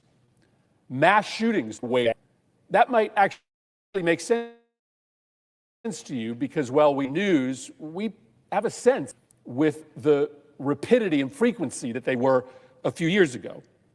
Now, in 2025, there were 400 mass shootings in America. That's unacceptable. There's still more mass shootings than days in the year, but that's a 41% decline from 2021. Similarly, school shootings have declined over the last 2 years. This is all good news. There are more people alive today because something is changing in America. And while it is still unacceptable that we are averaging a mass shooting every day in this country, the numbers are unquestionably heading in the right direction. Now, there are a set of complicated factors to explain why that is happening. But it is not coincidental to the passage in 2022 of the most significant piece of anti-gun violence legislation in 30 years. And that's why I'm on the floor today, because tomorrow will mark 4 years since this Senate passed and got signed into law the Bipartisan Safer Communities Act, a bipartisan piece of legislation that strengthened the gun laws of this country while respecting the constitutional right of law-abiding citizens to be able to purchase and own weapons. Let me just remind you of what that bill did, because it is important to remember that we can come together. There were, I think, 15 Republican senators that supported this legislation. It received Republican votes in the House of Representatives as well.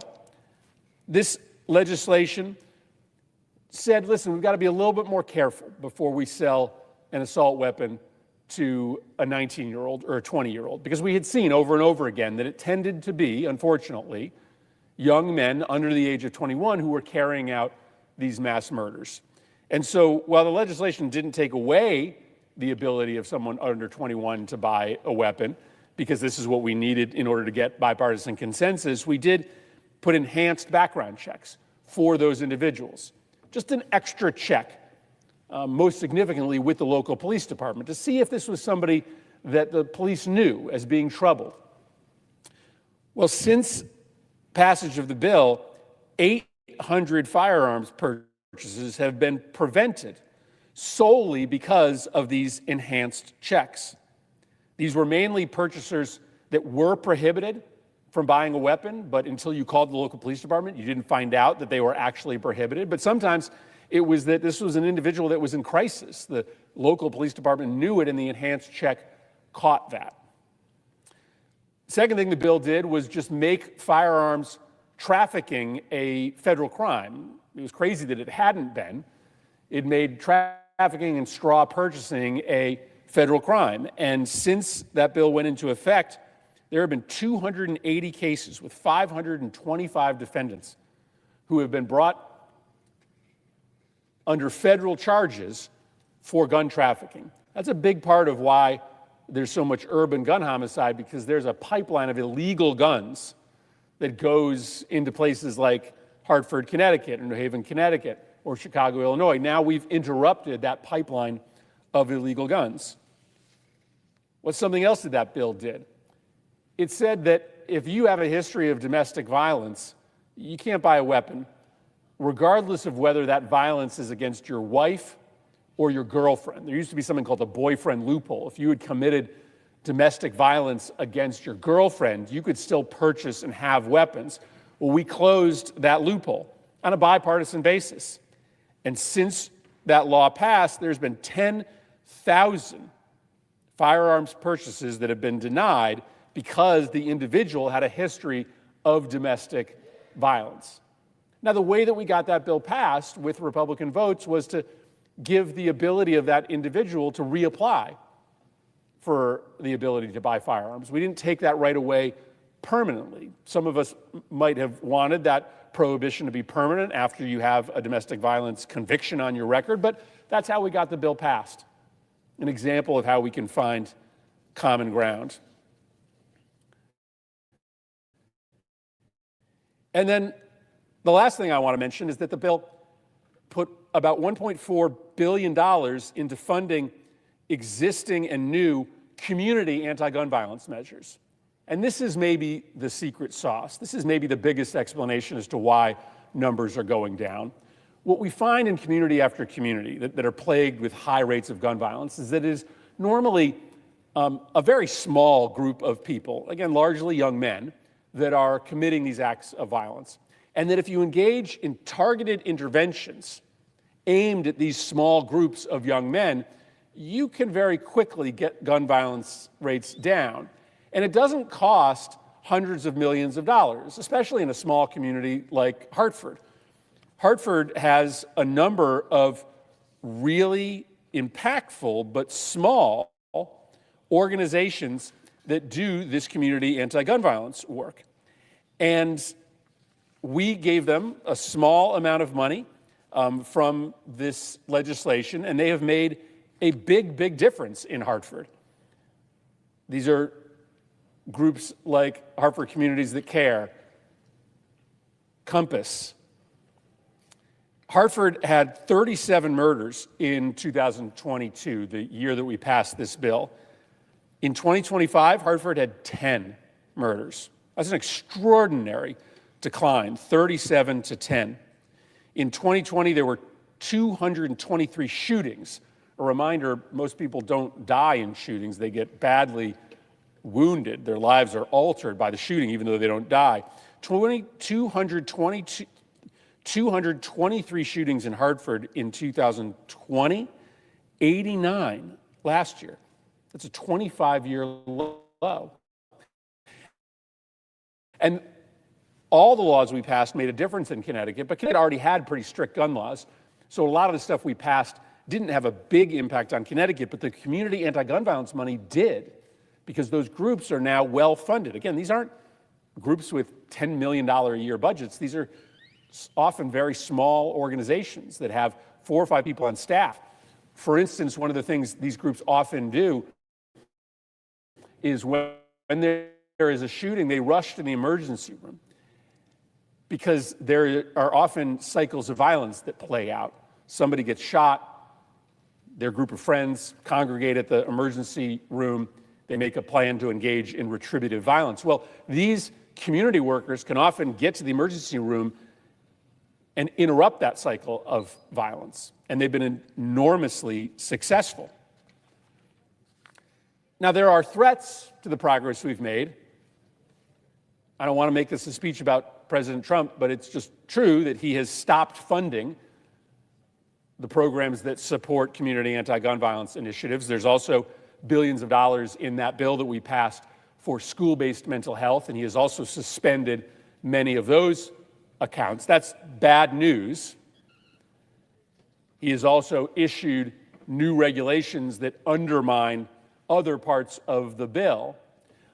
But there is nothing President Trump can do to stop the enhanced background checks, or the ability of prosecutors to go after gun traffickers, or the denial of weapons purchases to domestic violence, to individuals convicted of domestic violence. And so I don't want you to hear me say that the president is unwinding all of our progress. He's unwinding some of our progress, our bipartisan progress, but much of the statute can't be unwound. And so I just want to give us a little pat on the back, because 4 years ago, after the awful shooting in Uvalde, 4 senators got together, supported by another bigger ring of bipartisan senators, and we were able to come up with a bill that was not perfect, was not everything that I wanted or that many other Democratic senators wanted, but it was progress. And we have seen the impact of that bill, literally extraordinary declines in mass shootings and homicides, all happening not coincidentally as soon as we passed that bill. The gun lobby has a habit of arguing that the only way to stop a bad guy with a gun is a good guy with a gun. The gun lobby says the answer to gun violence is more guns. Well, we proved that if you pass legislation that just makes it a little bit harder for the wrong people to get their hands on weapons, people who have serious criminal convictions, people who are mentally ill. You make it a little bit easier for prosecutors to go after the gun traffickers. You give a little bit more resources to the people who do anti-gun violence work in our communities. You can make a big difference. I live in one of these traditionally high gun violence rate neighborhoods. I live just south of downtown in Hartford, and my home is on the route to the primary critical care hospital in the south end of Hartford, Hartford Hospital. And I will just say, there are far fewer ambulances passing my house with victims of gunshot wounds. In fact, it's an extraordinary reduction. In 2020, I think the year that I bought that house, there were 223 shootings, 223 gun violence victims who were being rushed to Hartford Hospital, St. Francis Hospital. In 2025, there were 89. So I know we're often consumed with the bad news here, but that's really good news. That's really good news. And it's evidence of the fact that this place is not fundamentally broken. There are these moments when Republicans and Democrats can come together and pass laws that save lives. 4 years since the passage and signature of the bipartisan Safer Communities Act, something that this Senate should be proud of. I yield the floor. The senator from Oregon.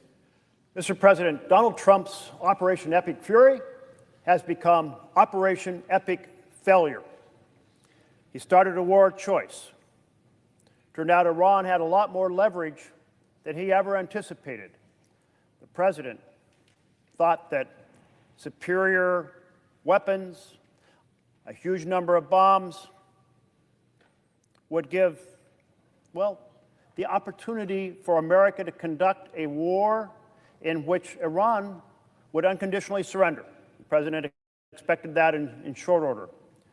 But not all unfolds accordingly, because Iran had an ace up its sleeve. It had the ability to stop traffic on the Strait of Hormuz. And if the president had listened to any expert, they would have said, you're totally underestimating the leverage and power Iran has over the world economy. But he didn't listen. So like a dog that got skunked, he has slunk away, humiliated. Operation Trump Humiliation. And the American people and the world are paying the price. I'm relieved that the bombs have stopped falling. But Trump's disastrous deal has left everyone so much worse off. American military, huge number of munitions expended, 13 service members killed, hundreds wounded. U.S. Treasury depleted by some $50 to $80 billion. American families paying a much higher price for gas and now facing year-over-year inflation of 4.2% because of Trump's war. American farmers paying so much more for fertilizer, paying so much more for diesel. Bad for the farmers for sure, but then it's going to mean higher grocery costs for the American family. And in international affairs, Russia has been enriched. The Iranian hardliners have been strengthened. The reformers in Iran have been undermined. Our alliances have been deeply, carelessly damaged. And of course, Iranian civilians have paid the price, with thousands dead and far more injured.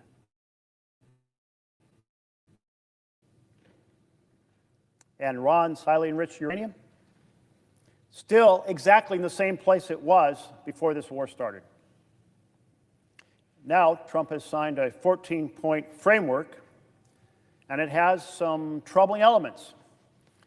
Donald Trump calls himself deal maker in chief.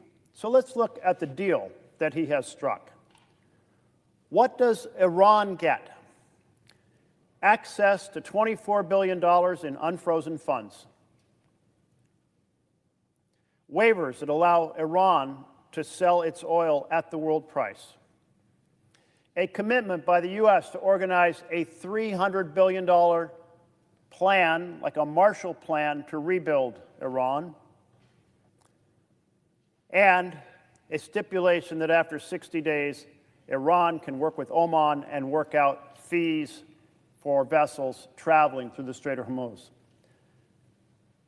Let's compare that to the JCPOA that President Obama negotiated. And for more than a decade, I've listened to colleagues across the aisle say, President Obama did a side deal that returned $500 million to Iran in frozen funds and interest on that $500 million that we'd had it so long it had stacked up to $700 million. All right, we are talking about less than $2 billion. Here's Trump, $24 billion in unfrozen funds, $300 billion in redevelopment, waivers for your oil, and the ability to charge fees in the Gulf of Hormuz. Not even vaguely comparable. And those elements, those are not in exchange for a final nuclear deal. They're in advance of one, undermining America's leverage to get a nuclear deal done. And Trump calls himself a deal maker, giving away all the leverage up front. And what else does Iran get? No restrictions on cruise missiles or drones, no restrictions on ballistic missiles, no restrictions on funding proxy groups like Hezbollah in Lebanon, militias in Iraq, the Houthis in Yemen. Wow. Those are all important elements. But the deal does deliver two things. America lifts its blockade of the Iranian ports, and Iran lifts its blockade of the Strait of Hormuz. But those were the condition before the war started. So the one positive thing it delivers were already in place before there was a war. So no improvement because of the war. President Trump has recklessly squandered American lives and treasure. He has recklessly weakened America's standing in the world. He has recklessly raised costs for American families here at home. This is absolutely the embodiment of why the founders gave the question of war not to the president, but to Congress. It's why we have to stand up for the constitutional vision that we swore an oath to when we became U.S. senators. Is there any senator here who didn't swear that oath to the Constitution? Is there any senator here who hasn't read the Constitution and read that the question of war was assigned to Congress, not the president? Here's how Madison described it. He says, the Constitution supposes what the history of all governments demonstrates, that it is the executive most interested and most prone to war. The Constitution has accordingly, with studied care, vested the question of war in the legislative nation, that under our Constitution, a president cannot take us to war, and that there was very careful reasoning that went into making that decision, because executives are too prone to go to war, and no one person should be able to put the lives and treasure of America at risk. That isn't to say Congress always gets it right. This chamber and the House chamber, they had a debate over the authorization to go to war in Afghanistan. These two chambers, they had a debate over going to war in Iraq. I believe they got it wrong with occasions, but there was an opportunity to seek information, to compare ideas, to wrestle with the prospect. An appropriate debate on such a monument. Now, this chamber and the House chamber have started to exercise their responsibility under the Constitution.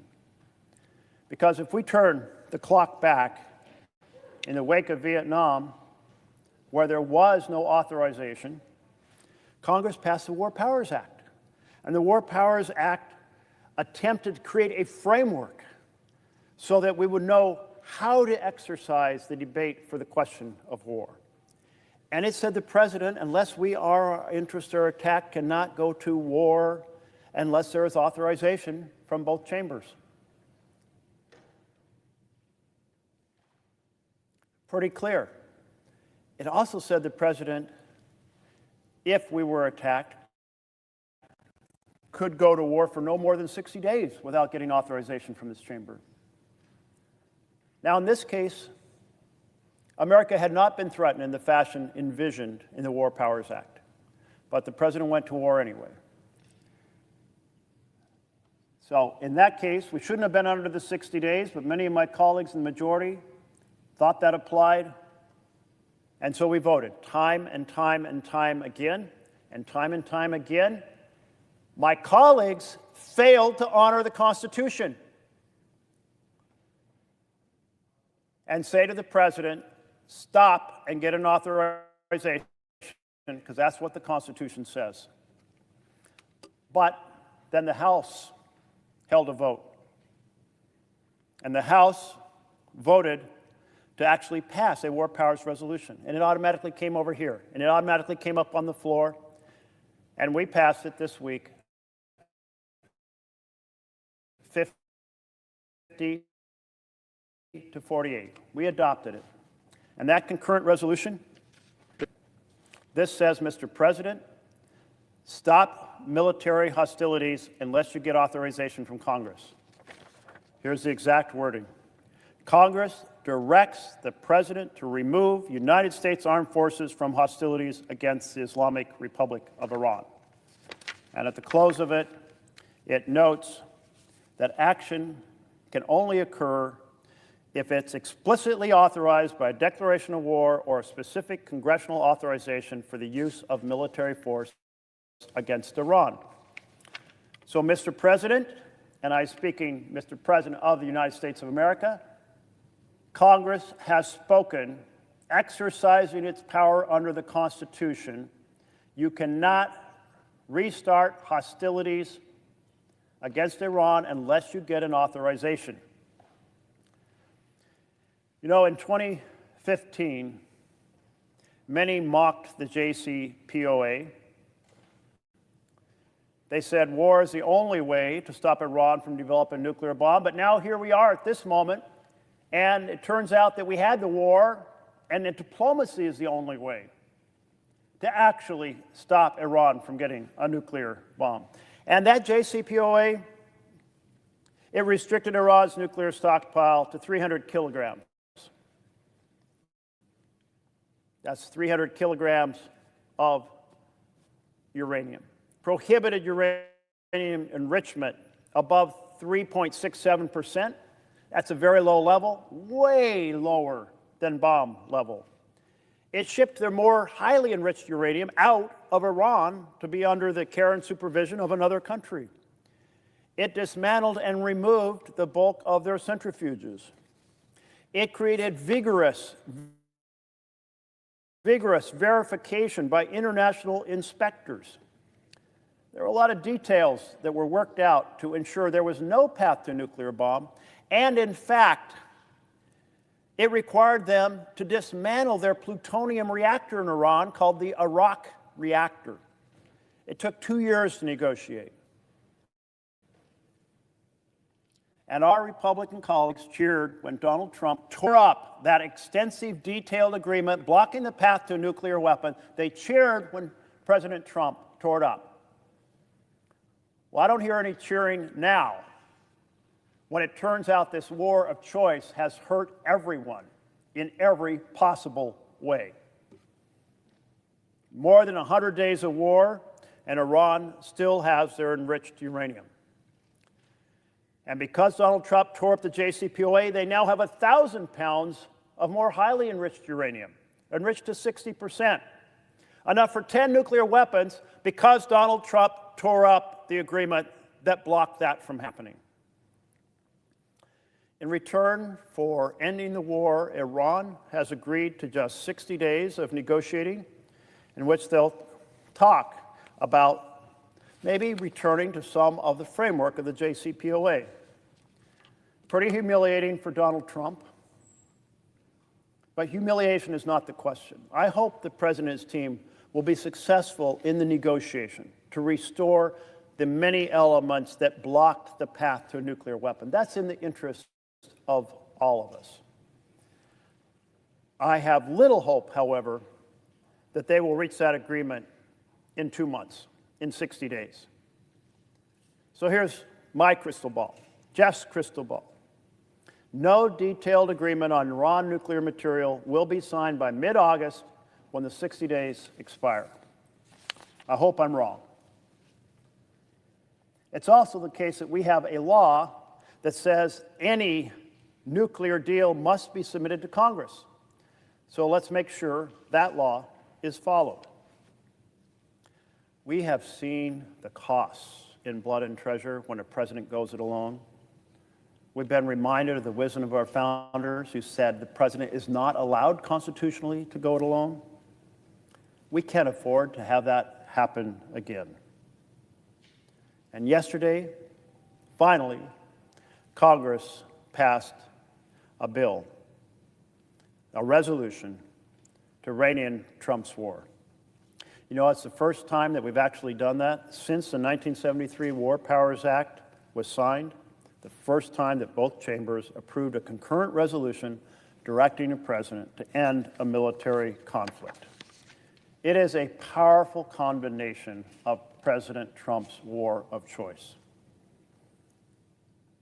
I'll tell you, I am concerned not just about how the negotiations will go, because I know how complicated they will be from how complicated they were when President Obama undertook those negotiations. Again, I hope they're successful, but I'll tell you, I'm worried that they won't be. And I'm worried that an angry and a humiliated Donald Trump, who has slunk away from the war like a skunk dog, is going to try to distract from all of this. Distract by trying to rig the November election. In fact, today he was here to talk to senators of his party about how to rig the November election, that he wants this SAVE Act passed that stops American citizens from voting, that he doesn't want to vote. He doesn't want college students to vote. He doesn't want tribal members to vote. He doesn't want women to vote. He doesn't want people living in cities to vote. And he's crafted a bill to make it very hard for those people to vote because he wants to rig the election. And I'm also worried that he'll create another international incident, perhaps with an attack or further action regarding Cuba. Because when Trump makes one mess, he starts a new mess in order to distract from the previous mess. Donald Trump's Operation Epic Fury has become Operation Epic Failure. Devastating for the United States of America, and all Americans should be furious at this abuse of the Constitution and all the harm that has come from it. Thank you, Mr. President.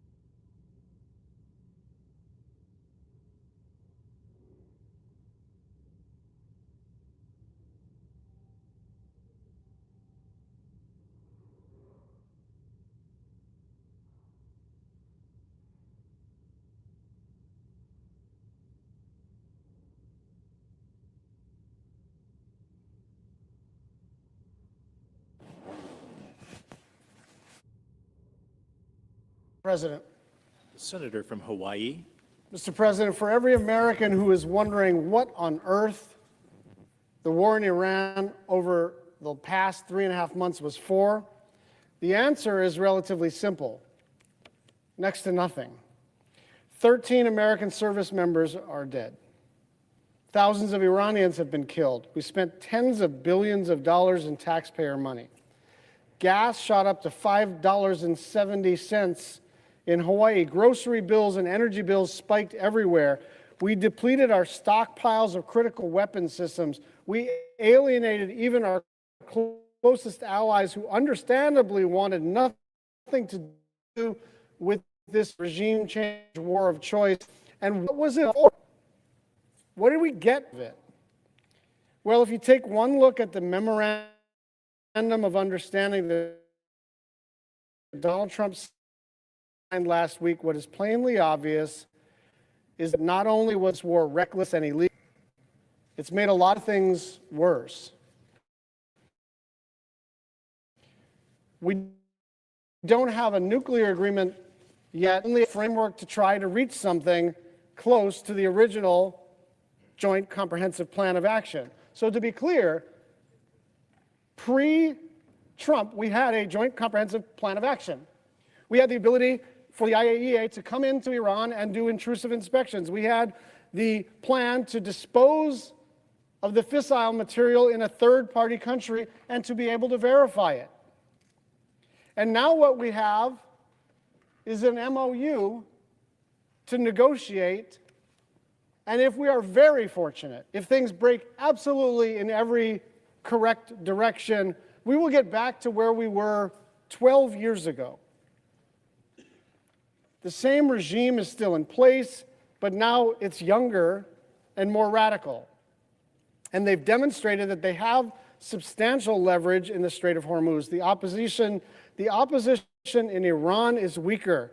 One of the hopes of this regime change war was they were going to see the destruction coming from the American and Israeli military, and it would rally the opposition. And the Ayatollahs would collapse and give up, and there would be a regime change and a new era in Iran. It's gotten worse. They're younger and more radical, and they have more leverage. Now, I want to be really clear here. The mistake is not ending the war. It was starting it in the first place. Every day this war went on only compounded that catastrophe, and so we ought to be relieved that it may be over and that diplomacy is being given another chance because it is the only viable path forward. But none of that obviates the fact that we are suing for peace because it's the least bad option. That a diplomatic solution was within reach all along before a single bomb was dropped.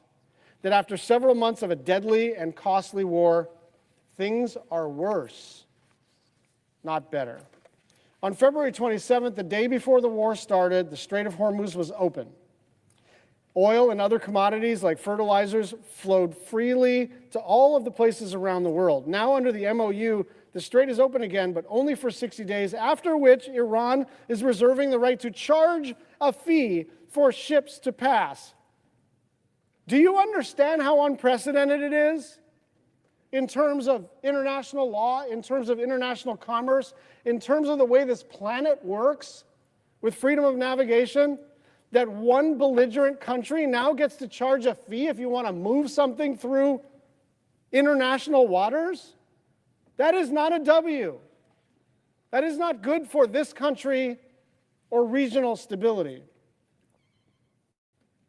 Under the original Iran agreement that President Obama signed and Trump later ripped up, Iran promised not to develop a nuclear weapon. It was right there on the first page of the JCPOA, and what it meant was that Iran would not produce the kind of highly enriched uranium that could be used in a nuclear weapon. They've renewed that commitment in the MOU, except for a much higher price this time. Under the JCPOA, and I remember I was on the floor, I was a baby senator here, and my colleagues on the other side of the aisle said, "Oh my God, you are unfreezing Iranian-sanctioned money, assets, to the tune of many billions of dollars. Can you believe how much money we are giving to Iran in exchange for this pause in the development of their nuclear program? Can you believe that you're giving money to Iran? Look how belligerent they are in the region. That was the argument.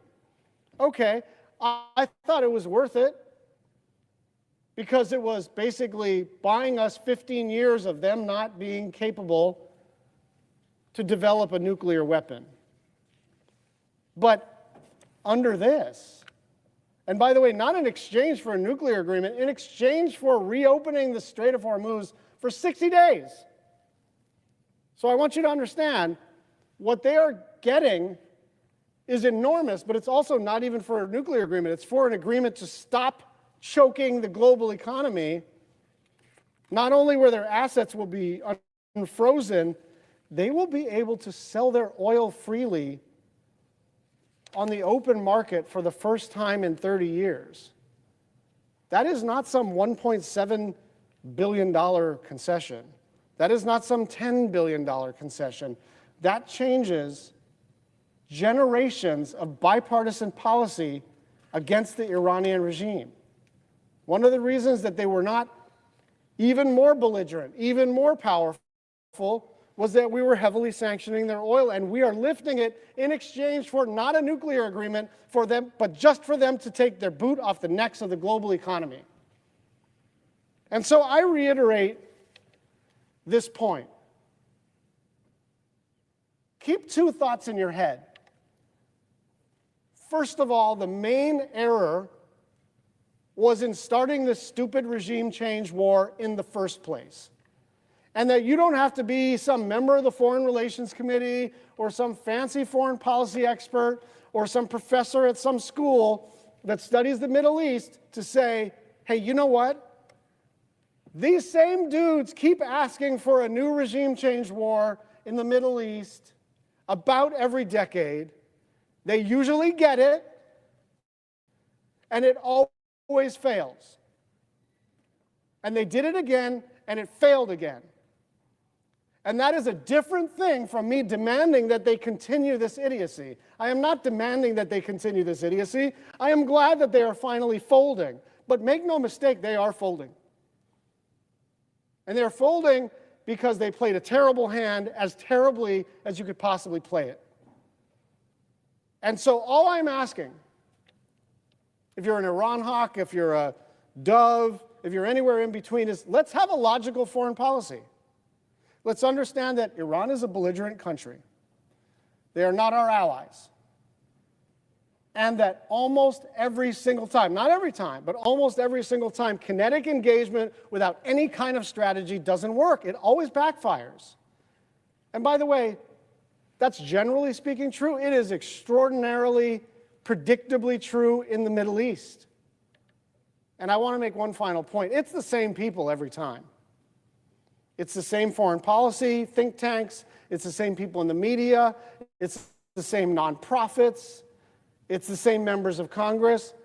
They just look around the planet for a place to remake with force. And there may be a couple of examples in human history when you can remake a place with force. But usually it backfires spectacularly, and it did here again. I yield the floor.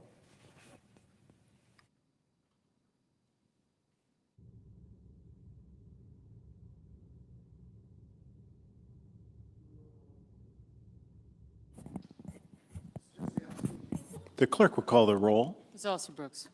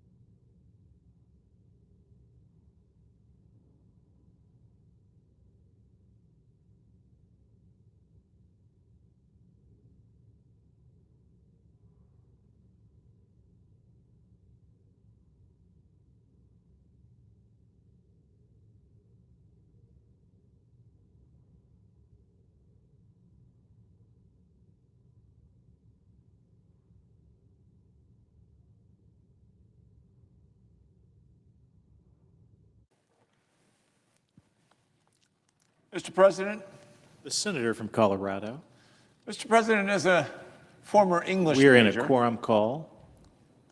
oh, can we vitiate?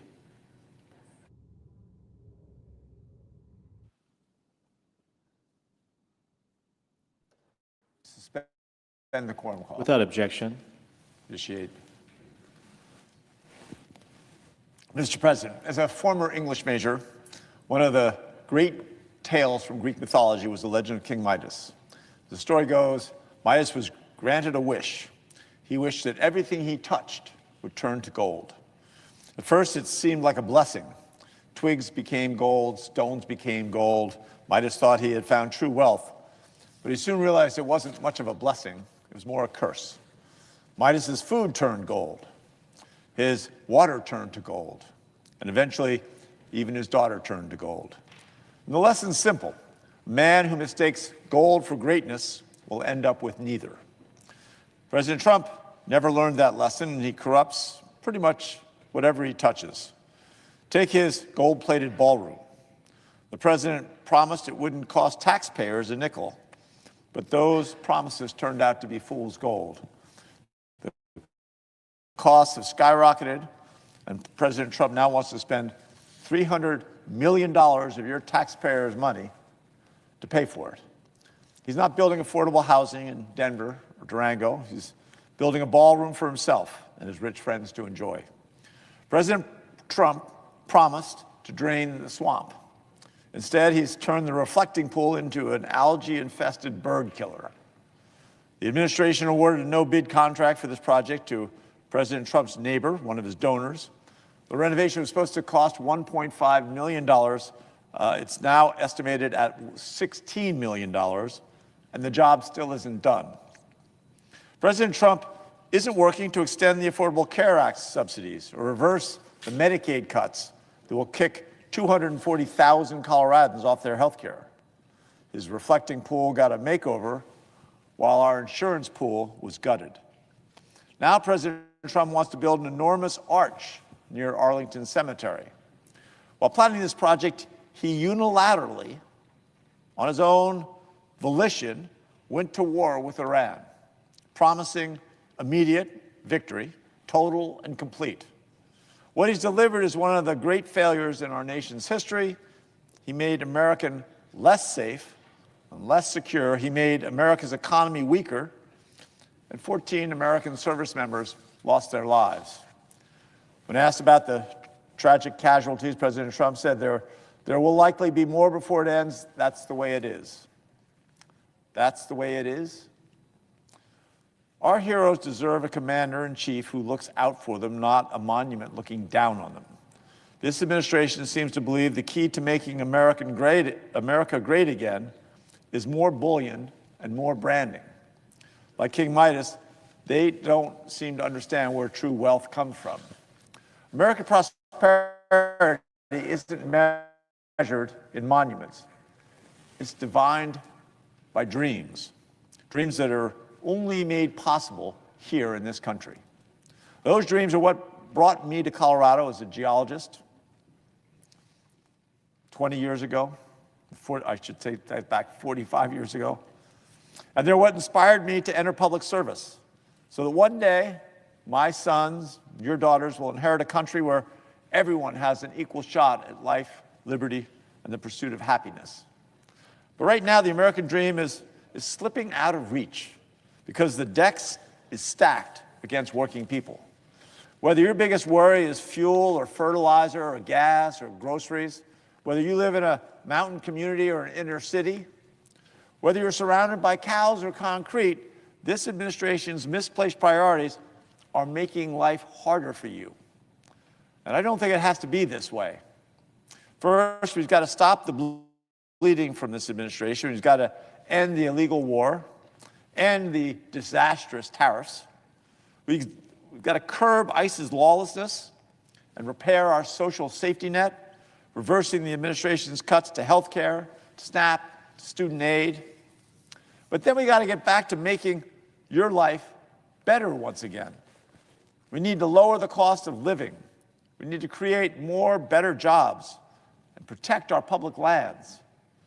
This work's not going to be easy as we mark America's 250th anniversary, our 250th anniversary. Many are questioning whether we are still capable of meeting the magnitude of this moment. A moment where technological revolution promises unbelievable innovation at unprecedented speed, like a runaway train. It also leaves us more isolated and struggling to discern fact from fiction.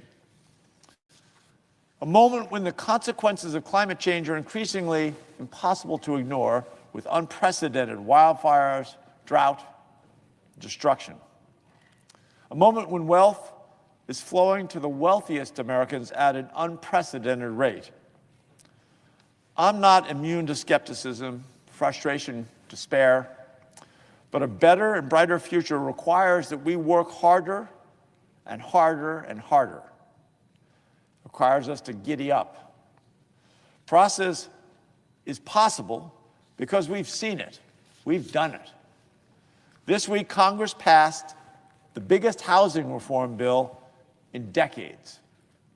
We worked with Senator Warren to diminish Wall Street from buying single-family homes and to limit their influence in disturbing the housing markets.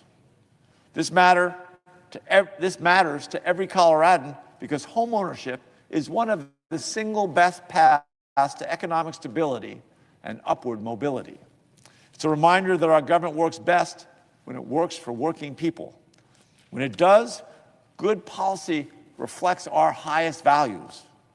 And the values that made this country have always been about opportunity for all, not wealth at all costs. Earlier this morning, right as the bill was about to be signed, President Trump decided to hold the legislation hostage. Instead of passing this common sense bill, he wants to peddle a voter suppression bill that has literally nothing to do with housing. There's a clear choice before us. Speaker Johnson and Senator Grassley and Senator Thune should sign this housing bill and send it to the White House, or they should not adjourn Congress for the July 4th recess. It's as simple as that. This saga is exactly why so many Americans have lost so much faith in our president. He's had every opportunity to lower costs, but he chooses not to. Coloradans I meet on the Front Range or the West Slope aren't looking for more attacks on male voting, all male voting. They aren't looking for more ballrooms, bombs, and billionaires. They're looking for help, all the while looking out and helping each other. I see it across Colorado. People showing up for their neighbors, families sharing what they can, meals, clothing, rides to school. America's wealth has never been found in monuments, reflecting pools, or arches. It's found in our families. It's found in our communities. It's found in you. Our charge has always been to help each other and to keep the American dream alive for the next generation. That's what it's always meant to be a Coloradan. That's what it's meant to be an American. And that is worth more than gold. Thank you, Mr. President. I yield the floor.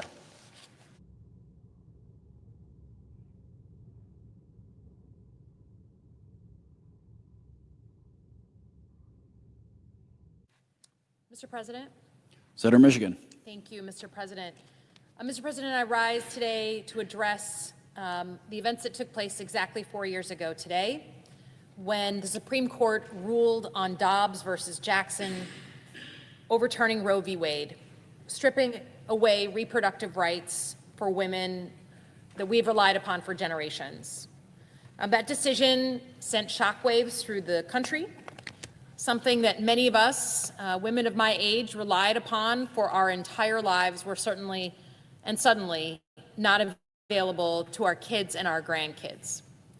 And as states like Michigan were looking into the reality of a full abortion ban, we had to get to work. In Michigan, we had a 1931 abortion ban, which banned abortions even in the cases of rape and incest. It criminalized nurses and doctors who provided such care, and it was slated to become law again in the wake of the Dobbs decision. In the face of that, Michiganders went to work. That is what we do. We rallied together. We got over 700,000 signatures in the better part of 10 weeks. We organized getting onto our ballot a vote on reproductive freedom, including abortion care for our state. And we did this so that women and girls that come after us were in control of their reproductive lives, not politicians, and certainly not anyone in this body. Now, the examples of who this affected are legion, but let me just focus on one woman, Sarah from Byron Center, Michigan. Sarah had already had 4 miscarriages, but was filled with so much hope for her 5th pregnancy. Unfortunately, after 19 weeks, she received a devastating call from her doctor that she had a baby dying inside of her. Thankfully, Sarah was able to get the abortion care she needed from her doctor so she wouldn't be exposed to life-threatening bacteria and infections which could have killed her.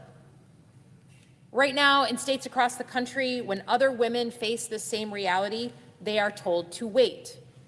They are told that they don't get an infection, and they hope they are not left to die.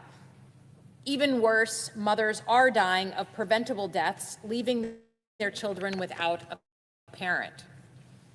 All because of politics and reversing Roe v. Wade 4 years ago today. Now, just because the story is 4 years old doesn't mean it's over. Women continue to face a two-front war to get access to abortion care, even in a state like Michigan. Access to care and the cost of care is still inhibiting who has access to reproductive care. More than a dozen states across the country have a total ban on abortion. And the people in this chamber and around this town continue to chip away at women's access everywhere they turn. Women are struggling to get access to health care via telehealth. Families are struggling to access contraception and plan for their futures. Doctors are being criminalized for doing their jobs. Cuts to health care, cuts to Planned Parenthood have forced organizations to shut their doors. And politicians who can't outlaw abortion nationwide are trying to outlaw abortion medication, which is how a full half of women get their abortions. All of this comes with a cost, expensive bills, traveling long distances, and at risk to people's health. The Dobbs decision was a cautionary tale. Even though the Supreme Court allowed abortion over 50 years ago, this body decided not to act. We never legislated a woman's right to choose. Our grandparents should have taken action on this issue, and we would have reproductive freedom now across the country if we had done so.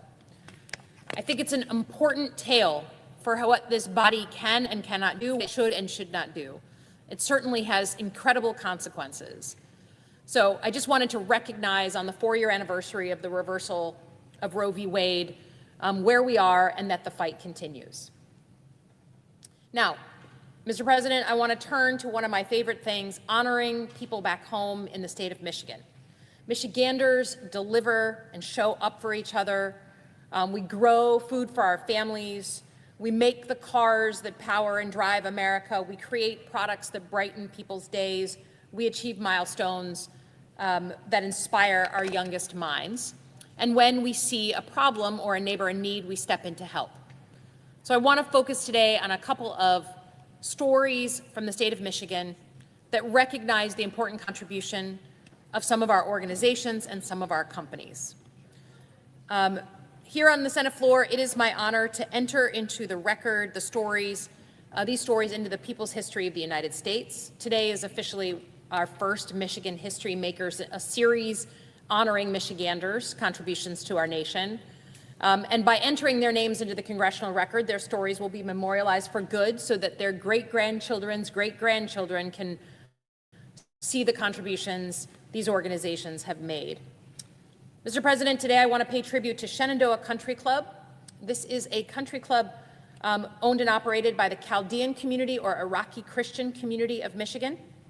On March 12th, it was a sunny, late winter day in Michigan. At Temple Israel, a synagogue in West Bloomfield, Michigan, young children were playing together and learning in a classroom painted orange and blue. A teacher had just placed babies as young as 15 months down for a nap, and suddenly a gunman rammed his car through the temple. His goal was to do massive harm on one of the largest synagogues in the country, to target the youngest, most vulnerable of the Jewish community, innocent children. There were gunshots, crying babies, teachers running with children in their arms, and people fleeing for their lives. The people of Temple Israel felt like they had nowhere to turn. But the Shenandoah Country Club is directly across the street, and that is where they went. The staff and leadership at the country club did not hesitate to step up as a safe haven and open their doors as a refuge for over 100 children and other Jewish community members. It immediately became the reunification site where worried parents could hug their children again. And it became a place where everyone could sigh a breath of relief that no children or teachers were harmed. The club provided shelter, blankets, and food for the families, and then the next day transformed their ballroom to host a Shabbat gathering of over 1,000 Jewish worshipers, which I participated in. What struck me most was the positivity in what was otherwise a very dark moment. The Chaldean community didn't ask whether the families arriving at their doors looked like them, prayed like them, or came from the same background. They saw their neighbors in need and they answered the call.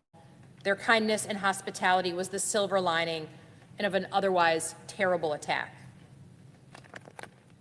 With profound gratitude for their extraordinary contributions to the people of Michigan, it's my honor to recognize the Shenandoah Country Club and the Chaldean community here in the Senate of the United States. Mr. President, today I pay tribute to the National Cherry Festival volunteers. Michigan is proud to be the cherry capital of the world, and Traverse City is home to most of our cherry industry.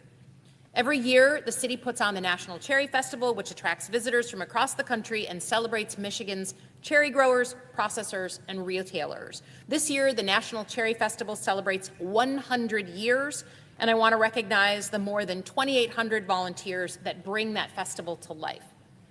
Early next month, more than 500,000 people are going to descend on Traverse City for the festival. They will sing along at concerts. They will watch the Cherry's Got Talent competition where performers show off their talents. They will watch Michiganders race one another in creatively decorated beds on wheels. There will be a dog jumping competition.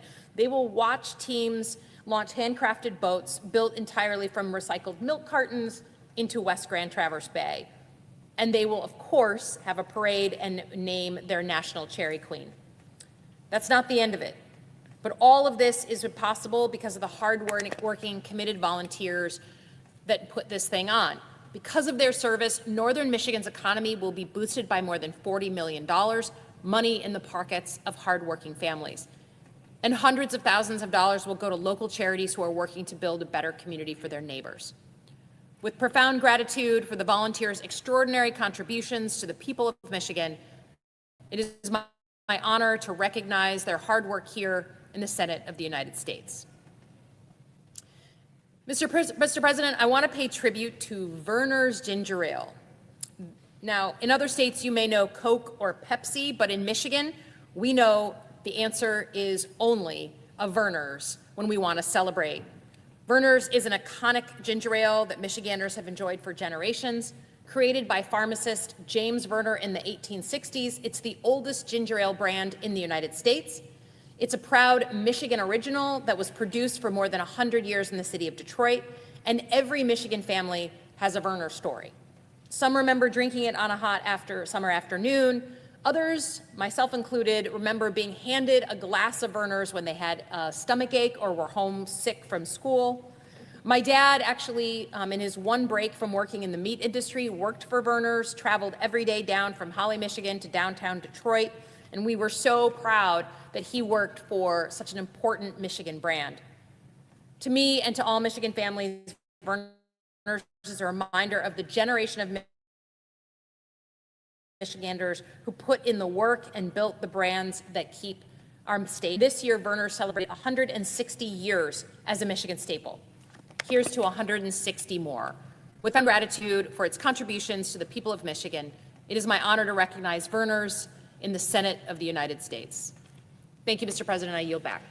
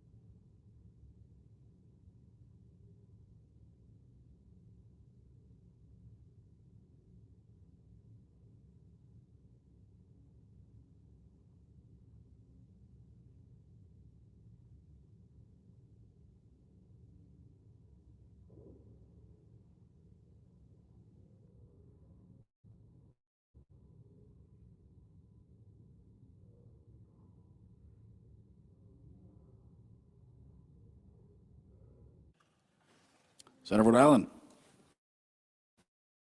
Ask unanimous consent that the vote scheduled for 5:30 be allowed to begin immediately. Without objection. The question is on confirmation of the nomination. There appears to be, clerk will call the roll. Ms. Alsobrooks, Mr. Armstrong, Ms. Baldwin, Mr. Banks, Mr. Barrasso, Mr. Bennett, Ms. Blackburn, Mr. Blumenthal, Ms. Blunt Rochester, Mr. Booker, Bozeman, Britt, Mr. Cassidy, Ms. Collins, Mr. Coon, Ms. Cornyn, Ms. Cortez Masto, Mr. Cotton, Mr. Kramer, Mr. Crapo, Mr. Cruz, Mr. Curtis, Mr. Daines, Ms. Duckworth, Mr. Durbin, Ms. Ernst, Mr. Fetterman, Mrs. Fisher, Mr. Gallego, Mrs. Gillibrand, Mr. Graham, Mr. Grassley, Mr. Haggerty, Ms. Hassan, Mr. Hawley, Mr. Heinrich, Mr. Hickenlooper, Ms. Hirono, Mr. Hoven, Ms. Husted, Mrs. Hyde-Smith, Mr. Johnson, Mr. Justice, Mr. Kane, Mr. Kelly, Mr. Kennedy, Mr. Kim, Mr. King, Ms. Klobuchar, Mr. Langford, Mr. Lee, Mr. Lujan, Ms. Lummis, Mr. Markey, Mr. Marshall, Mr. McConnell, Mr. McCormick, Mr. Merkley, Mrs. Moody, Mr. Moran, Mr. Marino, Ms. Murkowski, Mr. Murphy, Mrs. Murray, Mr. Ossoff, Mr. Padilla, Mr. Paul, Mr. Peters, Mr. Reed, Mr. Ricketts, Mr. Risch, Ms. Rosen, Mr. Rounds, Mr. Sanders, Mr. Schatz, Mr. Schiff, Mr. Schmidt, Mr. Schumer, Mr. Scott of Florida, Mr. Scott of South Carolina, Mrs. Shaheen, Mr. Sheehy.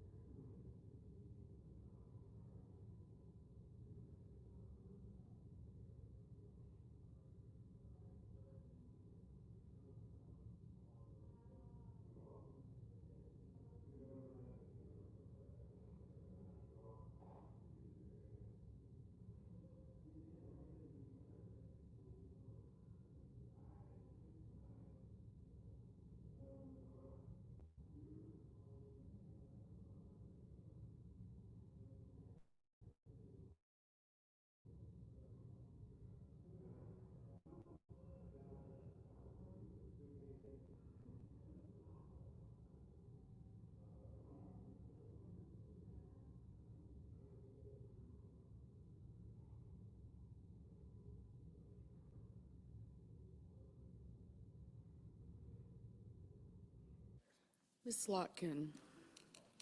Ms. Smith.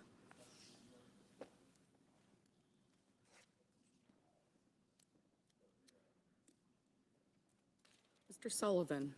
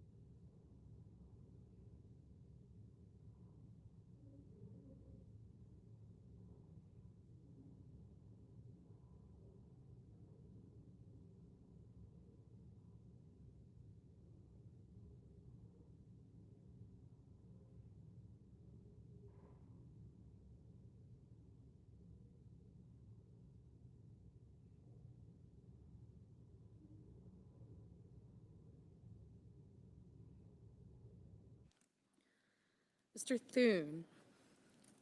Mr. Tillis. Mr. Tuberville. Mr. Van Hollen. Mr. Warner. Mr. Warnock. Ms. Warren. Mr. Welch.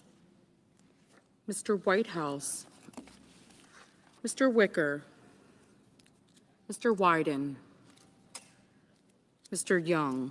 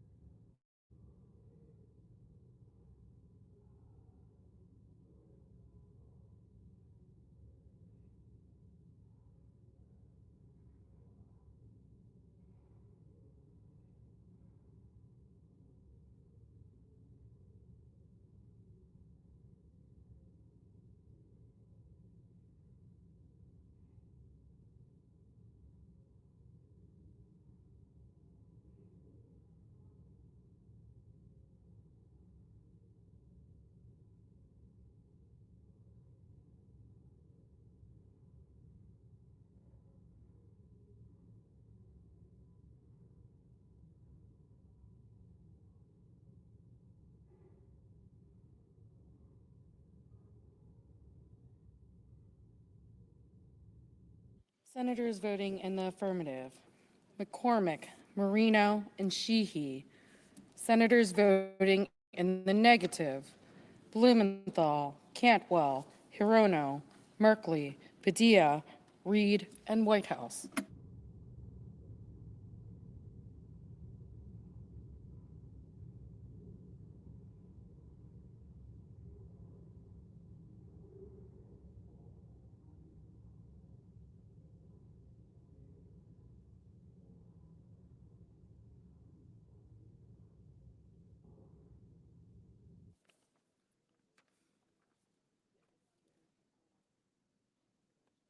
Ms. Hassan, no.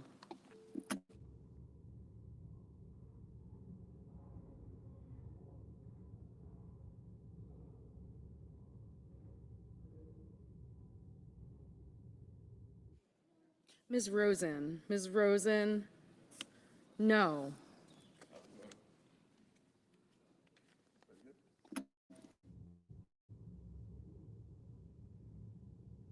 Mr. Scott of South Carolina, aye. Mr. Heinrich, no.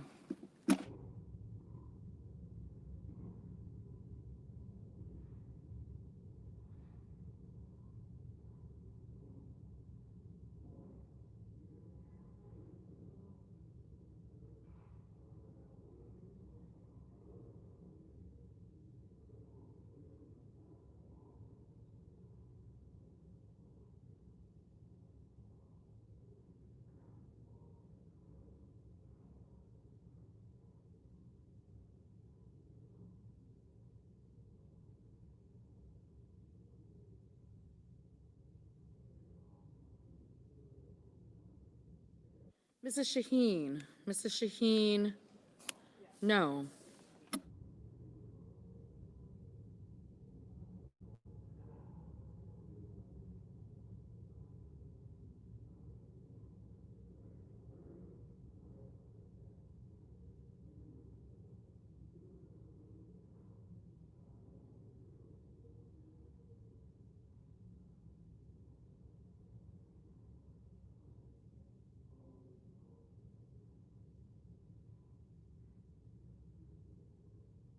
Mr.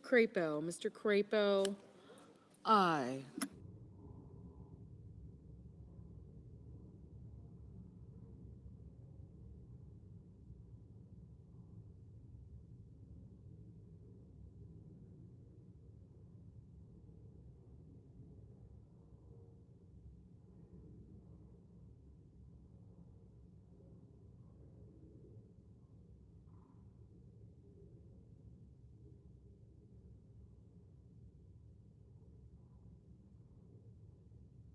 Ms. Collins, aye.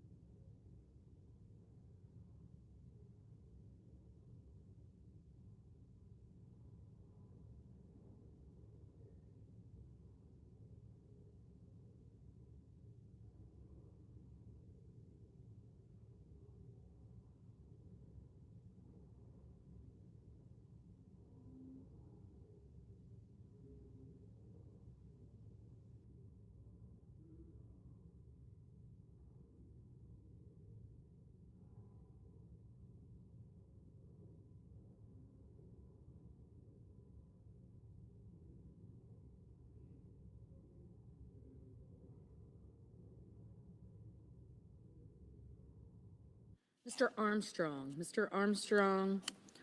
aye. Ms. Baldwin, no.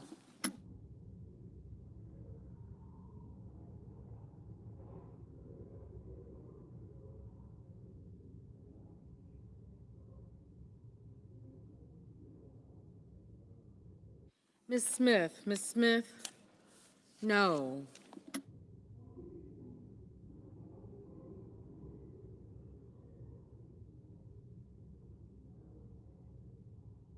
Mr. Wicker, aye.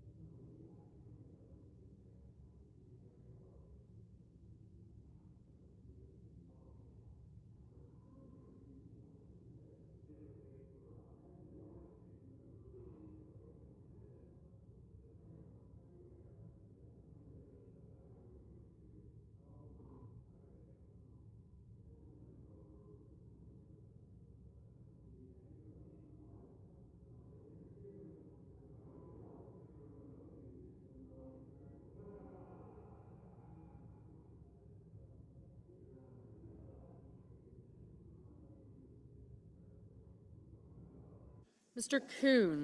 Coons, no.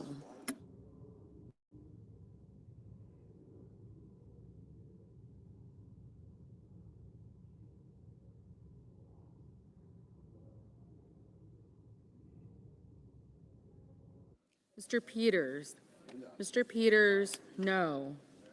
Mr. Welch, no.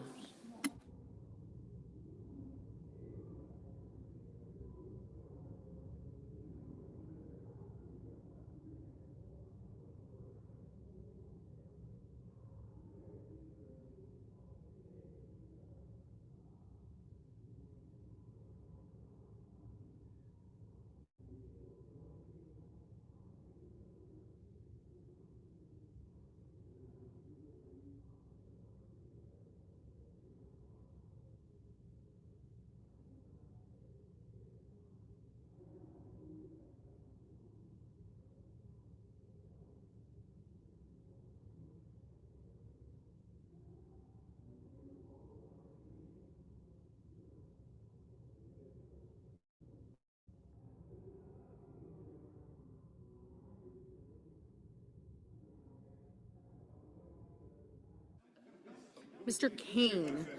Kane, no.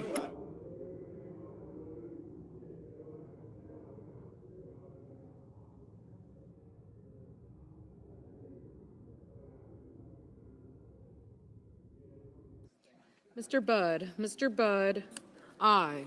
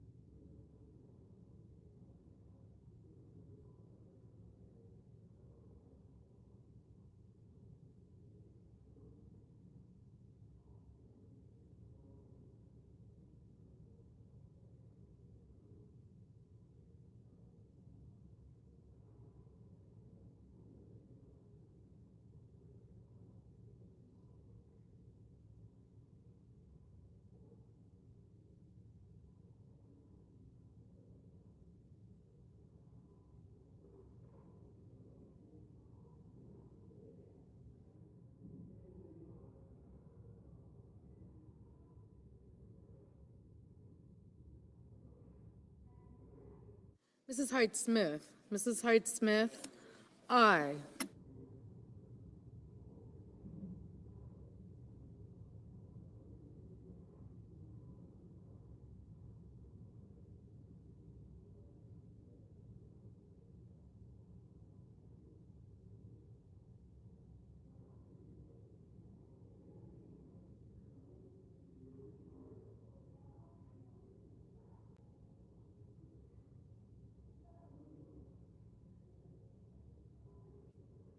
Mr. Kramer, Mr. Kramer, aye.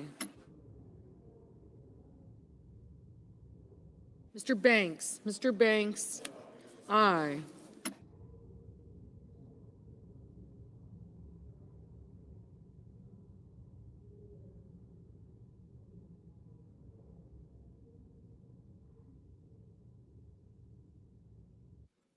Mr. King, no. Mr. Cornyn, aye.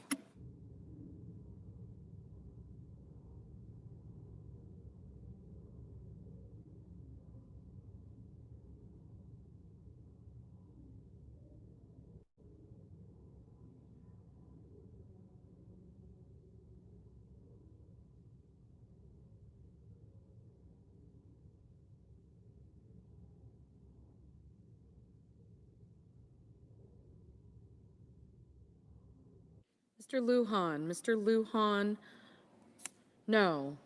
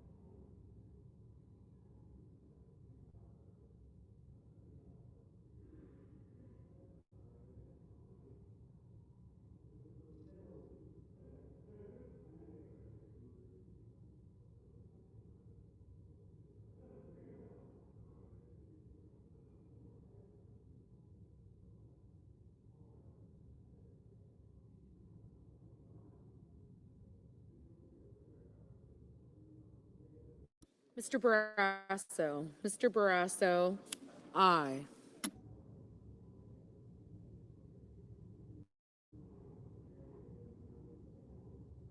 Mrs. Blackburn, aye. Mrs. Capito, aye.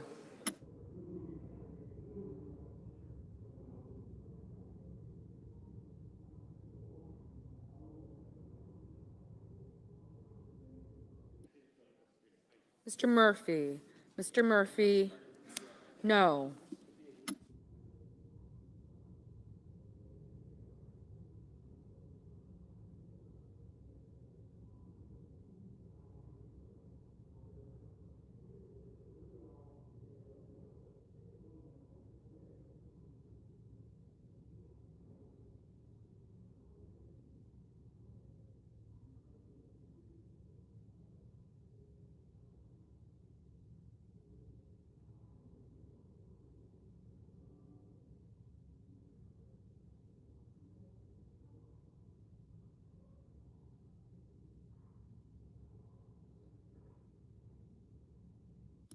Mr. Warnock, no.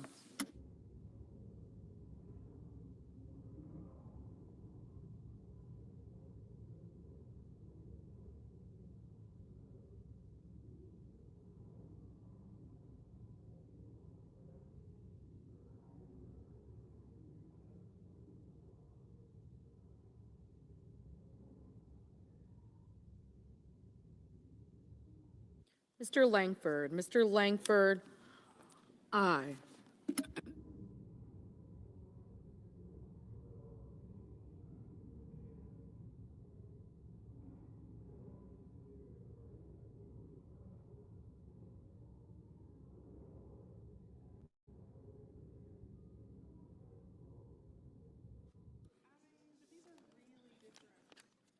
Mrs. Fisher, aye.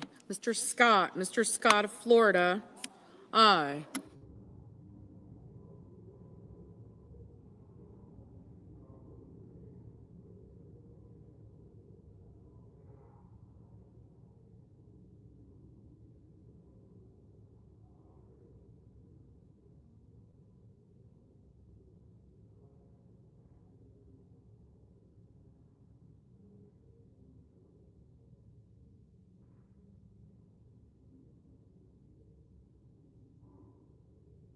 Mr. Paul. Mr. Paul, aye.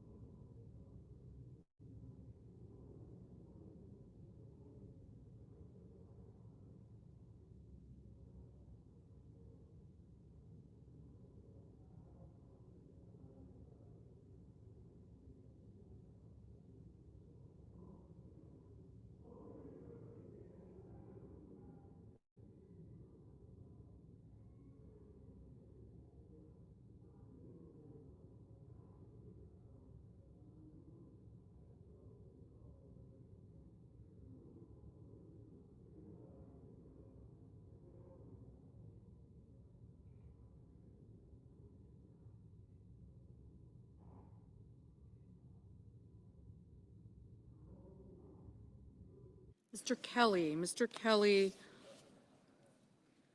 no. Mr. Van Hollen. Mr. Van Hollen, no.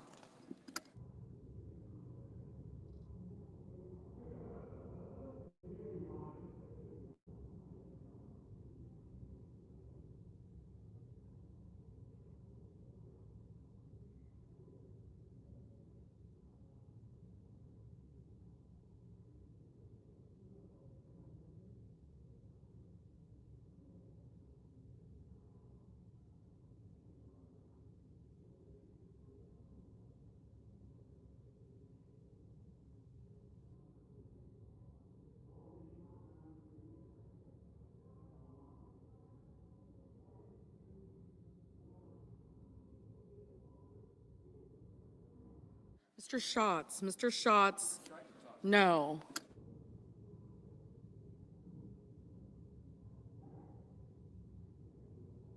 Ms. Cortez Masto. Ms. Cortez Masto, no.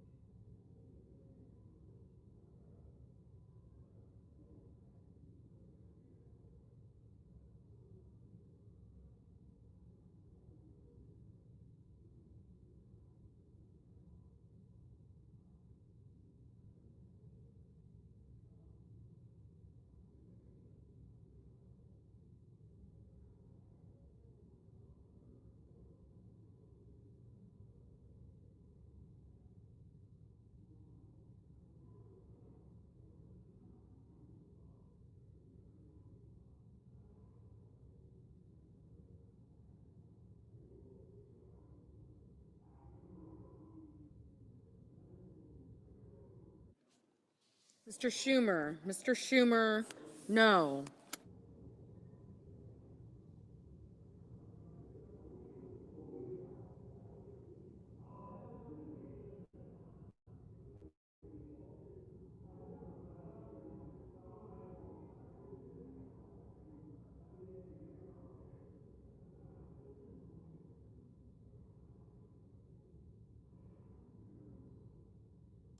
Mr. Hoven. Mr. Hoven, aye. Mr. Husted. Mr. Husted, aye.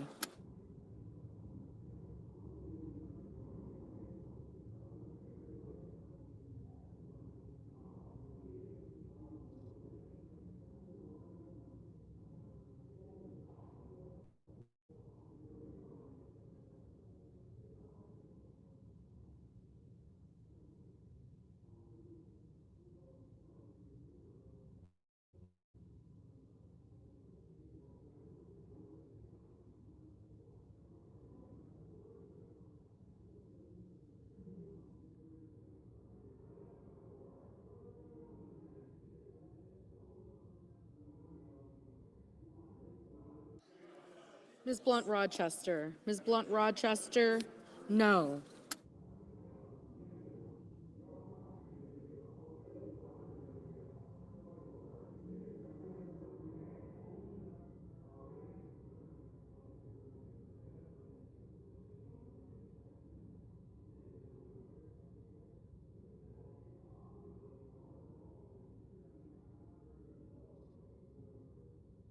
Mr. Hickenlooper. Mr. Hickenlooper, no.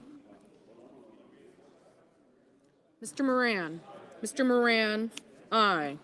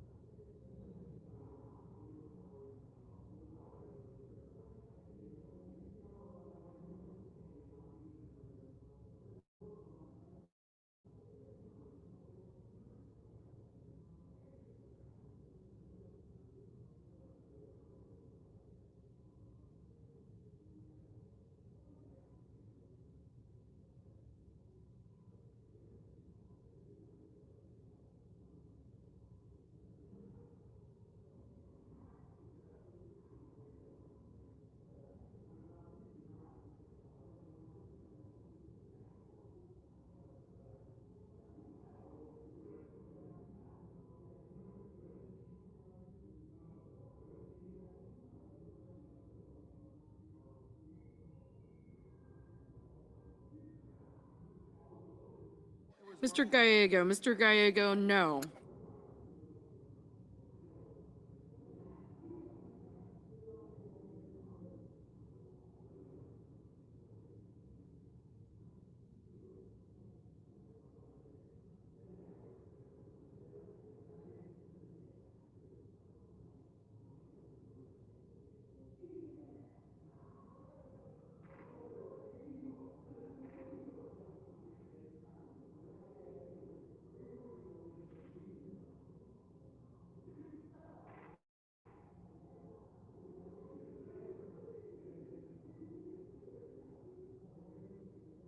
Mr. Grassley. Mr. Grassley, aye. Mr. Markey. Mr. Markey, no.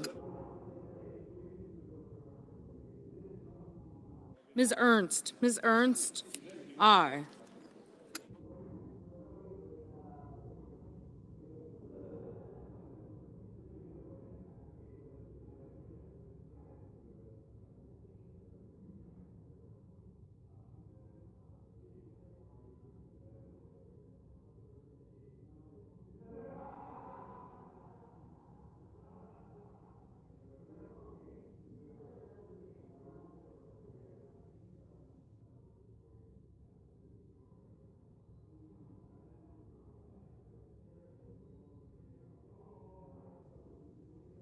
Mr. Marshall. Mr. Marshall, aye. Ms. Also Brooks. Ms. Also Brooks, no.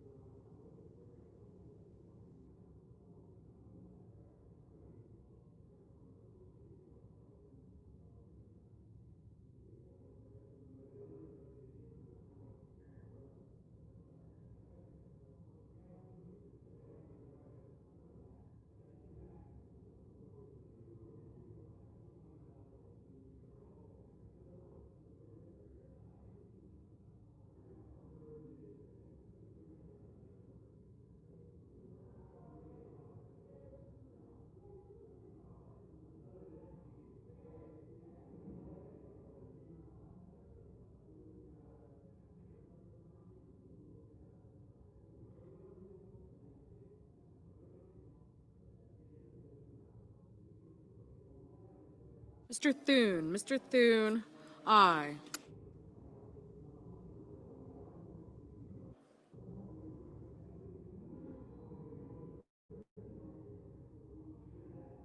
Mr. Lee. Mr. Lee, aye.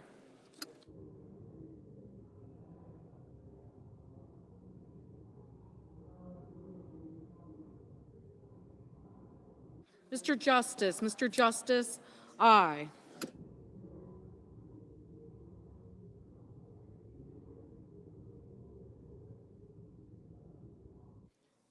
Mr. Rounds. Mr. Rounds, aye.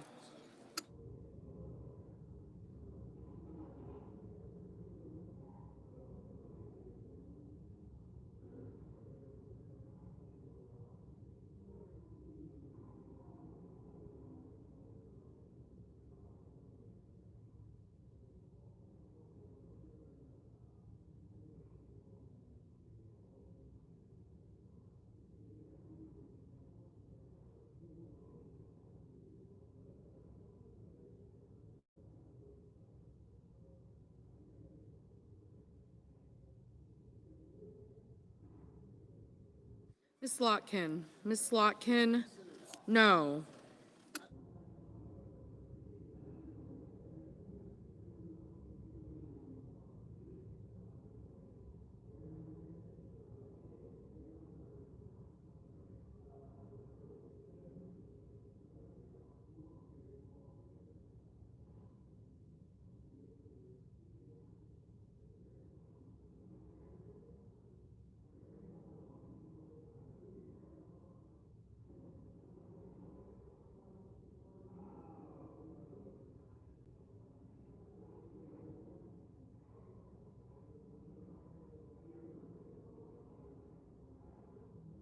Mr. Young. Mr. Young, aye.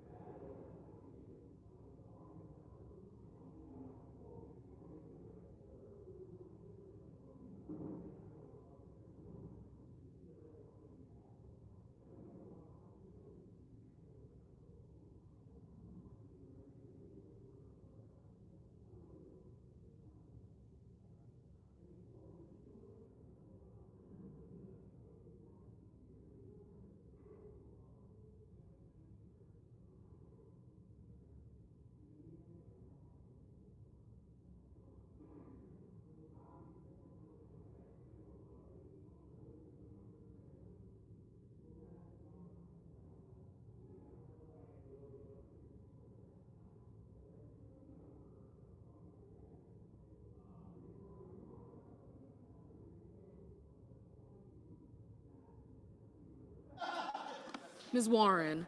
Ms. Warren, no. Mr. Johnson. Mr. Johnson, aye.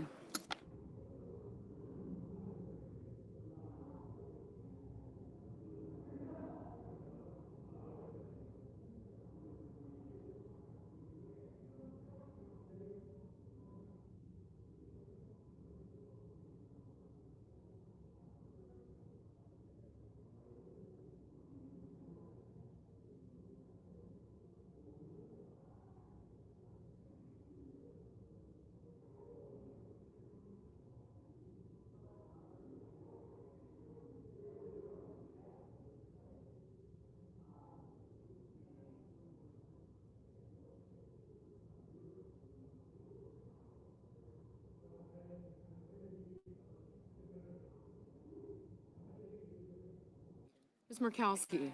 Ms. Murkowski, aye.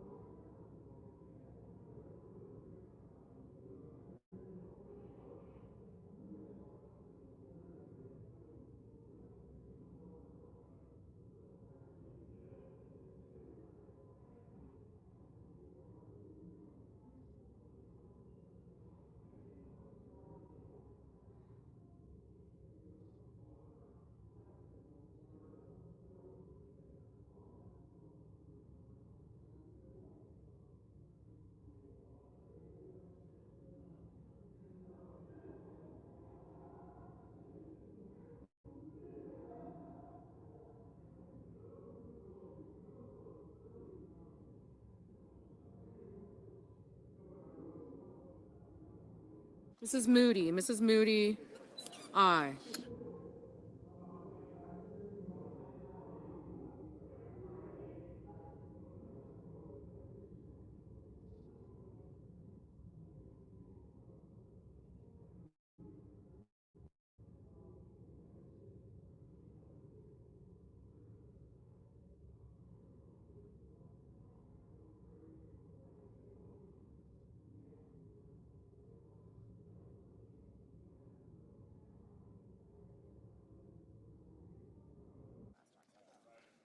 Mr. Schmidt, Mr. Schmidt, aye. Mr. Ricketts, Mr. Ricketts, aye.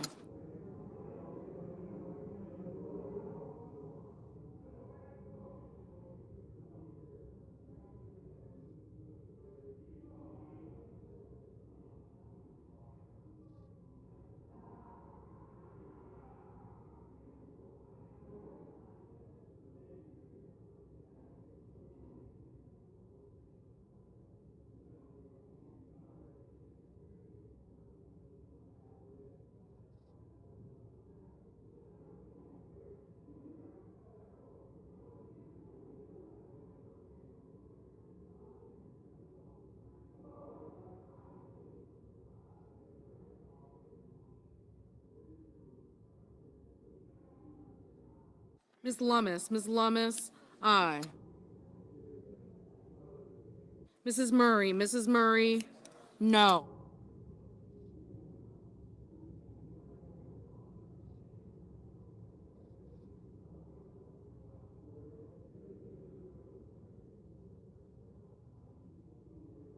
Mr. Cotton, aye.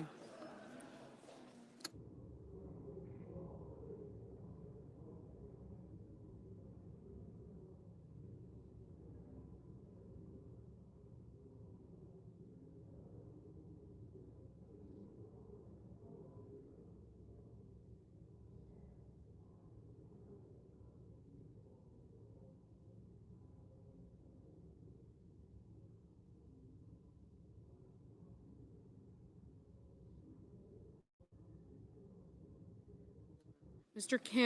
Kim, no. Mr. Wyden, no. Mr. Ossoff, no.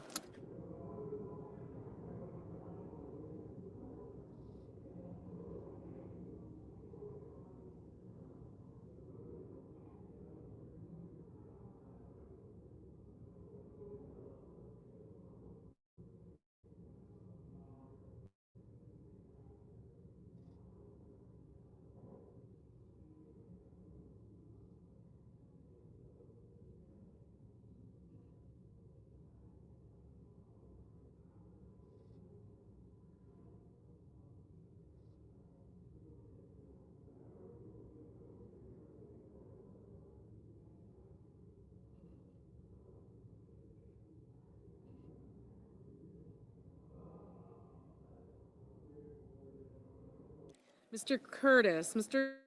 Curtis, aye. Mr. Deans, aye.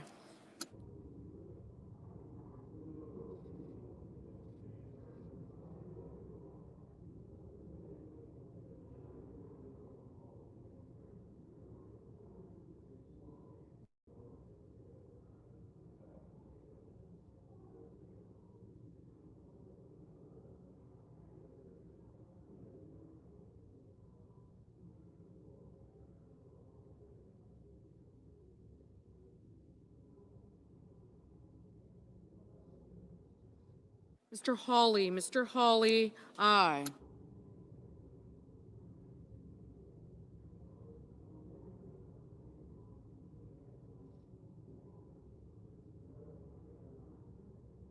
Mr. Durbin, no.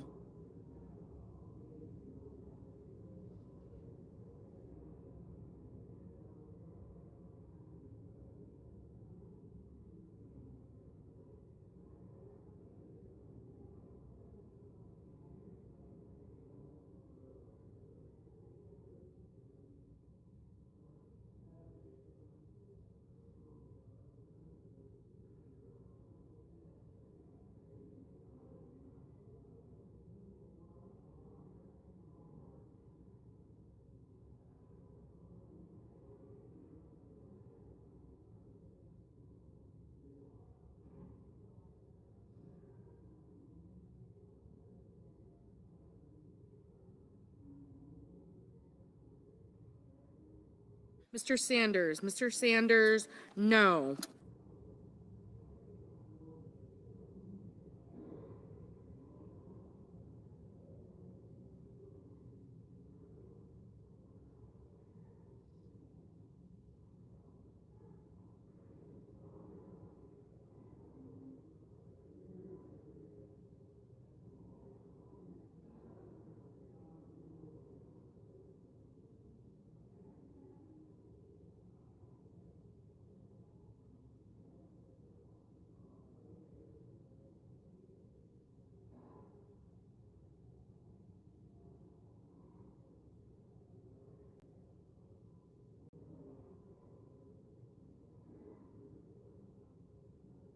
Ms. Duckworth, no.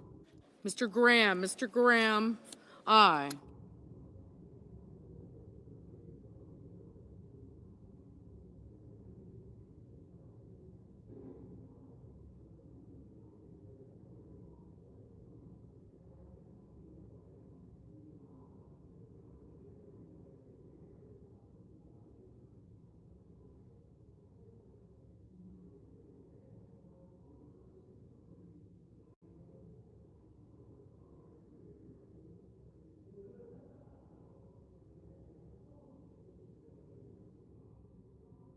Mr. Warner, no.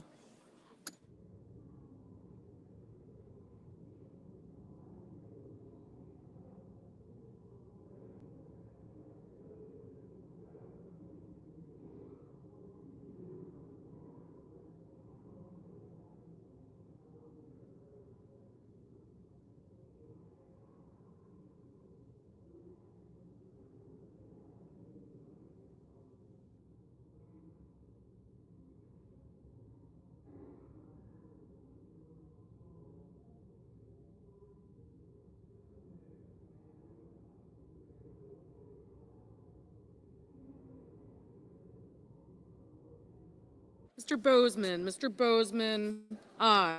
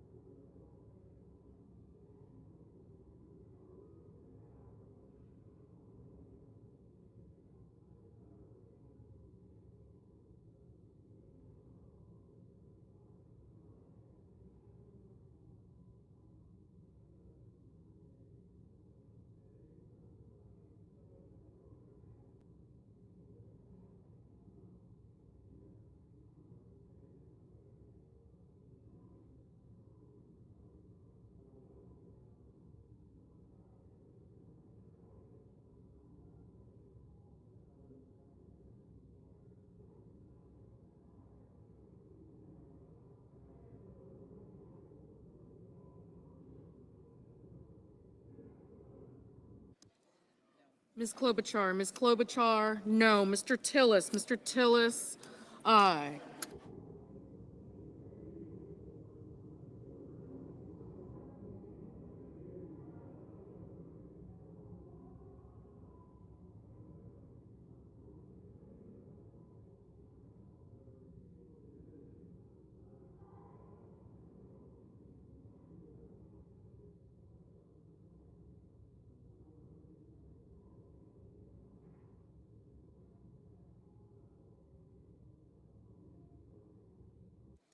Mr. Haggerty, aye.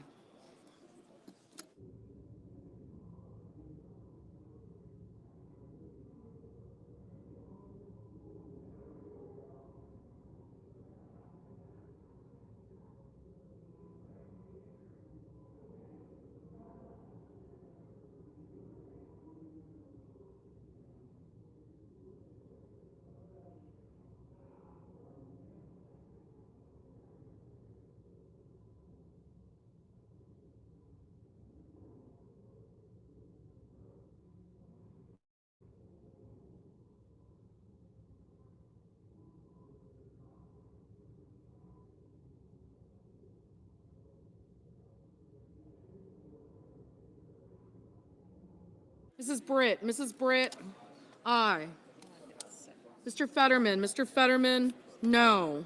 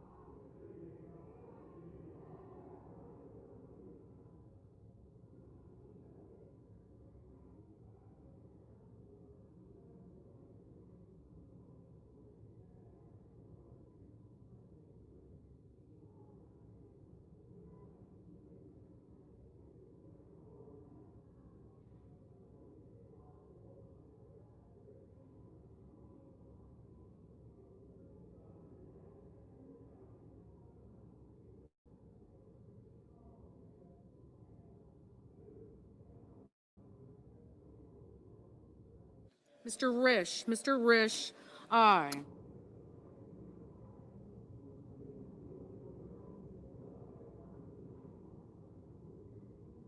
Mr. Booker, no.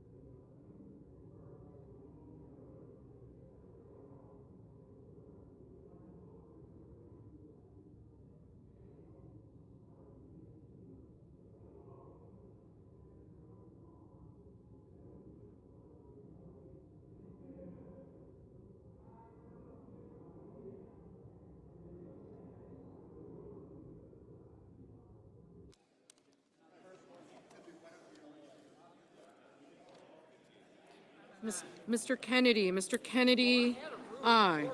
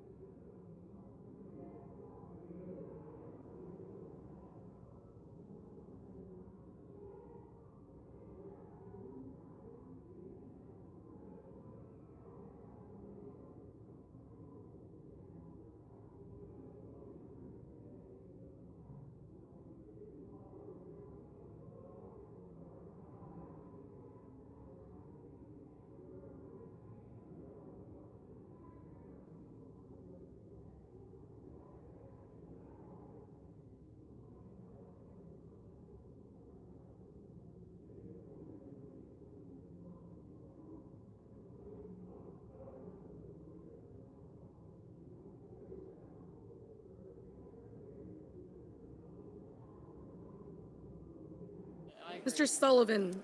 Mr. Sullivan. Mr. Sullivan, aye.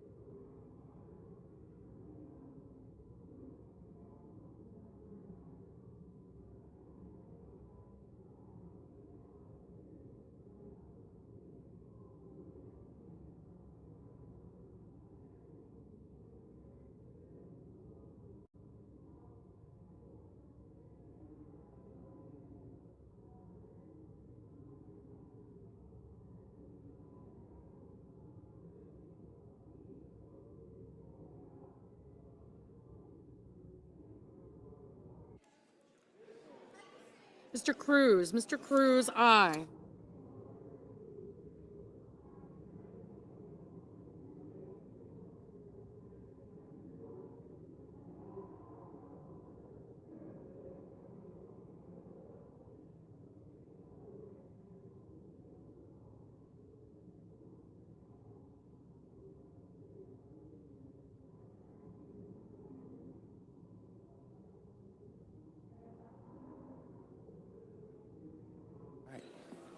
The ayes are 50, the nays are 44, and the nomination carries.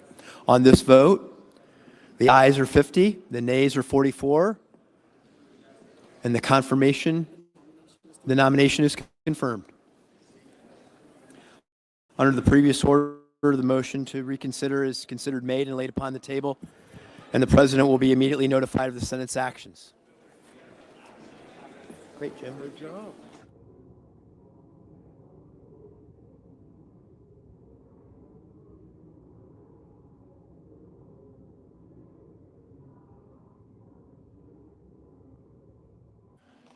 The clerk will report the motion to invoke cloture. Cloture motion, we, the undersigned senators, in accordance with the provisions of Rule 22 of the Standing Rules of the Senate, do hereby move to bring to a closed debate on the nomination of Arthur Roberts Jones of Texas to be United States District Judge for the Southern District of Texas, signed by 17 senators. Number 2. Under the previous order, the mandatory quorum call under Rule 22 has been waived.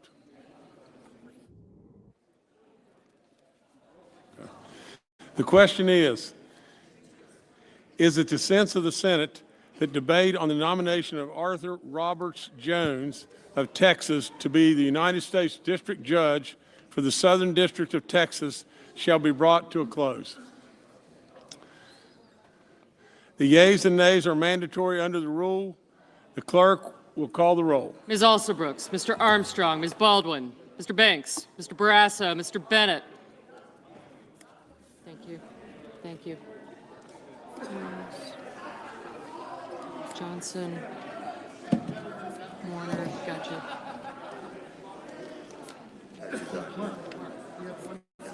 Schmidt, Mr. Corning, thank you. Reed, Mr. Kim. Thank you. Make sure you look at Tammy. Tammy, I got you. I did.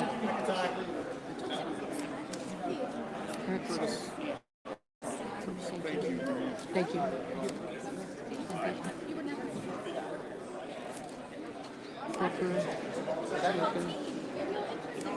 Thank you.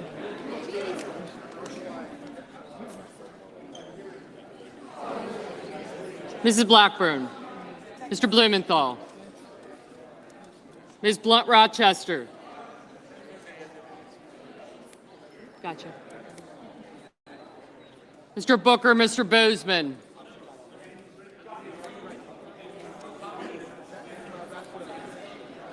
Mrs. Britt. Mr. Budd. Ms. Cantwell.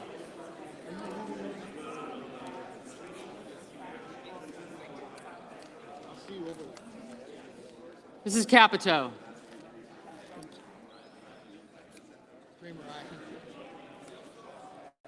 Mr. Cassidy. Ms. Collins. Thank you. Mr. Coons, Mr. Cornyn, Ms. Cortez Masto, Mr. Cotton, Mr. Kramer, Mr. Crapo. Mr. Cruz, Mr. Curtis.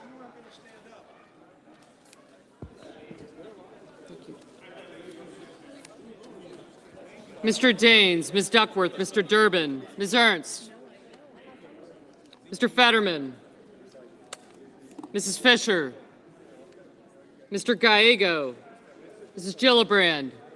Thanks. Mr. Graham, Mr. Grassley, Mr. Haggerty, Ms. Hassan, Mr. Hawley, Mr. Heinrich, Mr. Hickenlooper, Ms. Hirono, Mr. Hoven. Yes. Mr. Husted. Mrs. Hyde-Smith. Mr. Johnson, Mr. Justice. Mr. Kane, Mr. Kelly.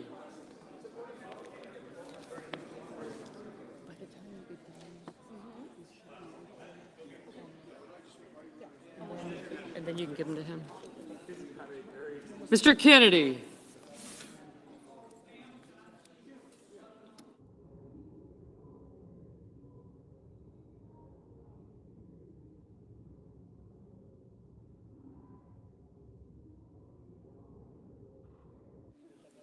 Mr. Kim. Mr. King, Ms. Klobuchar. Mr. Langford, Mr. Lee, Mr. Lujan.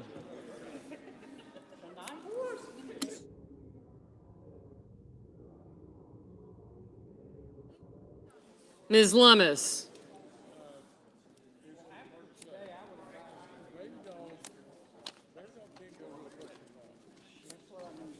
Mr. Markey. Mr. Marshall, Mr. McConnell, Mr. McCormick, Mr. Merkley,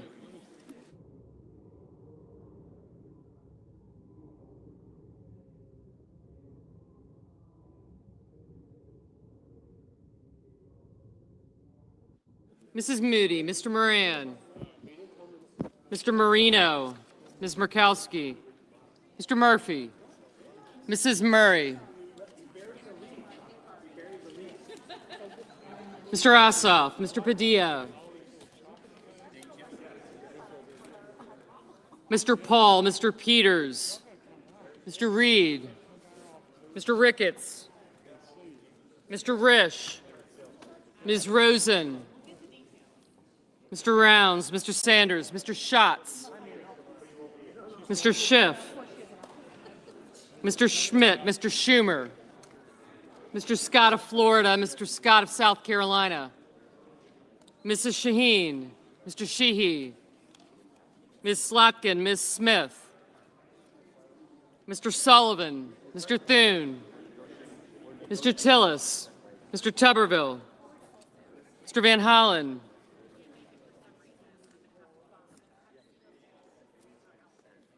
Mr. Warner, Mr. Warnock, Ms. Warren, Mr. Welch, Mr. Whitehouse,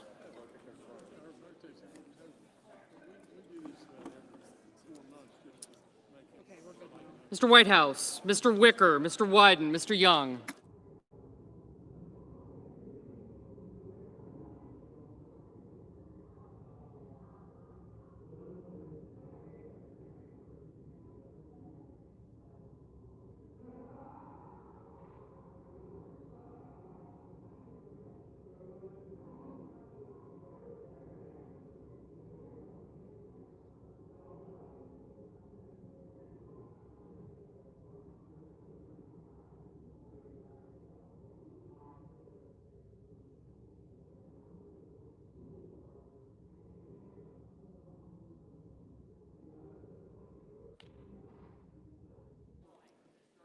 Senators voting in the affirmative: Banks, Barrasso, Blackburn, Britt, Budd, Collins, Cornyn, Cotton, Kramer, Crapo, Cruz, Curtis, Daines, Ernst, Graham, Grassley, Haggerty, Hoeven, Husted, Johnson, Justice, Kennedy, Langford, Lee, Marshall, McCormick, Moody, Moran, Marino, Paul, Ricketts, Risch, Schmidt, Scott of South Carolina, Tillis, and Young.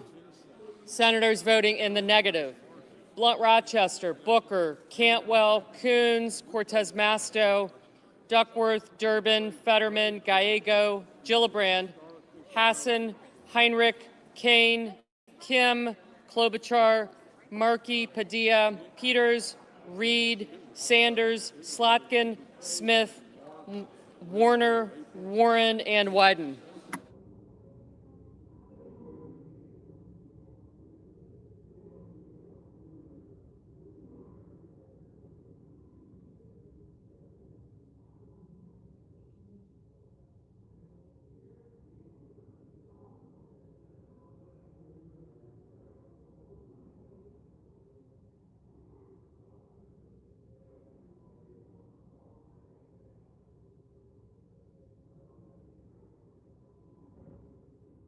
Mrs. Hyde-Smith, aye.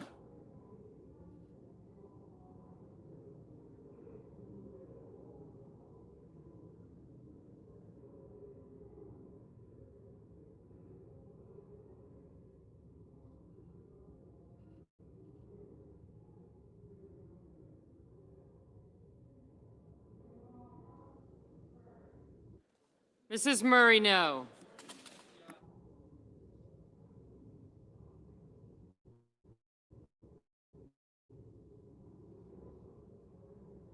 Mr. Scott of Florida, aye.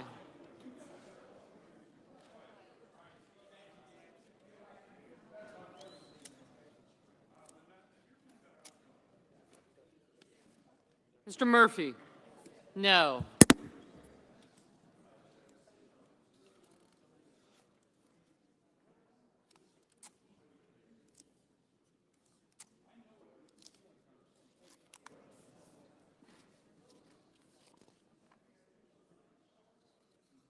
Mr. Bozeman, aye.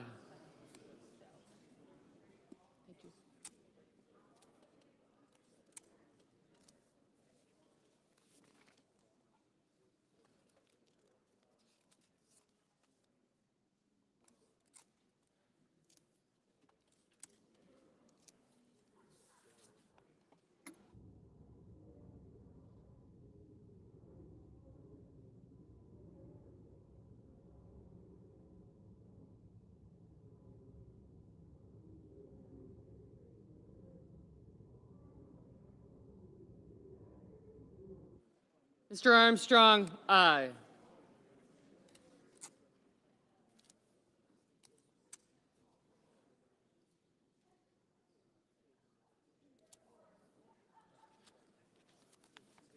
Mr. Rounds, aye.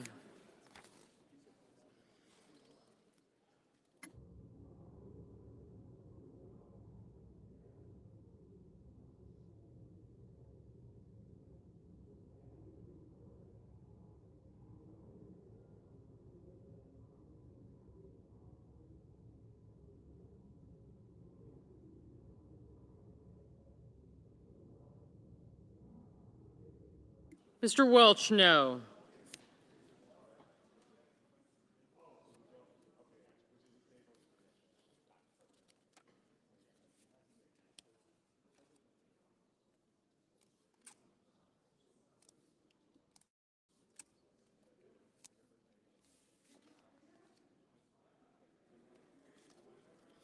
Mr. Ossoff, no.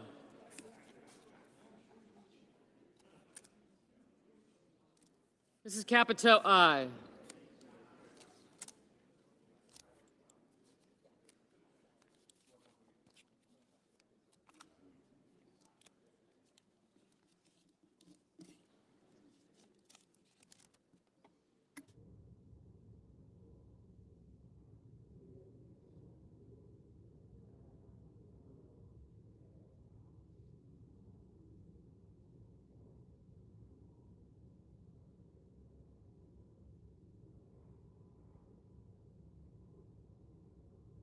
Mr. King, no.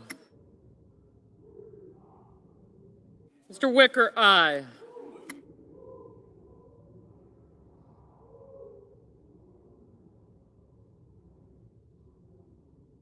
Mrs. Fisher, aye.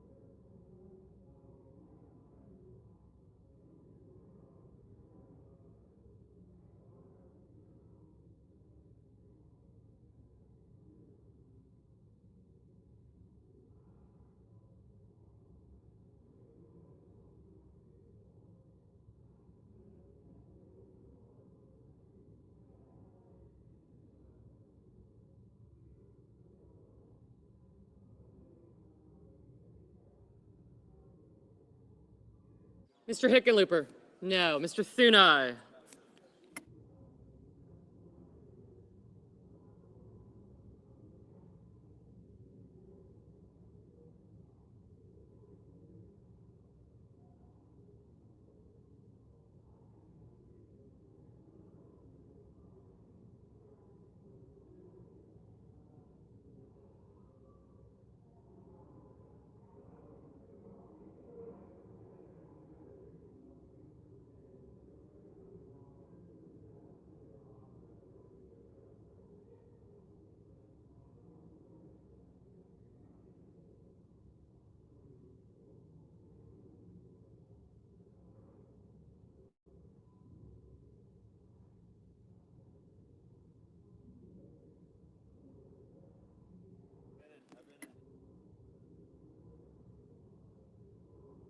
Mr. Merkley? No.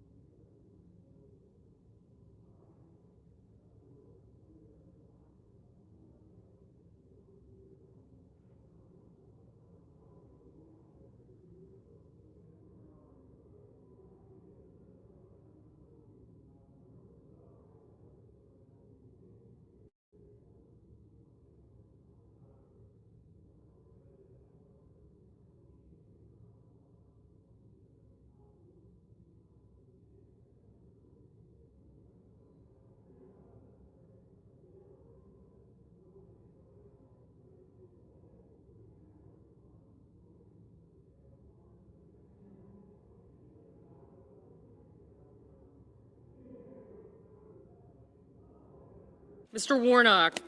No.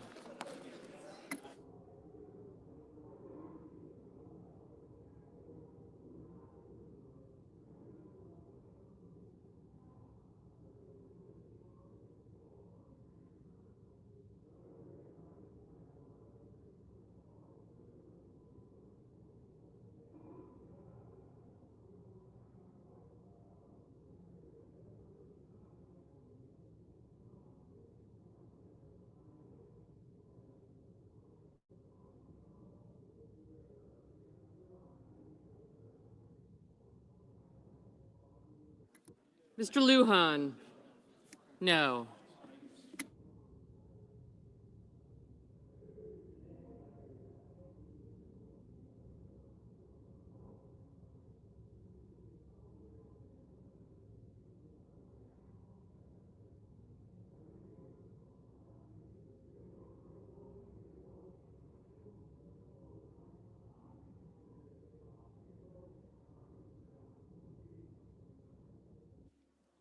Mr. Kelly? No. Mr. Sullivan? Aye.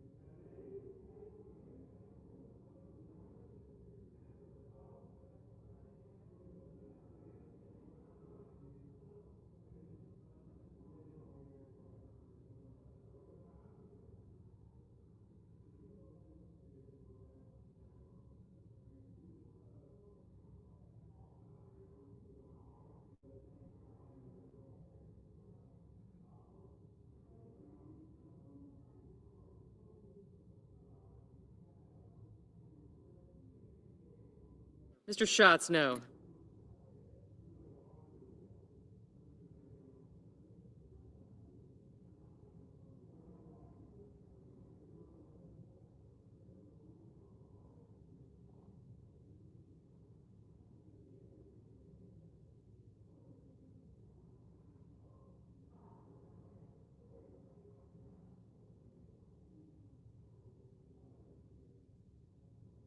Mr. Blumenthal, no.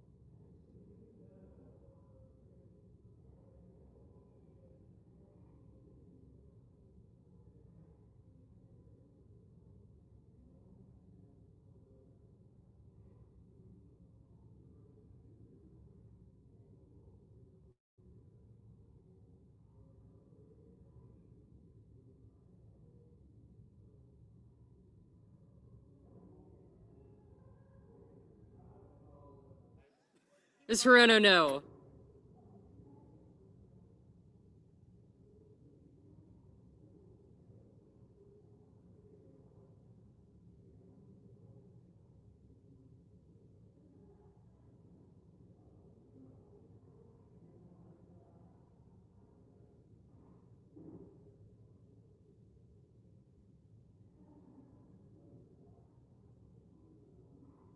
Ms. Murkowski, aye.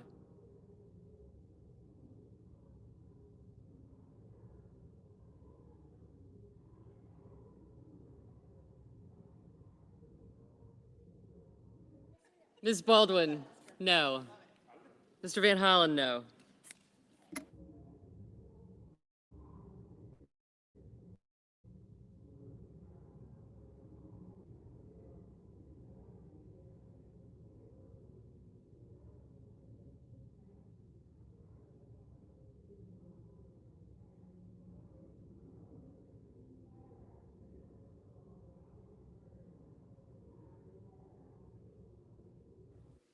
Ms. Rosen, no.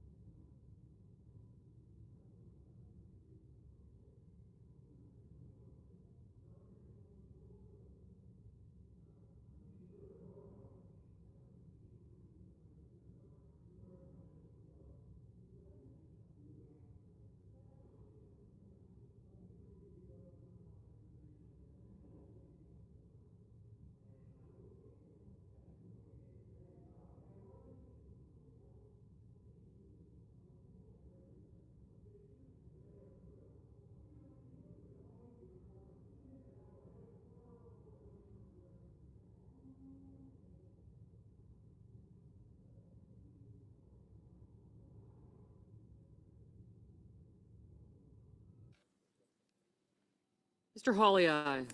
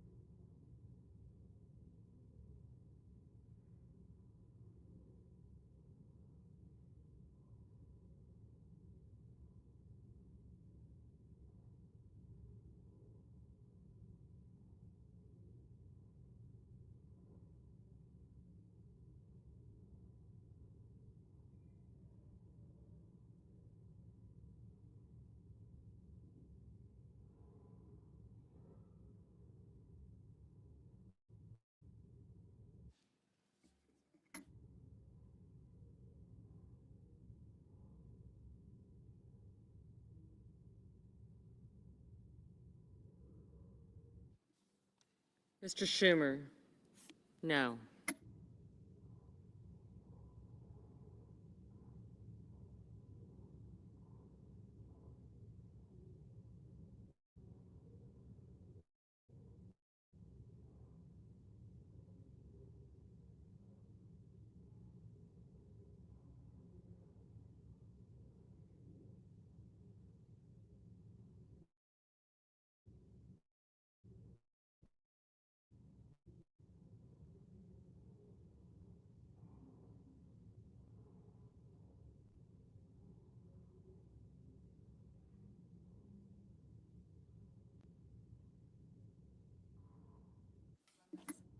Ms. Lummis, aye.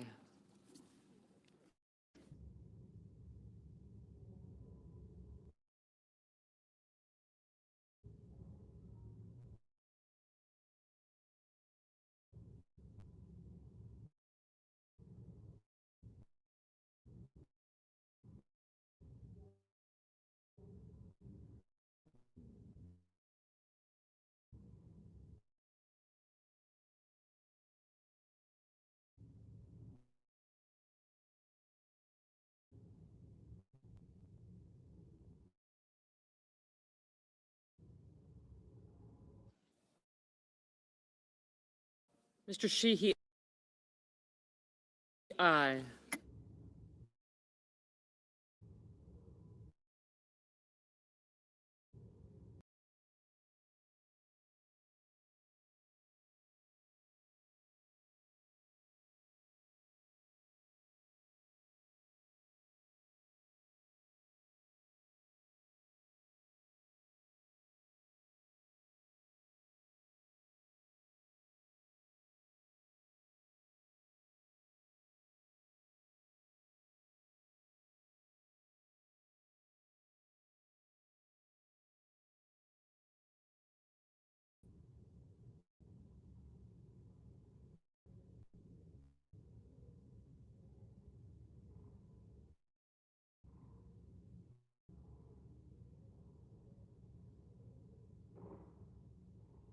Ms. Alsor-Brooks, no.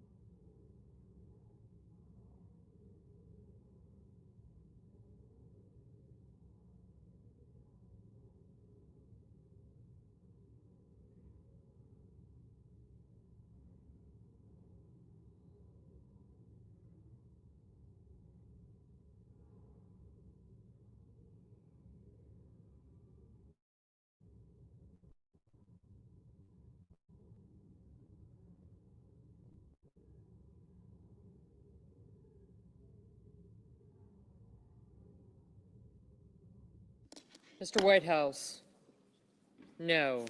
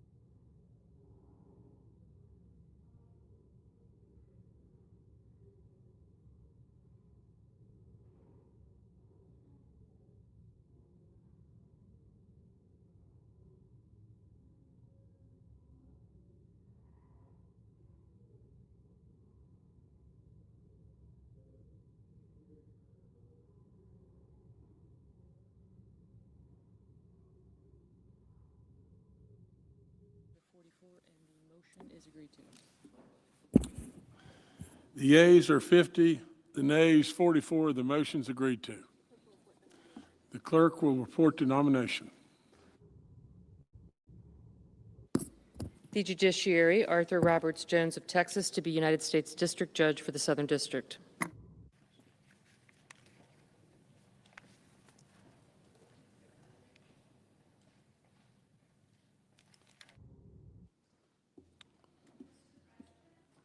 The senator from Tennessee. As if in legislative session and notwithstanding Rule 22, I ask unanimous consent that the Committee on Health, Education, Labor, and Pensions be discharged and the Senate proceed to the immediate consideration of S 4329. Further, I ask unanimous consent that the bill be considered read a third time and passed, and that the motions to reconsider be considered made and laid upon the table. Is there objection? Mr. President, The senator from Wisconsin. reserving the right to object. Mr. President, 4 years ago today, women in America lost the right to control their own bodies when an activist Supreme Court overturned Roe v. Wade. For 18 months, women in Wisconsin were forced to live under a law passed in 1849, widely viewed as a criminal abortion ban. Overturning Roe was just the beginning of the Republicans' war on women's reproductive rights. This bill is yet another example of their agenda to make it harder for women to access care by stripping away funding for family planning clinics.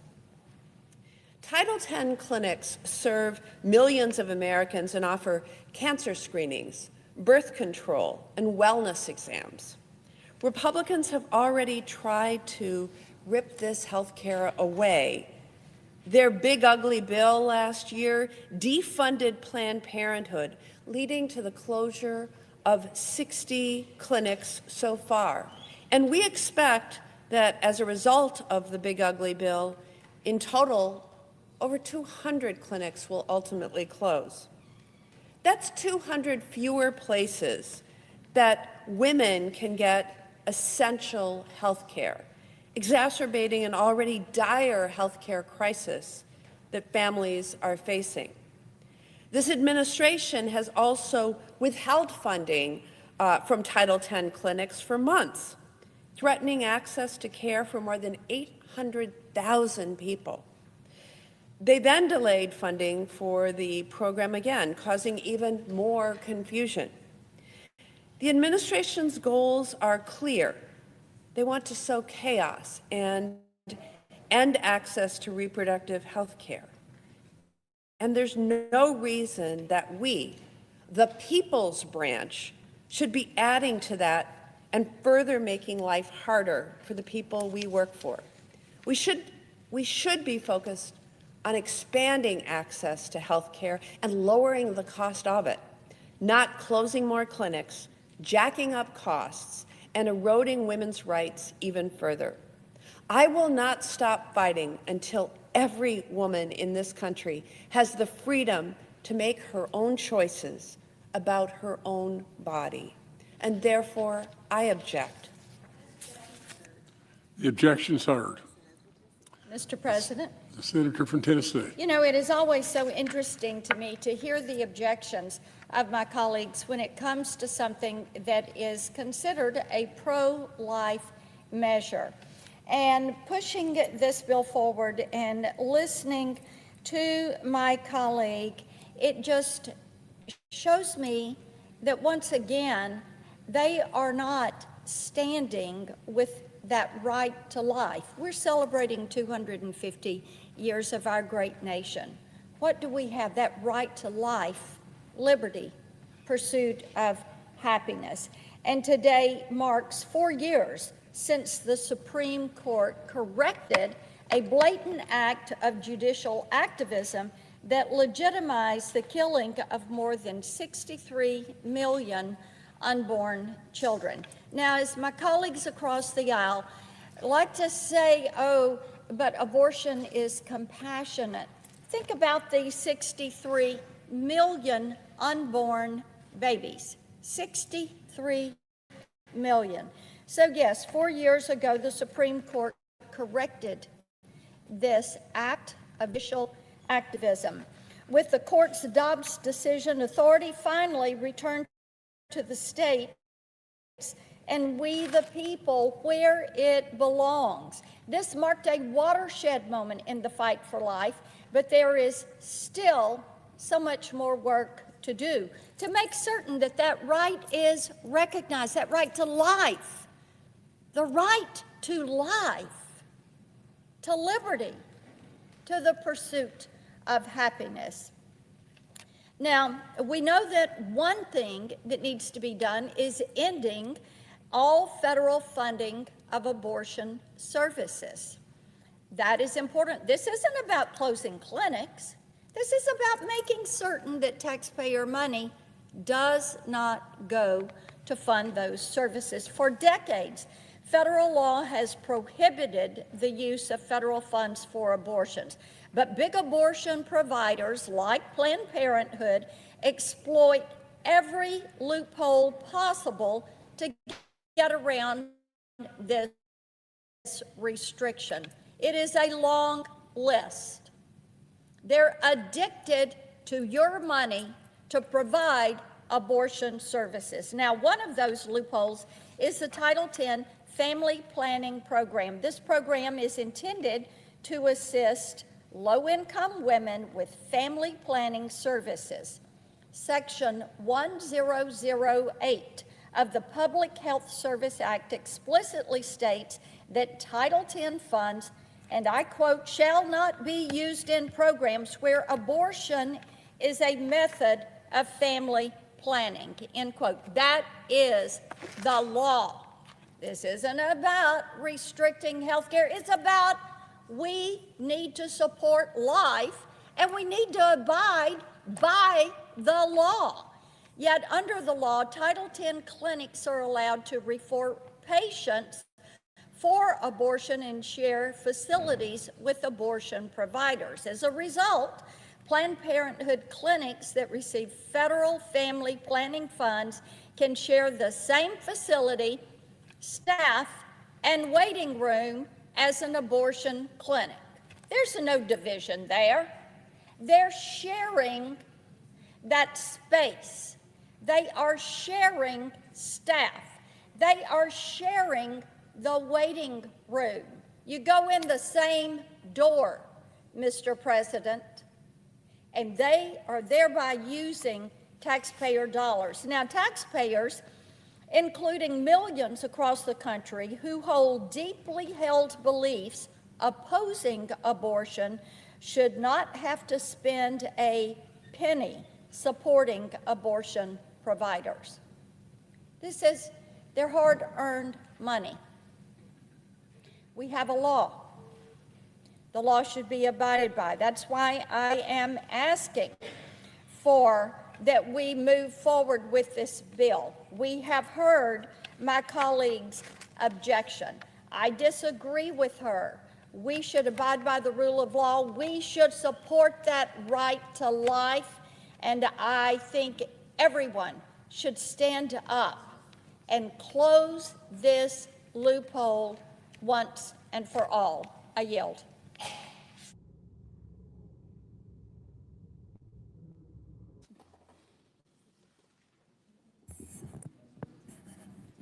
Today is the 4th anniversary of the Dobbs decision overturning Roe v. Wade.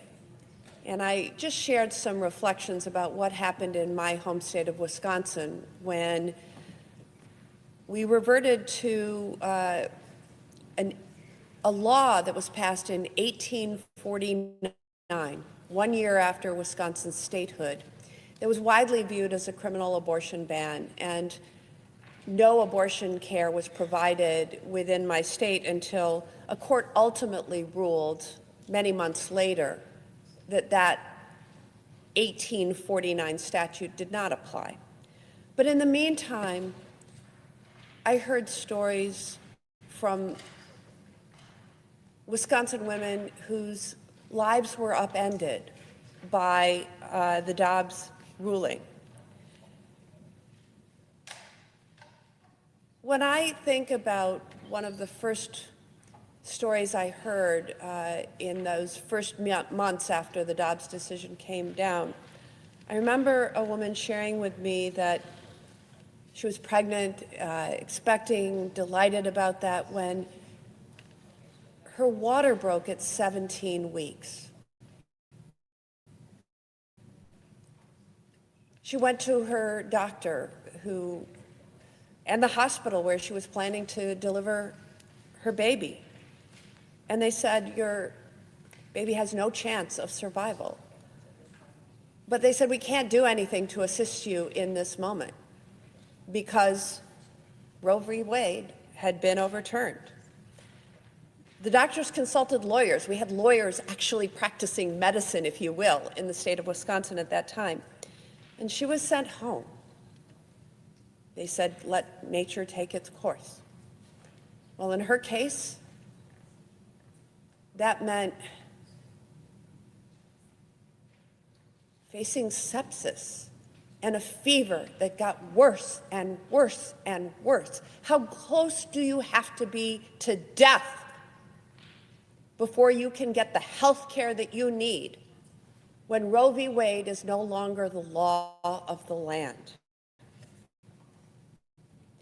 What it drove people in Wisconsin to have to do is to consider getting care out of state. And so today I rise in support of the women across this country who just want to be able to control their own bodies. Right now, 27 million women are living under abortion bans since the overturning of Roe v. Wade. And it's no secret that my Republican colleagues want to see a national abortion ban enacted piece by piece. Because of these bans, women are literally bleeding out in parking lots outside clinics and hospitals. Women are developing life-threatening infections like the one I just described from my constituent in Wisconsin. Women are being told that they have pregnancies that are not viable, but that they have no option for health care. Women are being denied the care that they need. Even in states like Wisconsin, where, because of our courts striking down the 1849 statute that was in existence when the Dobbs decision came out, abortion is now legal, though many restrictions remain on the books. Women face access issues. They face barriers to accessing the health care they need.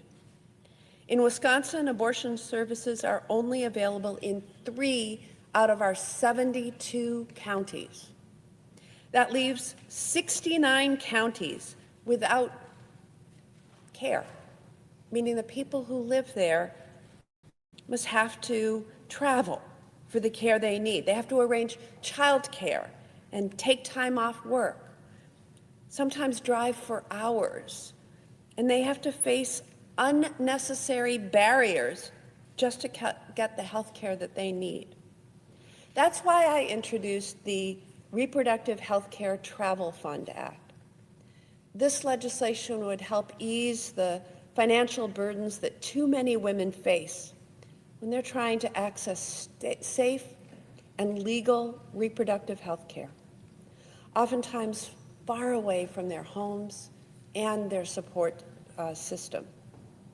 This bill would get women the practical support they need to access care, including support for travel, childcare, lodging, meals, and more. I won't stop fighting until a woman's right to choose is fully restored. But in the meantime, the least we can do is help women access the care they need that the Supreme Court and some of my Republican colleagues continue to put further out of reach for women. And I urge my colleagues to address the healthcare crisis we are facing in this country by reducing the barriers that women face to get the health care they need. So therefore, as if in legislative session, I ask unanimous consent that the Senate proceed to the immediate consideration of S 4922, introduced earlier today. Further, that the bill be considered read 3 times and passed, and that the motion to reconsider be considered made and laid upon the table. Is there objection? I object. The objection is heard.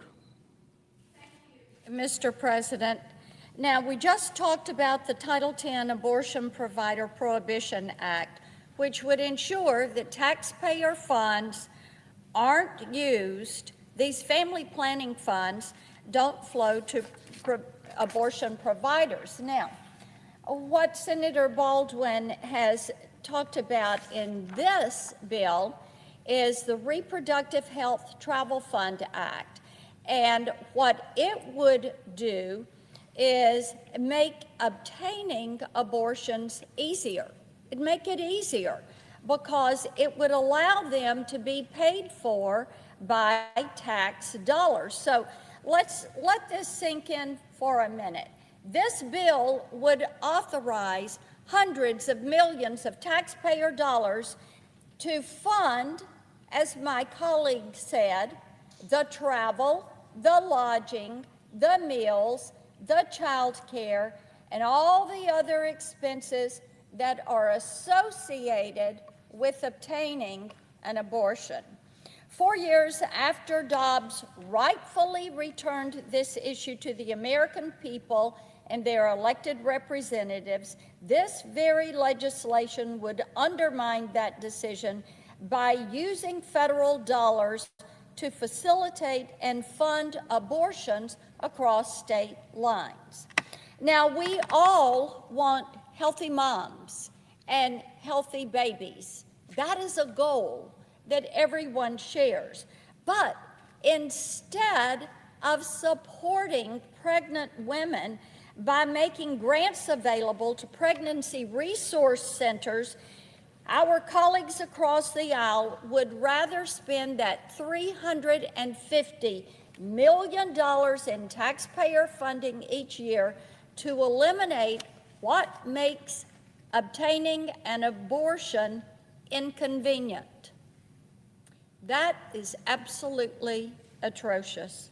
Democrats claim to be the party of choice, but bankrolling the entire abortion process only increases the pressure on women to choose abortion by making it the more financially feasible option. There is no choice in that.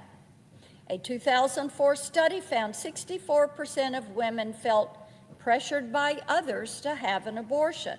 If Congress truly wants to respect the conscience rights of millions of Americans and actually protect women, children, and families, it should reject this legislation and pass the Title X Abortion Provider Protection Act. For all of these reasons, I object. The objection is heard.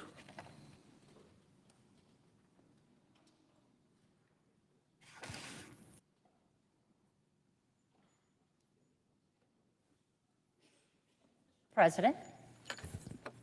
The senator from Mississippi.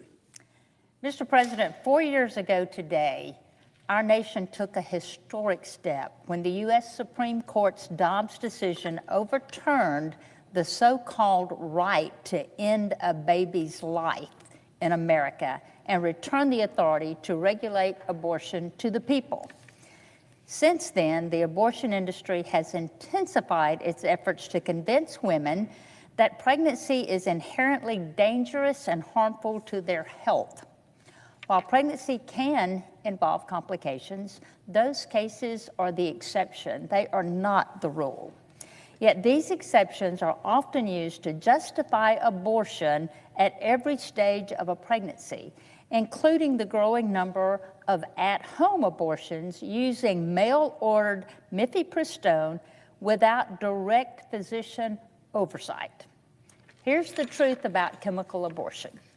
First of all, this regimen is not safer than Tylenol.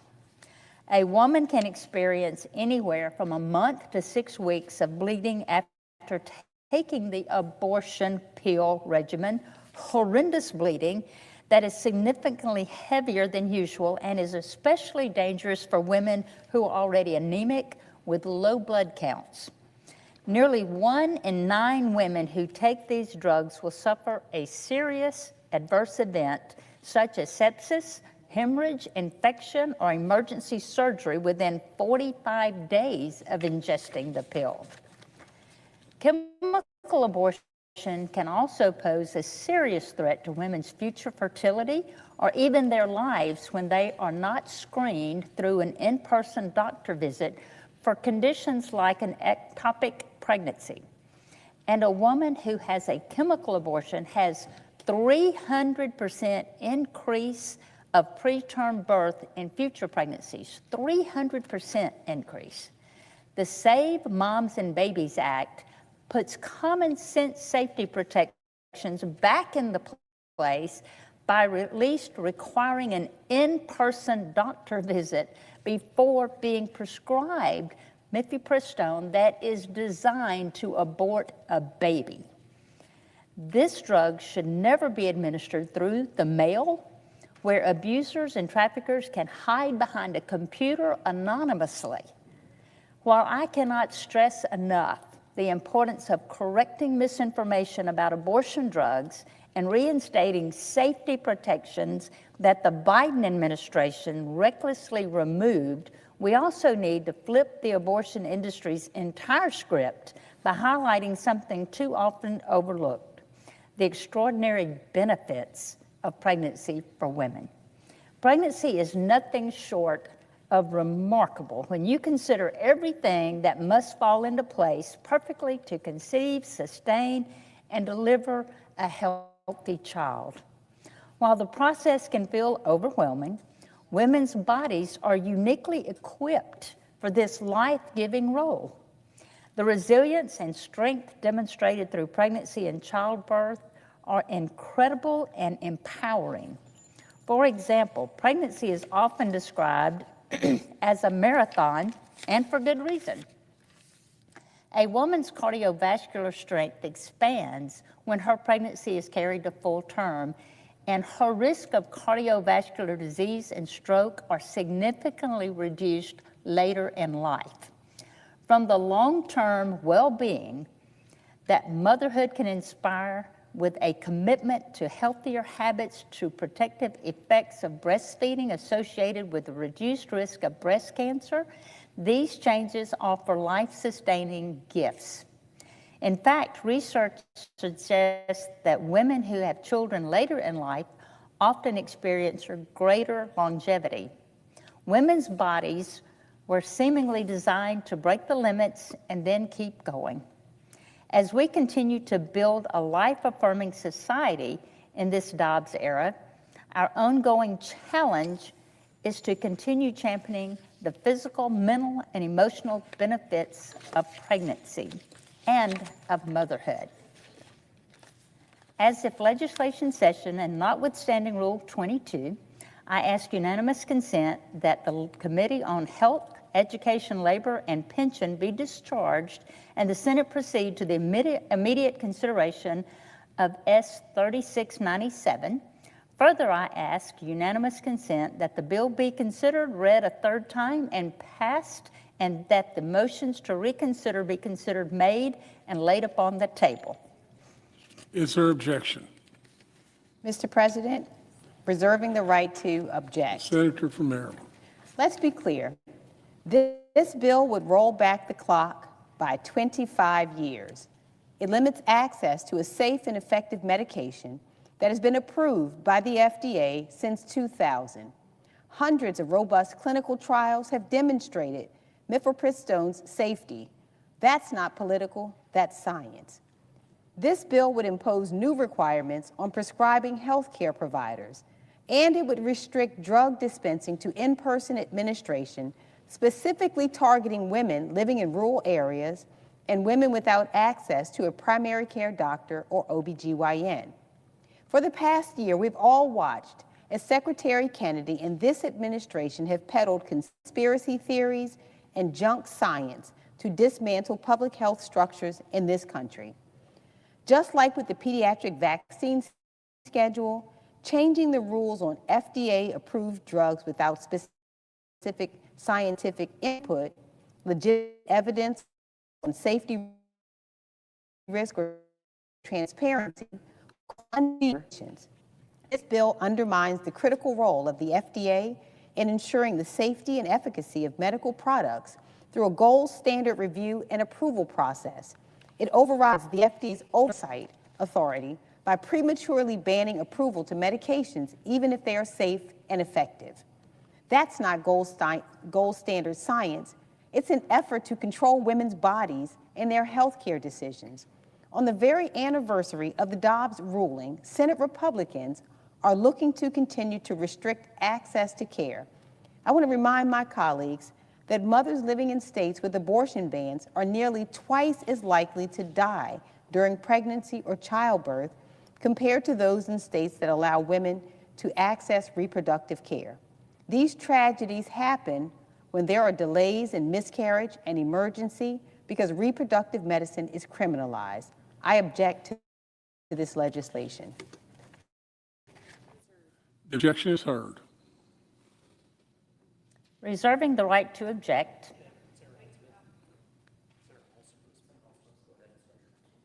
As I just said, on the very anniversary of the Dobbs ruling, Senate Republicans are looking to continue to restrict access to care.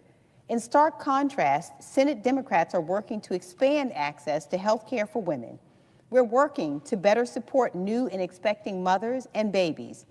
I introduced the Healthy Mom Act to do just that.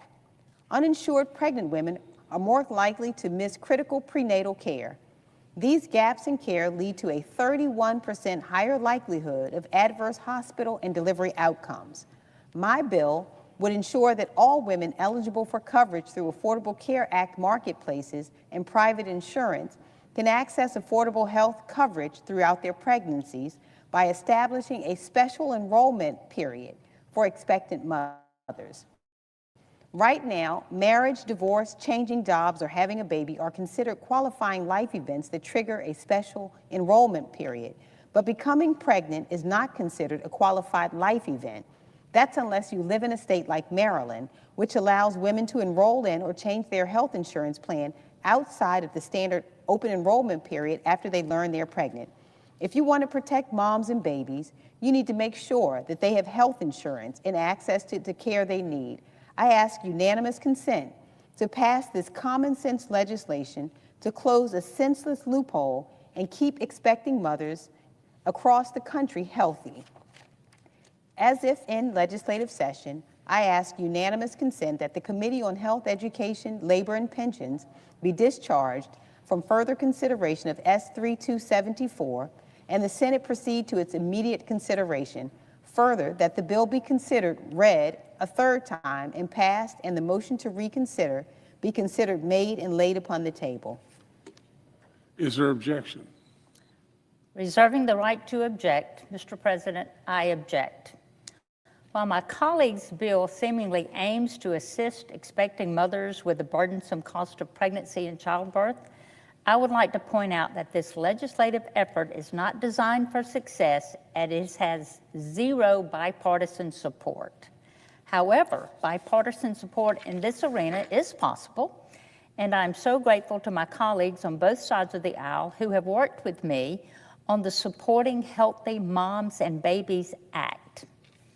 I introduced this effort last year with Senators Kaine, Gillibrand, and Hawley to insulate expecting parents from the high cost of pregnancy and childbirth by eliminating cost-sharing requirements for prenatal, childbirth, neonatal, perinatal, or postpartum health care. Bringing a child into the world is costly enough to cost share fees that mothers and families with debt. The bill would take away some of the burden for childbearing parents.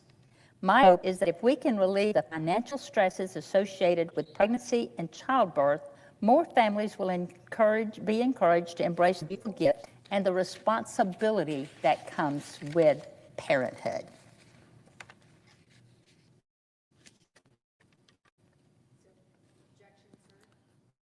I'm sorry. The objection is heard.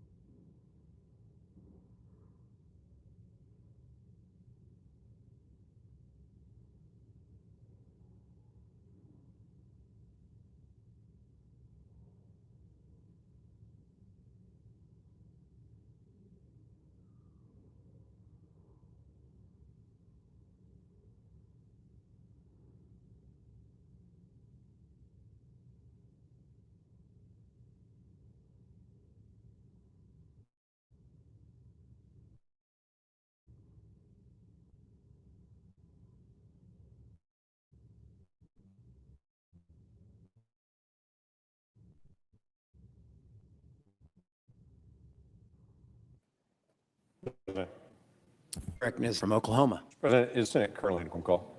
We are not. Thank you, Mr. President. Mr. President, it's towards the end of June. 250 years ago today, Thomas Jefferson was in the third floor of a rented space in Philadelphia, literally by himself, working at a desk that he had built himself, writing a declaration. 250 years ago, literally today, he was by himself writing away on that. Within about 4 days from now, 250 years ago, the committee of five, the four others that work with him, all determined, no, this is the document that we're going to present to the Continental Congress. It's kind of remarkable to be able to think about that kind of history. They determined that they were going to end that simple statement at the introduction to say, we hold these truths to be self-evident, that all men are created equal. They're endowed by their Creator with certain unalienable rights, that among these are life, liberty, and the pursuit of happiness. It was a much debated statement, and they made several different changes to it. But that's still that same statement 250 years later still rings true as a core value of who we are as Americans.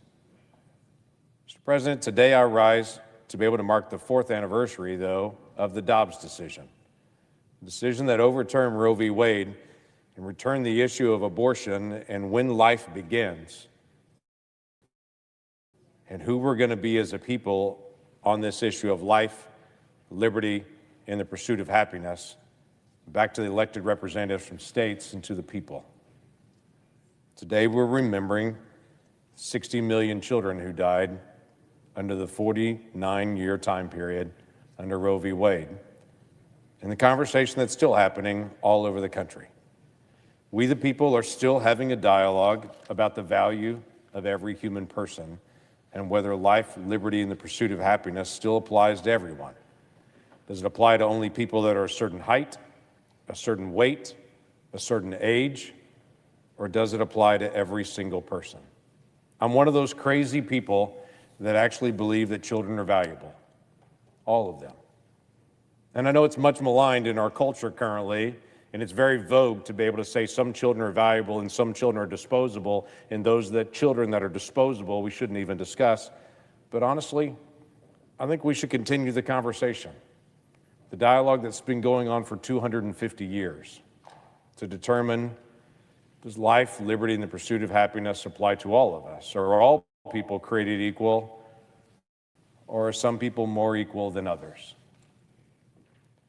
Just because a child cannot defend himself, just because a child doesn't weigh very much yet, doesn't mean it's not a child. Science would say that life begins at conception when the cell division happens. Every single cell in the woman's body has the exact same DNA, except when she's pregnant. Then there are certain cells in the womb that have different DNA. Do you know why? Because it's a different person. And there's cell division happening in the woman's body because she's alive. And there's cell division happening in that child's body because so are they. And they're a uniquely different, God-created person. They're not inconvenient. They're a child. And we're still having this conversation as a country to try to determine what are we going to do about that. So many of my colleagues have come to the floor today on the fourth anniversary of the Dobbs decision and said, let's keep the dialogue going. Let's keep talking about this issue of when a child is a child. Do they have to be a certain weight? Do they have to be a certain age? Do they have to be a certain height? Or is it when basic science would say that child is a child?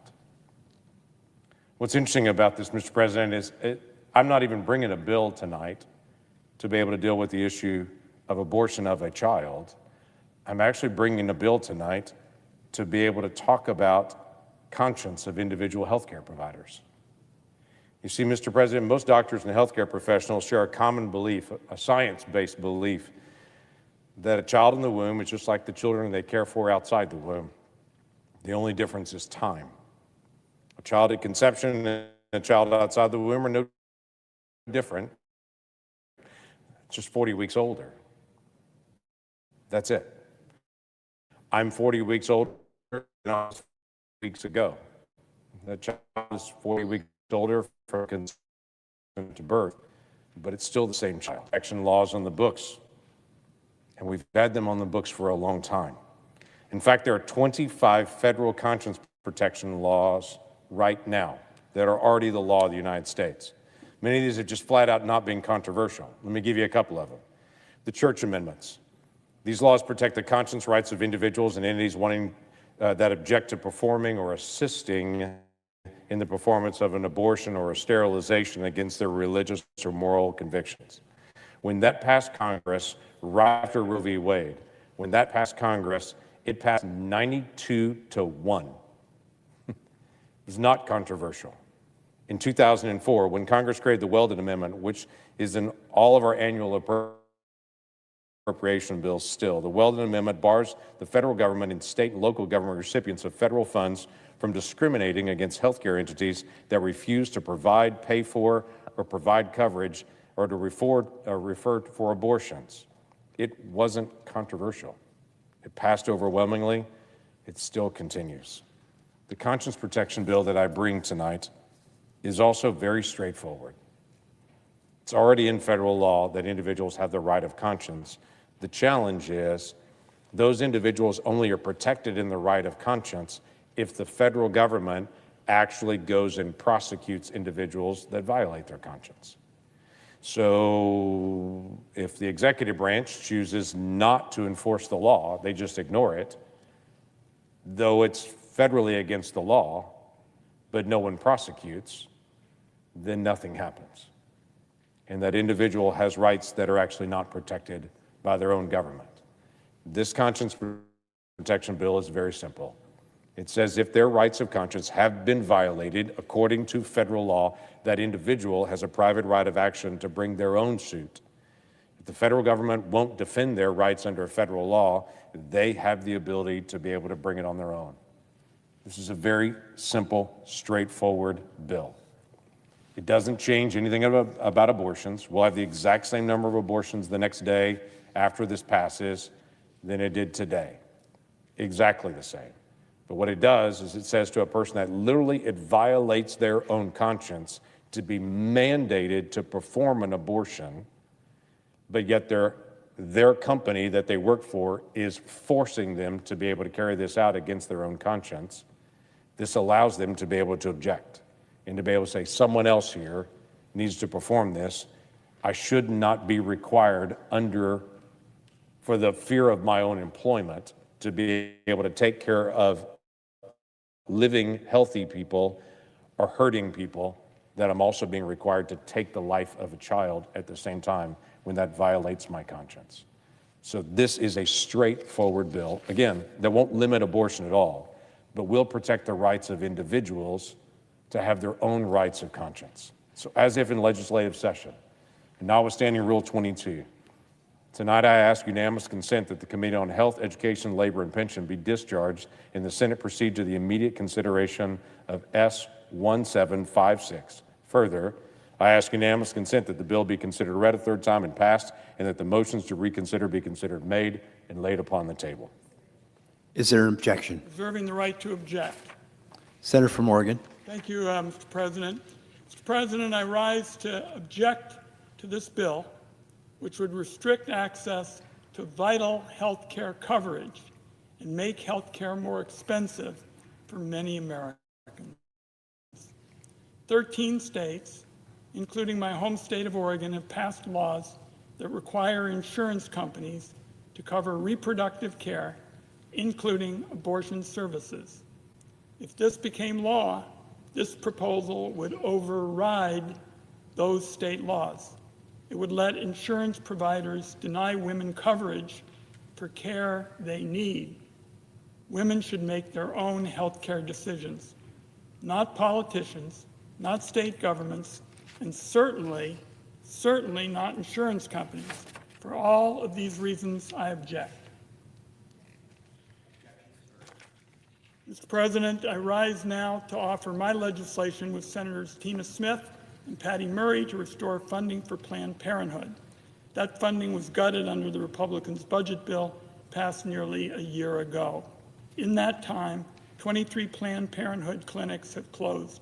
75% of those were in rural or underserved areas. Breast cancer exams fell by 25%. Planned Parenthood, unfortunately, has become a scapegoat for many Republicans. In reality, these clinics provide life-saving primary care. They provide cancer screenings, annual exams, testing. The majority of these clinics serve areas where there's already a shortage of providers. The fact is, they are a lifeline for rural America. As our country faces a nationwide healthcare provider shortage, this body should be doing everything in its power to expand access to care and bring down costs. Instead, many Republicans remain laser-focused on forcing their agenda on the American people, an agenda that results in closed clinic doors, fewer providers, and higher costs. The legislation that I now offer this evening would restore funding for Planned Parenthood clinics. It would restore life-saving health care for millions of women, especially those living in rural areas and healthcare deserts. Therefore, as if in legislative session, I ask unanimous consent that the Committee on Finance be discharged from further consideration of S-2524 and the Senate proceed to its immediate consideration. Further, that the bill be considered read a third time and passed, and that the motion to reconsider be considered made and laid upon the table. Is there objection? Mr. President, reserving the right to object. Chair recognizes the senator from Oklahoma. Mr. President, I actually brought a bill tonight to be able to protect the conscience rights of individual health care workers. It doesn't change the number of abortions in America. It doesn't raise insurance costs. It doesn't do anything else. It just says to a nurse that doesn't want to perform abortions that her hospital can't compel her to be able to perform abortions. That seems like a pretty reasonable bill. Obviously, my colleague disagrees on that, but he wants to instead bring a bill that dramatically could increase the number of abortions in America.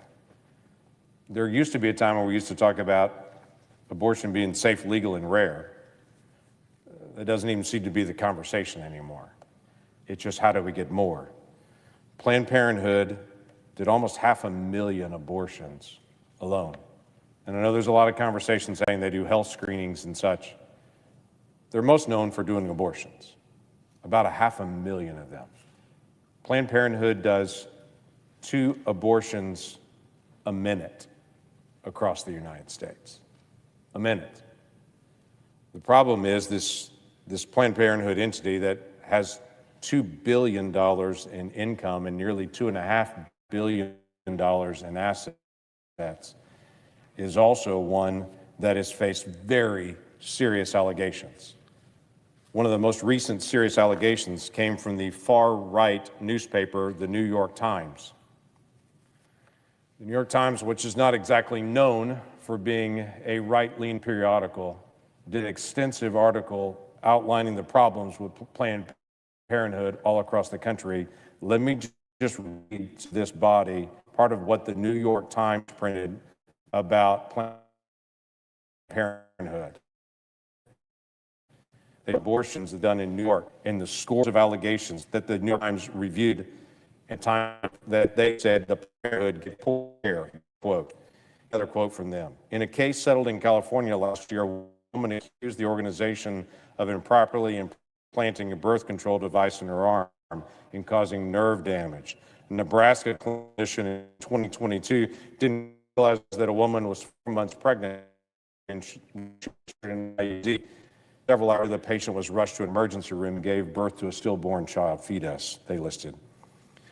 For months last year, the North Central States affiliate, which oversees the Nebraska clinic, an understaffed nursing department, did not upload sexually transmitted infection test results into charts, and patients wrongly believed their results were negative when they didn't hear back. Not only is Planned Parenthood doing 500,000 abortions, even according to the New York Times, the testing that they're doing and the other work that they're doing, they're botching. This is how they listed the Omaha Planned Parenthood clinic. Sewage from a backed up toilet seeped into the abortion recovery room for 2 days, according to interviews with staff members and photographs and text messages shared with the New York Times. Employees shoved exam table pads under the bathroom door to block the leak, and patients vomited from the stench. Sewage seeped under the door at the Planned Parenthood facility in Omaha all last year. Clinic workers complained that they were learning from inexperienced peers. More than a dozen said they did not receive adequate training for patient intake, blood draws, or other tasks.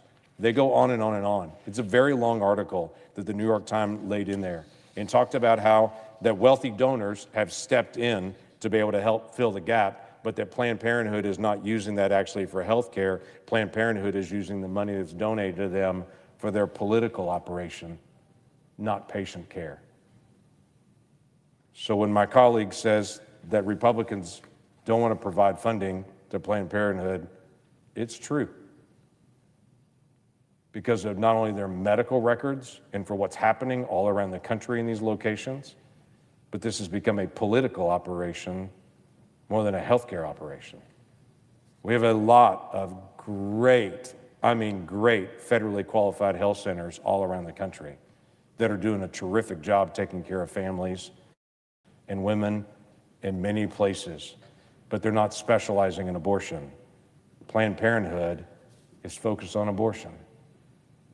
And even according to the New York Times, they're not even doing a good job with that. So yes, I do oppose this, and I do object to providing more money for an entity that is not taking care of even what it's already doing and is focused on taking the life of children, not protecting the lives of families. I object. Objection is heard.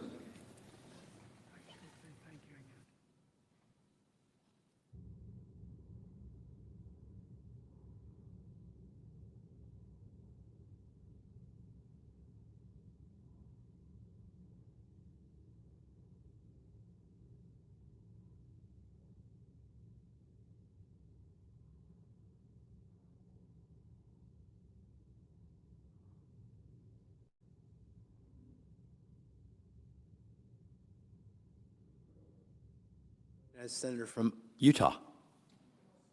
President, almost 250 years ago, 56 delegates to the Second Continental Congress affixed their signature to the most influential document in the history of human rights, the American Declaration of Independence. Over succeeding generations, more than 100 other nations would model their own Declaration of Independence with statements that followed the American pattern of 1776. It proclaimed liberty as an inalienable right in what Walter Isaacson has called the greatest sentence ever written. Among our inalienable rights, the document declared our life, liberty, and the pursuit of happiness. Defining liberty, giving definition, substance, and legal guarantees of that right has been one of America's greatest ongoing commitments to the betterment of humanity. And at the forefront of that pantheon of liberties, the Declaration affirms has been the right to believe and practice religion according to the dictates of our own conscience. 4 decades ago, 160 of 170 international constitutions were modeled in whole or in part on the American model.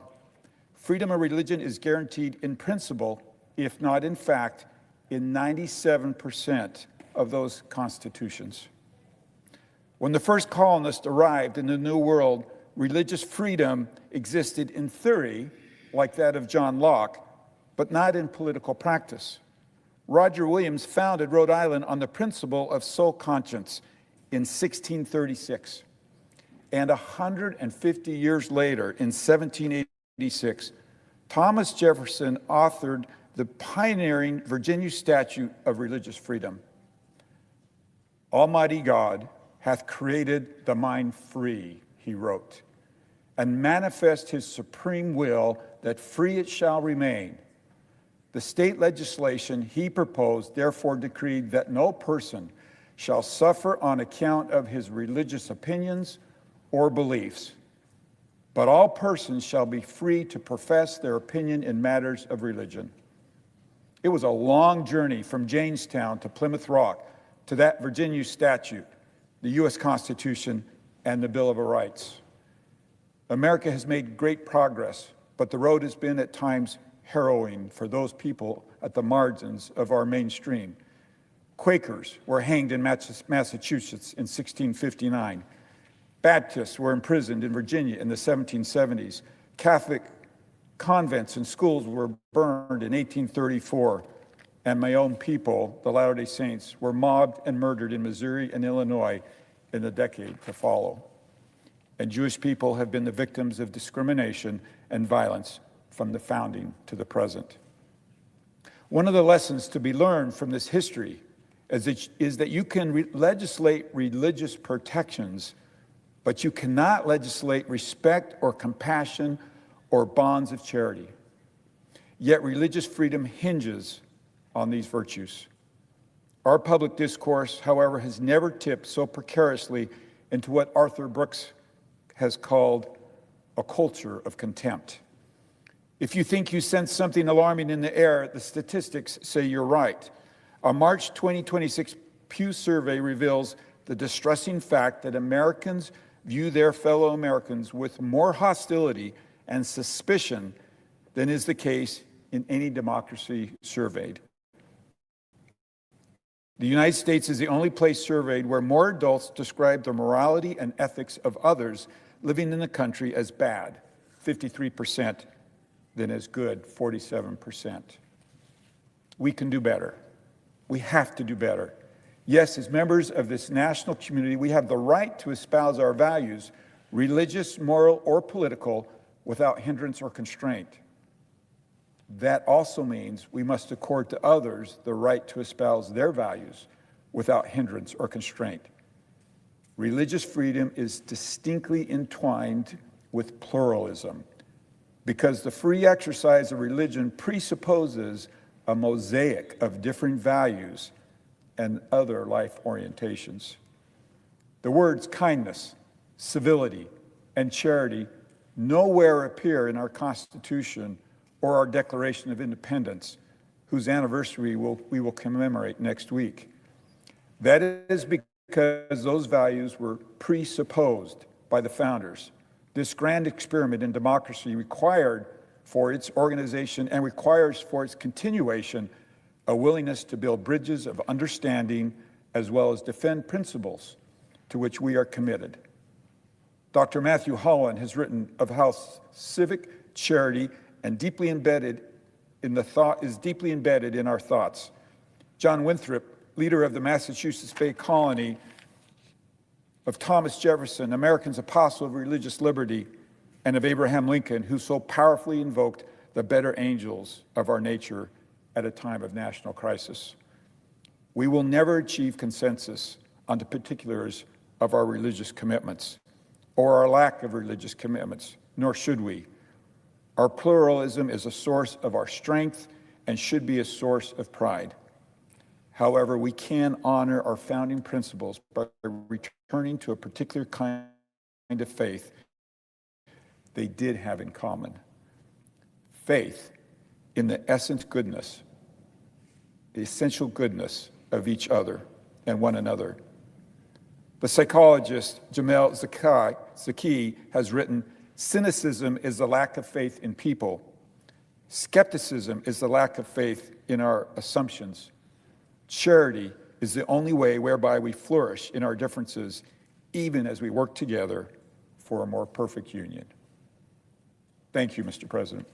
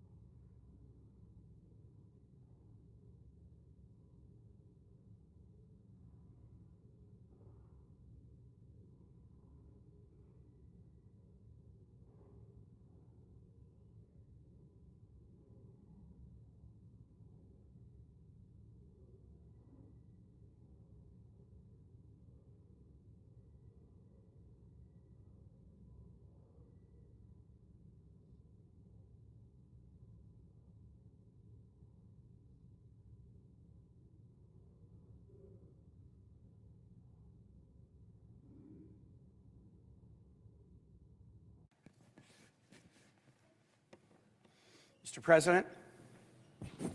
Turkness, Senator from Virginia. Thank you, Mr. President. In a few minutes, we will move into a series of votes, and one of the votes is a motion to proceed to a resolution that I filed a number of weeks back, an Iran War Powers resolution. The current status of that resolution is about a month ago, we successfully discharged it from the committee, and so it is now able to be called up on a motion to proceed. I want to just inform all of my colleagues that while I'm always going to vote for a motion to proceed to my resolution, the resolution is completely superfluous. It's completely superfluous because both houses of Congress have now taken the historic step of voting for the first time under the history of the War Powers Resolution that the President of the United States cannot restart a war legally unless he asks Congress for permission. That's left the station. Both houses, Republican majority, have said it will be illegal for Donald Trump to start back the war against Iran without a vote of Congress. And so any action on the motion to proceed to my resolution is superfluous because that vote is done. Congress has spoken, and the will of both houses is now clear. So I will vote to proceed to my motion, but no one else should feel any stress about this one. Congress has clearly spoken and rebuked the president for starting an illegal war and saying he can't restart it without us. And with that, Mr. President, I yield the floor.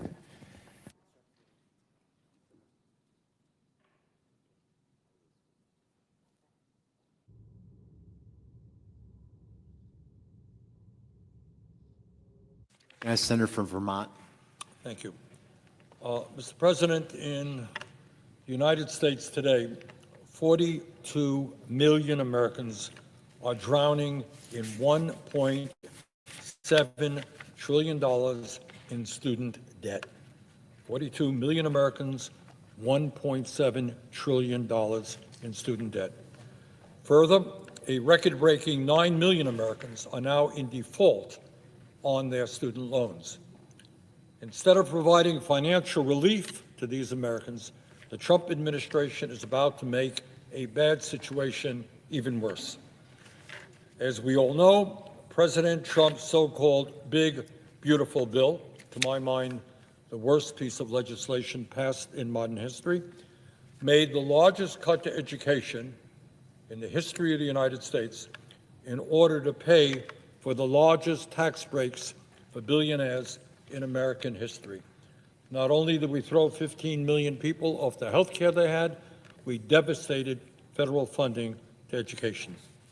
If Congress allows these education cuts to take effect, beginning on July 1st, just 6 days from now, 7 million Americans will be thrown off of their low-cost student loan repayment plan, known as the SAVE plan, and into a much more expensive plan. What does that mean in real terms? It means that the average college graduate will be forced to pay $4,000 more each year on their student loan payments, about $244 a month. Mr. President, at a time when tens of millions of Americans, working-class Americans, are struggling to pay for the outrageous cost of housing, groceries, prescription drugs, health care, and other basic necessities, the last thing in the world we should be doing is driving up the cost of student loans by $4,000 for the average student loan borrower in America.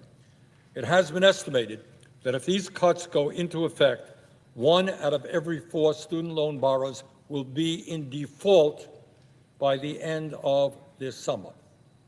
So what does it mean to be in default? It means that workers could have their wages garnished to pay back their student loans. They can't pay their student loans because they're not earning enough money, and then they get their wages garnished, and they'll be in an even worse situation. It means that seniors who took out student loans for themselves, and I know many people don't appreciate, you think about student loans, thinking about young people. Well, guess what? There are grandparents who are still paying off their student loans. And it means that for these people or their family members could have their Social Security checks garnished. Imagine going to college, paying off a student debt for 30 or 40 years, and you can't continue to do it. They're going to take your Social Security payment. In my view, that is unconscionable. We cannot allow that to happen. And that is why I'm very proud to co-sponsor Senate Joint Resolution 196 that we will be voting on this evening. And I want to thank Senator Merkley for his outstanding work on this issue. This resolution would ensure that millions of Americans are not forced to pay thousands of dollars more each year on their student loans. 2 weeks ago, I held a roundtable with 4 student loan borrowers from across the country who shared their stories about the struggles they are having with student loan debt. I spoke with a gentleman named Jordan from my own state of Vermont, who is a veteran and a father of 2 young boys. He was told that his student loan payment will increase to $1,300 per month after July 1st. And other members who talked with me had very similar stories. Geraldine, who is 71 years of age, has student loan debt from when she went to college in the 1980s. And decades later, she is still struggling with student loan debt. Geraldine is retired and on a fixed income, and she was told her payments will be over $500 per month after July 1st. And on it goes. Mr. President, if Congress does not pass this resolution today, working class people all across this country will be priced out of necessary graduate training in programs like nursing, medicine, dentistry, and social work because of new restrictive arbitrary loan limits. What this means is that working class students will either be unable to get the education they need, or that they will be forced to take out loans from predatory lenders that charge interest rates as high as 26%. Now, at a time when we desperately need nurses and other healthcare professionals, how insane is it to force students to pay interest rates as high as 26% in order to do the important work we desperately need? Mr. President, at a time when we have a shortage of nurses, doctors, and dentists in this country, it has been estimated that 21% of nursing students, more than half of medical students, and 3/4 of dental students will be priced out of a degree altogether. In my own state of Vermont, 40% of students pursuing graduate education will exceed the new loan limits and be forced to resort to private loans to make up the difference. In the richest country in the history of the world, no one should be saddled with a lifetime of debt for the crime of getting an education. No American should enter retirement with the burden of student loan debt or be pushed into default because they can't afford their payments. So, Mr. President, let us prevent student loan payments from going up by an average of $4,000 for 7 million Americans. Let us prevent working-class students from being priced out of pursuing degrees in nursing, medicine, and dentistry. I urge my colleagues to vote yes on this resolution.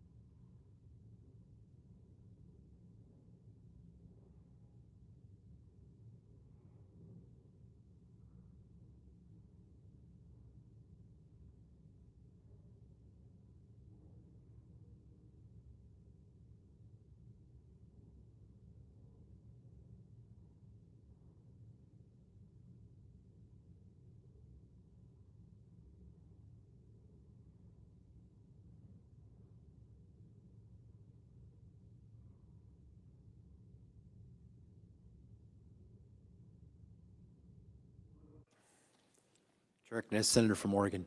Mr. President, I asked, are we in a quorum call? We are not. I ask unanimous consent to grant floor privileges to my interns for their shadow days on the following dates. Anjuli Viran Singha on July 15th, 2026, and Kenat Deo on August 5th, 2026. Without objection. Thank you very much, Mr. President. And I'm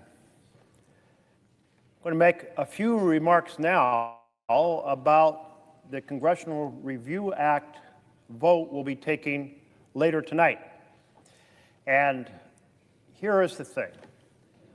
This is so straightforward in terms of here in the United States of America, pursuit of an education to serve the people of this country should never be a privilege reserved only for the wealthiest Americans. Indeed, don't we want every child to have the opportunity to thrive, to get a graduate degree, to get a professional degree, to be able to serve in the many capacities where we're desperately short of individuals? Of course we do. And this is something very near and dear to my heart because I'm a blue-collar kid. And my father said when I was in grade school, you go to the doors of the schoolhouse, you go through those doors, and you study hard, and you can do just about anything in America because we're so fortunate to live in America. That's a beautiful idea, that every child has the opportunity to pursue their dreams, and if that requires a college education, to be able to pay for college education without a millstone of debt around their neck, or just the actual impossibilities of having access to enough funds to pay tuition. So I pursued that vision, and my interest did take me to college, and I did borrow money, and I did get scholarship, and I did wash dishes year after year in order to help get through.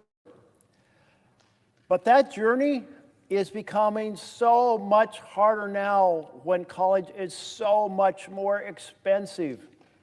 When I got out of high school, if you worked a minimum wage job the summer of 1974 at $3 an hour, you could save enough money living at home to pay the tuition for a public university in my home state of Oregon.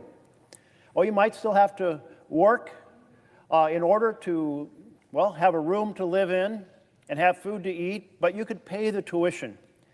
And now it's completely out of sync. You cannot save enough on minimum wage, which is still only, in many states, only $7.50 or half that if you have a job that has tips in many states. No way you can pay your tuition. And so shouldn't we all be working to make it easier for children to actually get the expertise that we need in our services, in our economy? But indeed, we're going the other direction. I have often spoken about how I feel the big, beautiful bill, as Trump called it, hurt Americans along the way, kicking millions of Americans off health insurance and gutting nutrition and slashing funding for higher education. Why?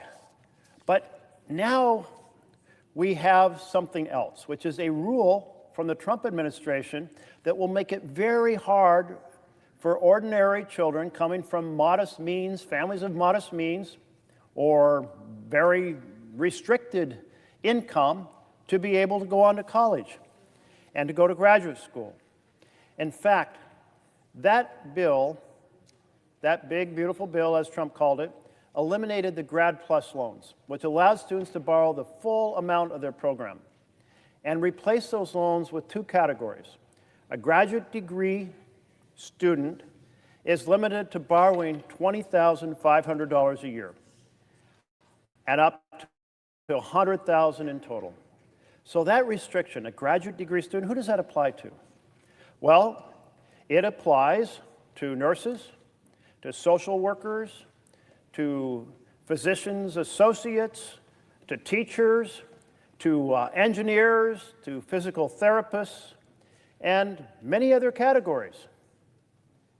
And so those professions are told you can only borrow $20,000, $500 a year, $20,500 a year.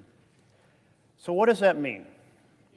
It means that since tuition is often much higher than $20,500, and then throw in the dormitory and throw in the food, well, you're talking $40,000 a year. There's a survey from the American Association Colleges of Nursing, which reports the average cost of a nursing program, $38,500 a year, the average cost, so often over $40,000. So what is the effect of putting this limit of $20,000, $500? Well, this is a gift to the predatory lenders. Now, one friend of my son's, well, she had 6% loans that were the government loans, and then she had to get private loans. What was the interest rate on that? It was 11%. We are basically saying, hey, if you are wealthy and your parents can pay your tuition and your dormitory and your food, hey, you're golden. The avenue of opportunity is for you. But if you are from a family that doesn't have the ability to pay that cash and you have to borrow, we're going to force you to borrow loans that are 9, 10, 11, 12%, because we don't want that avenue of opportunity for you. We only want it for the rich kids.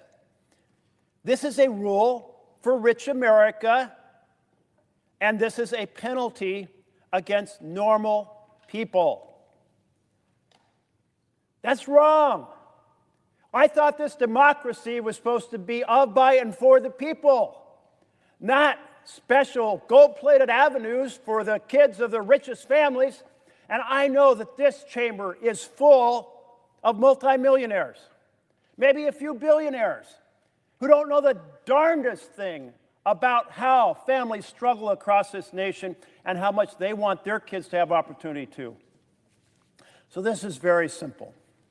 Let's reject this rule that puts up a huge barrier for the children of families of modest means and medium income or low incomes. Let's knock down that barrier. Let's not force them into predatory lending. Now, there are some who say, but wait, we think that the schools will lower their tuition as a result of us making loans unavailable. That's a false premise. Never worked anywhere, because the schools have to pay the professors, they have to pay for the infrastructure, they have to pay interest on the buildings they've already built, and so they have to charge accordingly. When we saw before, and we've been down this road, when there was the limit on public loans and people had to go to private loans, like the friend of my son, you end up with those 10, 11, 12% interest loans. They're predatory against our children of the next generation. So who here wants to speak up for the rich to be the only ones with opportunity in this country? Let's strike down this rule and say to the president's team, when this bill was passed, no one in this chamber meant to say that opportunity is only for the wealthy kids. This is our opportunity. It's a Congressional Review Act. It means we can say no to a rule that puts up a hurdle to ordinary children. So it isn't as if everything is rosy for the children of the next generation. Hey, housing prices up through the roof. Home ownership median age has risen from 33 to age 40 over just a 5-year period because the next generation can't afford to buy a home. Rents are pressing people against the wall. Tariffs have added so much cost to the families. Why are we going to pile this predatory loan program on top of everything else? It's absolutely wrong. So let's just join together and say, let's put this rule in the rubbish bin. Let's put it through the shredder, because it only hurts the next generation that we should be striving to help thrive. Thank you, Mr. President.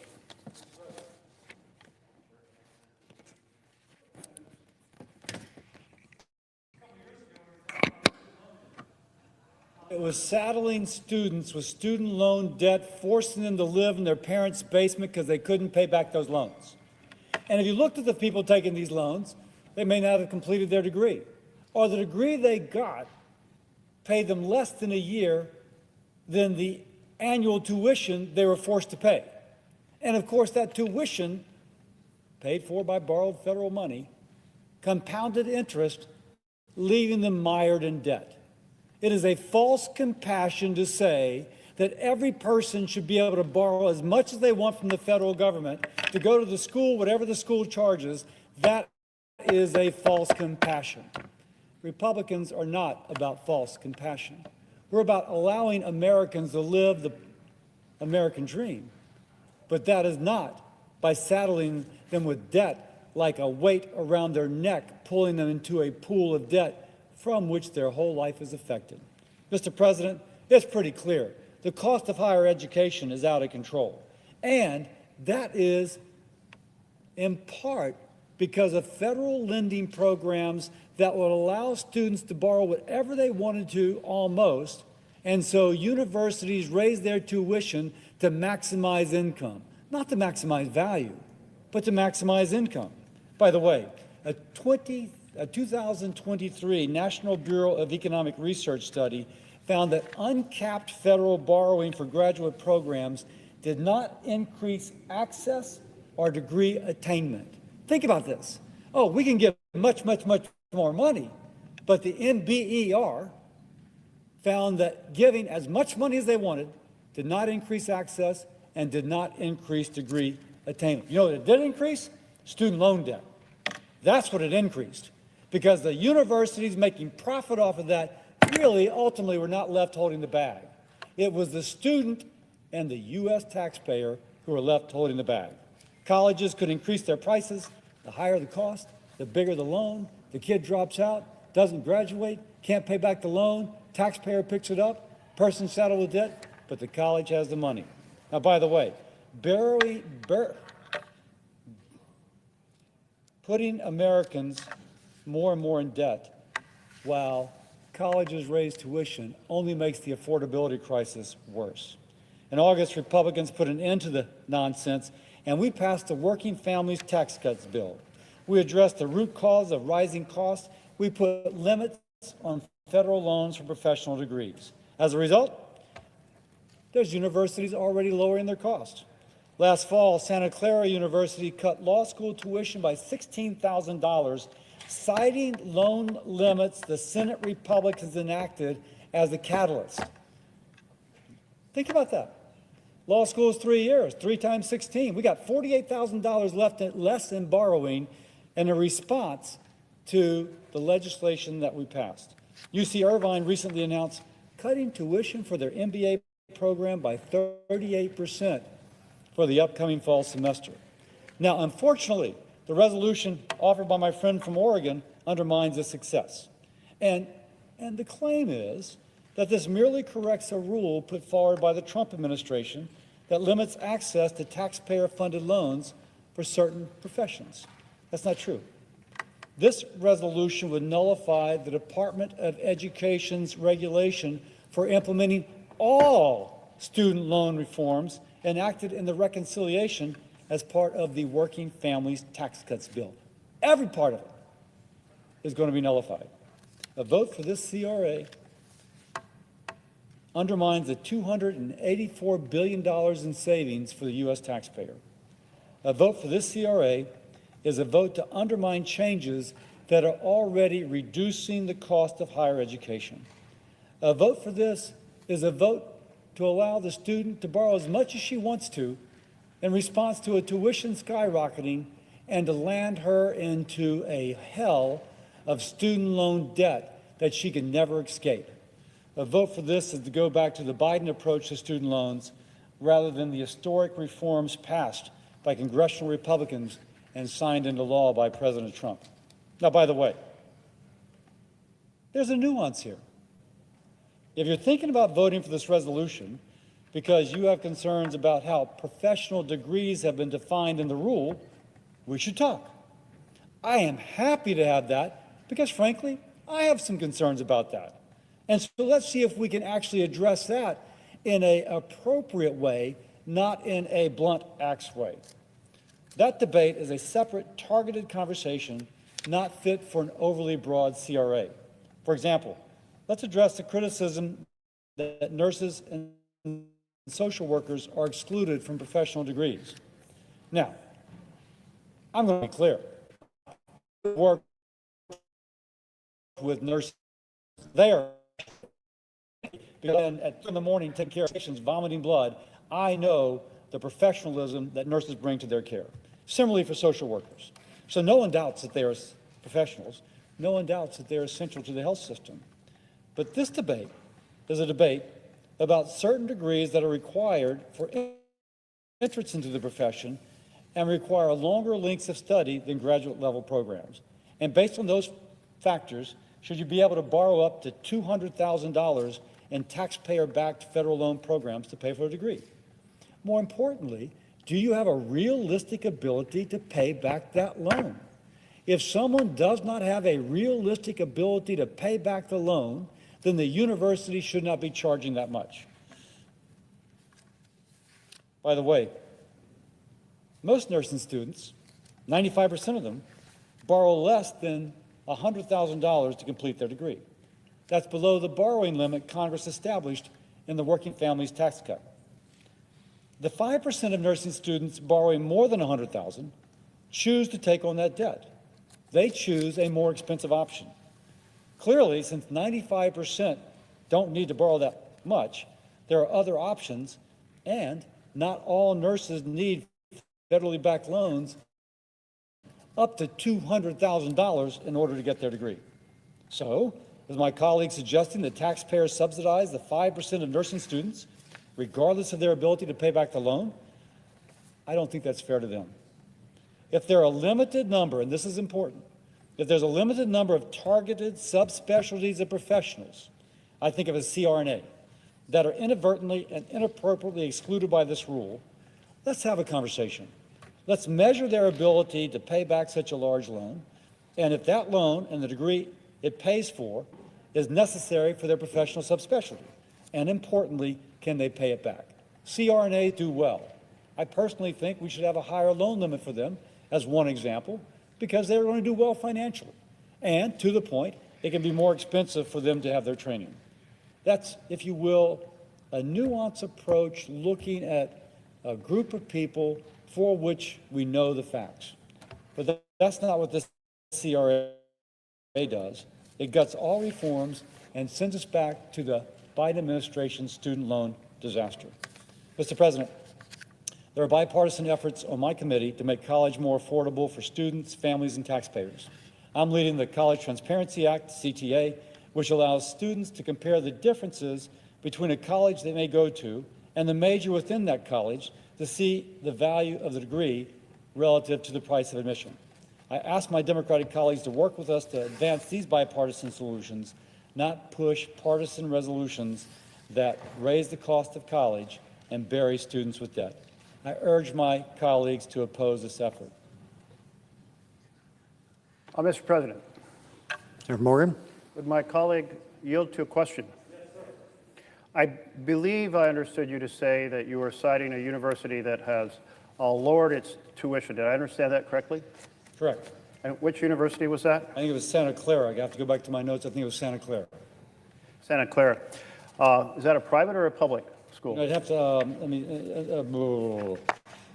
I don't know if the University of Santa Clara is private or public. So here's the thing. There's 4,000 universities in the country. Do you have any idea how many have followed that example and lowered their tuition? I don't know how many have, but the bill has just passed. And I do know that market reforms permeate society. And as a student realizes I can go to the community college down the street and get a nursing degree and pay for it entirely with a small amount of money, or I can go someplace far more expensive and have to borrow $100,000, or in the case of the previous law, $200,000, that market forces, and particularly if we put in the College Transparency Act, will have that individual go to one where they get the better value for their education. That I'm positive of. My colleague is not completely wrong. There are less expensive ways to get a nursing degree. Indeed, my wife is a nurse, and she got her 2-year nursing degree at a community college. And that we were very, very fortunate to get even some scholarship to help her do that at a time when our income was extremely little. But here's the thing. There aren't very many slots like that. And the 4-year programs that are throughout Oregon at private universities, you can't come close to paying your annual expenses at $20,500. Now, we need a lot more nursing slots because there's a lot of folks coming out of high school, straight A's. They can do the statistics and they can do all the prerequisites, but there just aren't enough slots. So we're wrestling with the fact that we're importing a lot of nurses from overseas rather than opportunity for our kids. What this means is, yes, you are right. There are some ways to get a nursing degree, a 2-year degree in particular, that is less, but most folks either have to do another 2 years because now hospitals won't take a 2-year nurse.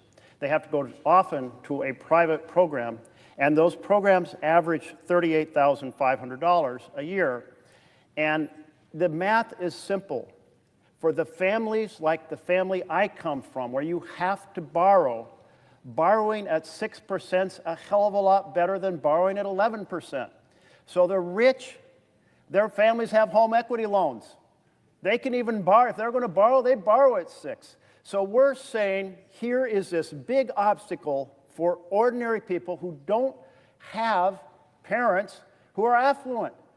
It's just the math. And the idea that all those programs are going to be able to lower their $38,500 on average, many are much more, to $20,500 is just false.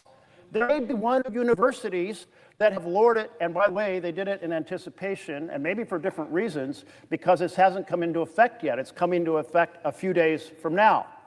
That's why we're talking about this now. It is going to affect folks going to school next year. So this is very disturbing to me that we are creating this obstacle for families who need help. Thank you, Mr. President.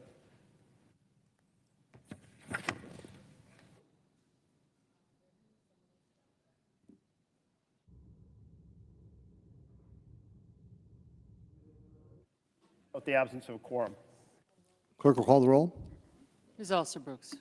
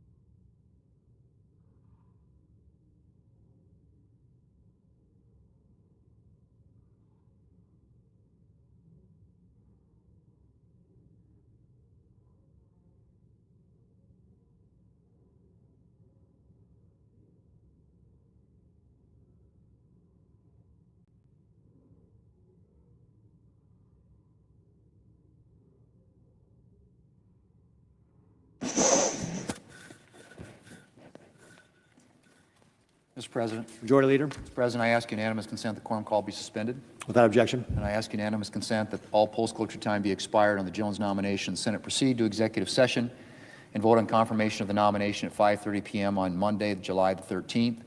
Further, that if the nomination is confirmed, the motion to reconsider be considered made, laid upon the table, and the President be immediately notified of the Senate's action. Is there an objection? Without objection. Mr. President, I ask unanimous consent that notwithstanding Rule 22, the cloture motion with respect to Executive Calendar Number 776 ripen following Disposition Calendar 432 S.J. Res. 196. Further, if cloture is invoked, all post-closure time be expired at noon on Tuesday, July the 14th, and the Senate vote on confirmation of the nomination at a time to be determined by the Majority Leader in consultation with Democrat Leader on Tuesday, July 14th. Finally, if the nomination is confirmed, the motion to reconsider be considered made and laid upon the table, and the President be immediately notified of the Senate's action. Is there objection? Without objection. Mr. President, I ask unanimous consent to waive the mandatory quorum call with respect to the Schwartz nomination. Without objection. Mr. President, I move to proceed to legislative session.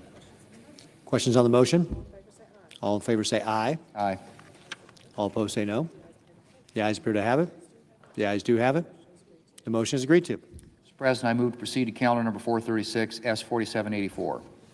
The clerk will report. Motion to proceed to calendar number 436, S4784, a bill to authorize appropriations for fiscal year 2027 for military activities of the Department of Defense and so forth and for other purposes. Mr. President, I send a cloture motion to the desk. The clerk will report. Cloture motion, we, the undersigned senators, in accordance with the provisions of Rule 22 of the Standing Rules of the Senate, do hereby move to bring to a closed debate on the motion to proceed under 436 S4784, an original bill to authorize appropriations for fiscal year 2027 for military activities of the Department of Defense and so forth and for other purposes, signed by 17 senators as follows. Mr. President, I ask consent to reading the names be waived. Without objection. And I ask unanimous consent that the Senate be in a period of morning business with senators permitted to speak therein for up to 10 minutes each. Without objection. Mr. President, I ask unanimous consent that when the Senate completes its business today, it stand adjourned to then convene for pro forma session only with no business being conducted on the following dates and times. Thursday, June the 25th at 9 a.m., Monday, June the 29th at 3:45 p.m., Thursday, July 2nd at 12:30 p.m., Monday, July 6th at 9 a.m., Thursday, July 9th at 4 p.m. Further, that when the Senate adjourns on Thursday, July the 9th, it stand adjourned until 3 p.m. on Monday, July 13th, that following the prayer and pledge, the journal proceedings be approved to date, the morning hour be deemed expired, the time for the two leaders be reserved for the use later in the day, morning business be closed, and the Senate proceed to executive session and resume consideration of the Schwartz nomination post-cloture. Without objection. Thank you, Mr. President.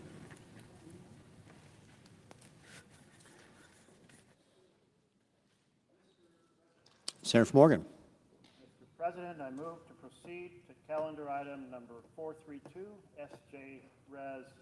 196. The clerk will report. Motion to proceed to calendar number 432, SJ Res. 196, providing for congressional disapproval under Chapter 8 of Title 5 United States Code of the rules submitted by the Department of Education relating to reimagining and improving student education federal student loan program final regulations. Question is on the motion. Mr. President, I ask for the yeas and the nays. Is there a sufficient second? There appears to be. Clerk will call the roll. Ms. Also Brooks, Mr. Armstrong,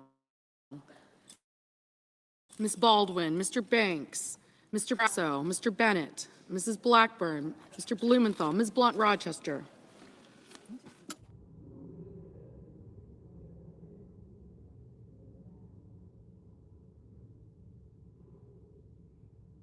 Mr. Booker, Mr. Bozeman, Mrs. Britt, Mr. Budd, Ms. Cantwell, Mrs. Capito, Mr. Cassidy,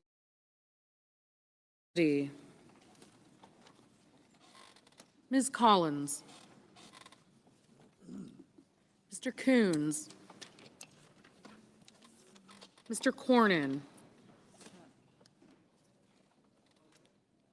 Ms. Cortez Masto, Mr. Cotton, Mr. Kramer, Mr. Crapo,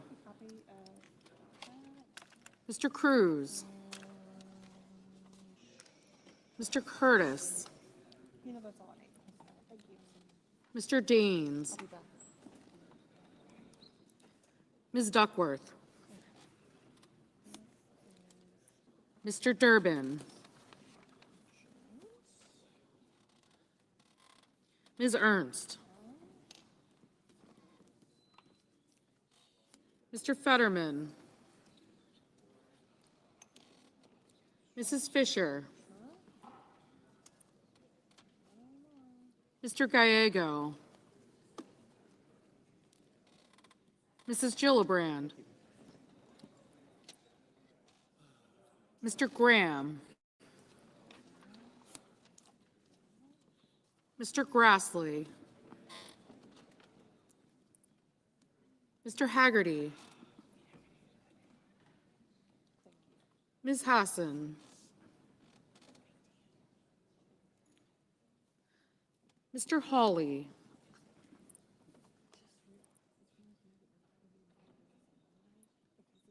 Mr. Heinrich,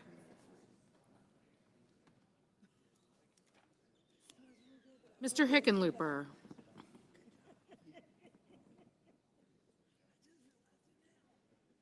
Ms. Hirono,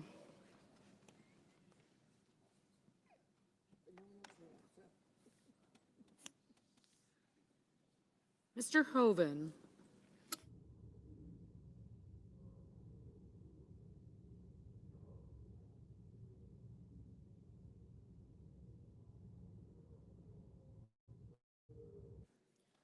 Mr. Husted, Mrs. Hyde-Smith,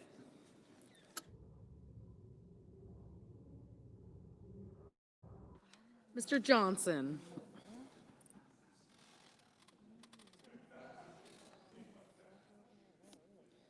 Mr. Justice,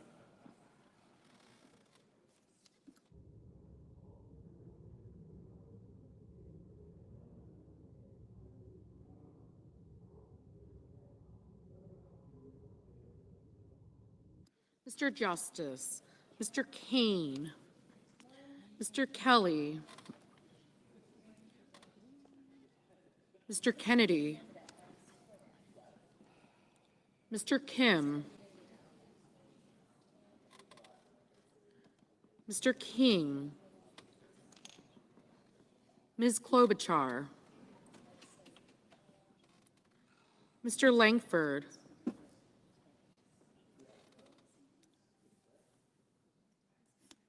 Mr. Lee, Mr. Lujan, Ms. Lummis, Mr. Markey, Mr. Marshall, Mr. McConnell, Mr. McCormick, Mr. Merkley,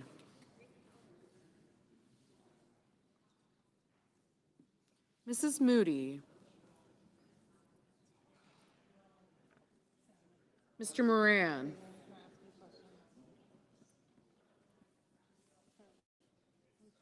Mr. Marino, Ms. Murkowski, Mr. Murphy, Mrs. Murray, Mr. Ossoff, Mr. Padilla, Mr. Paul, Mr. Peters, Mr. Reed, Mr. Ricketts, Mr. Risch, Ms. Rosen, Mr. Rounds, Mr. Mr. Sanders, Mr. Schatz, Mr. Schiff, Mr. Schmidt, Mr. Schumer,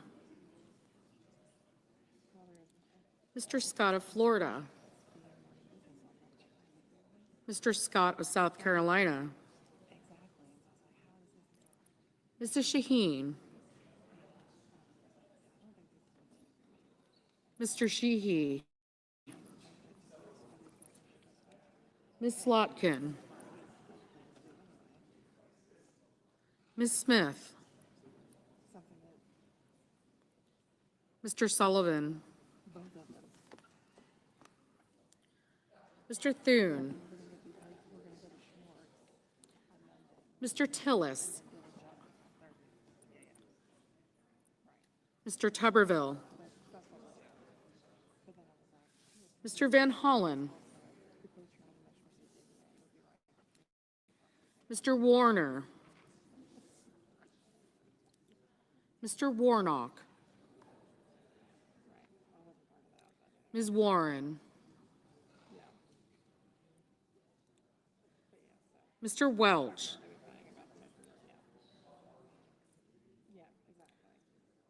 Mr. Whitehouse,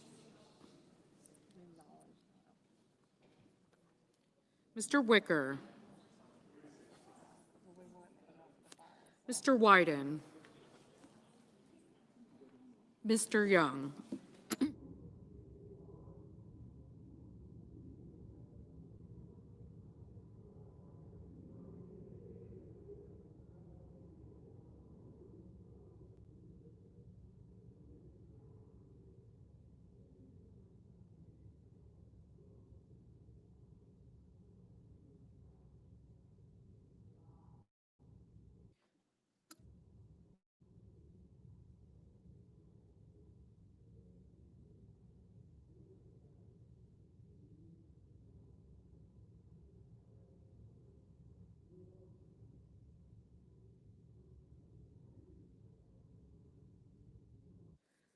Senators voting in the affirmative: Blunt Rochester, Cortez Masto, Hassan, Hickenlooper, Kane, Markey, Merkley, Padilla, Peters, Sanders, and Schatz.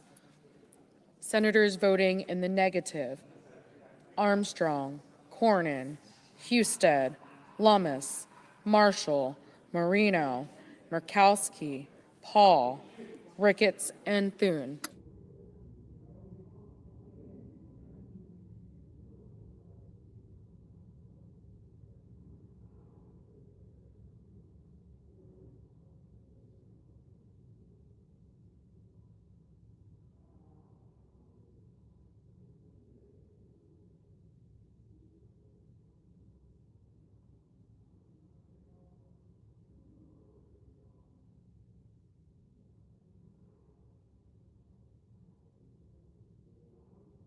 Mr. Wyden, aye.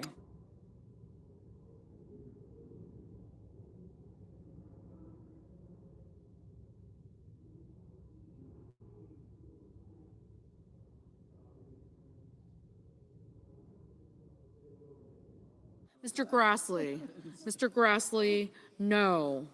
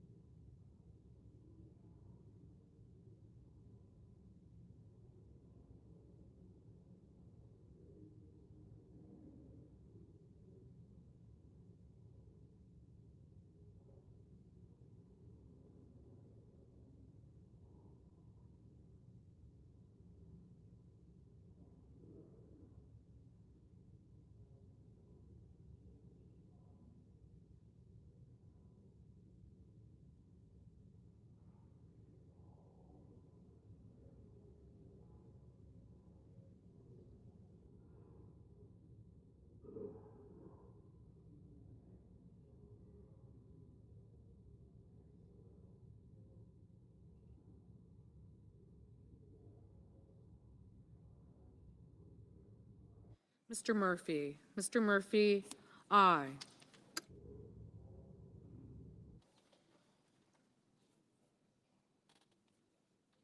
Mr. Lee. Mr. Lee, no.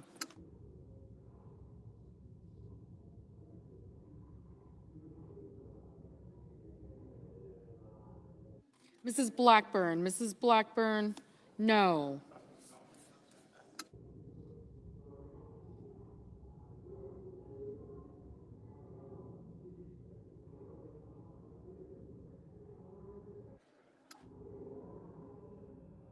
Mrs. Hyde Smith. Mrs. Hyde Smith, no.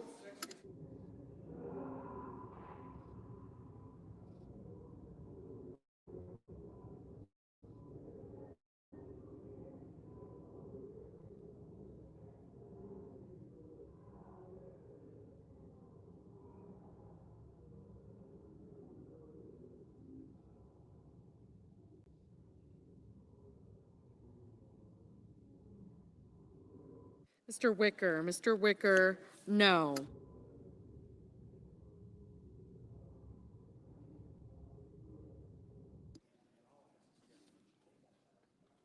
Mr. Durbin. Mr. Durbin, aye.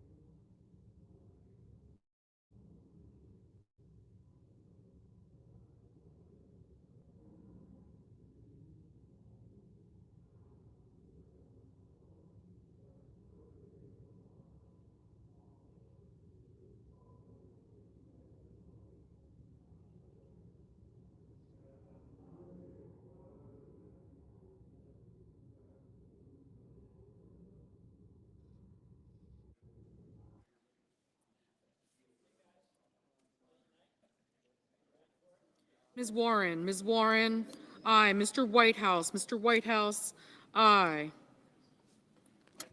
Mr. Welch. Mr. Welch, aye.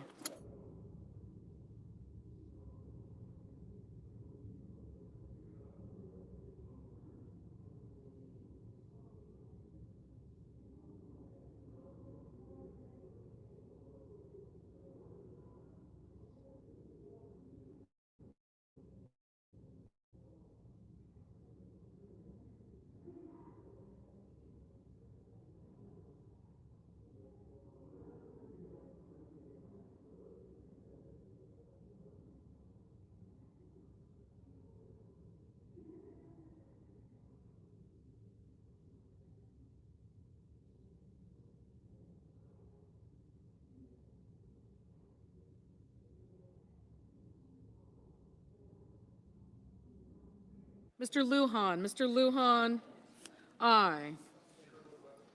Mr. Rounds. Mr. Rounds, no.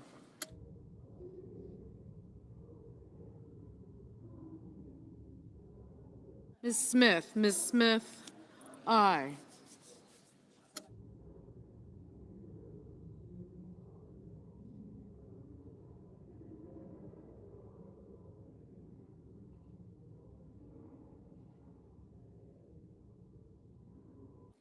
Mr. Kelly. Mr. Kelly, aye.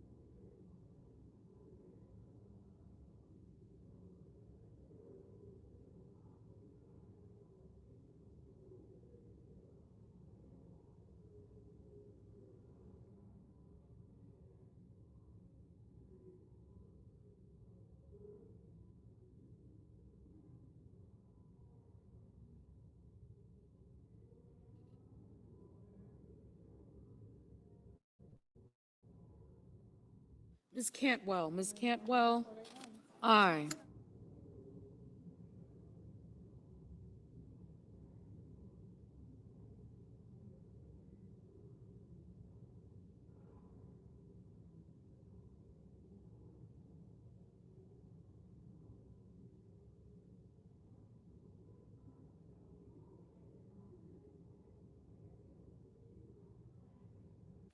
Mr. Sheehy, no. Mrs. Murray, aye.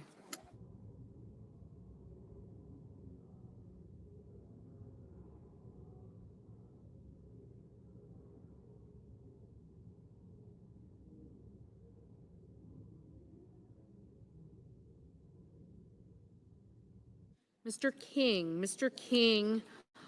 aye. Mr. Risch, no.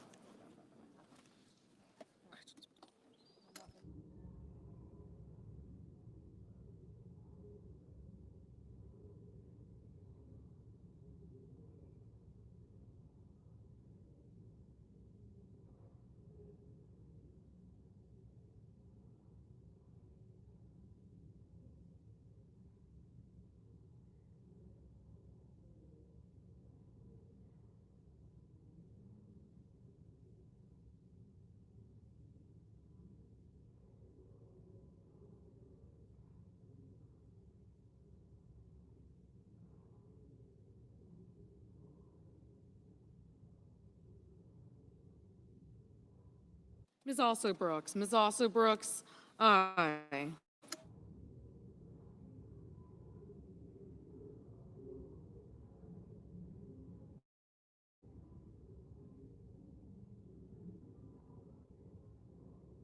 Ms. Slotkin, aye.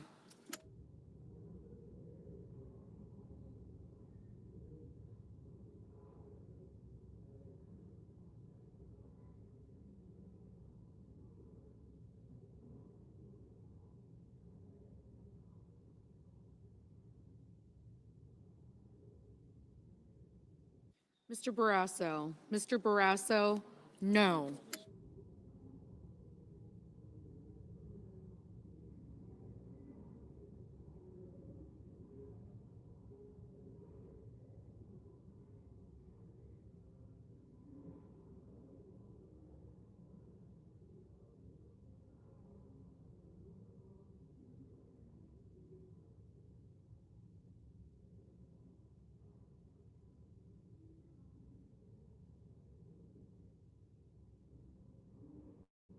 Mrs. Gillibrand, aye.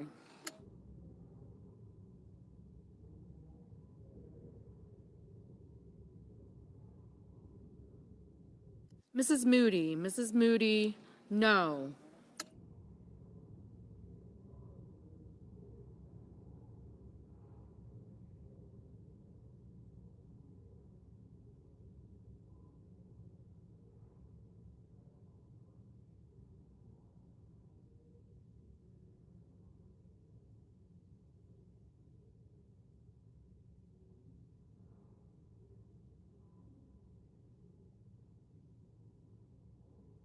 Mr. Tillis, no.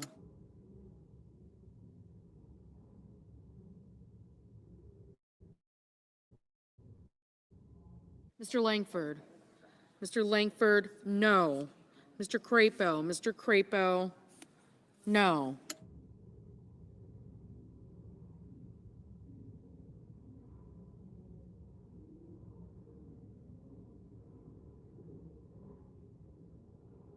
Ms. Baldwin, aye.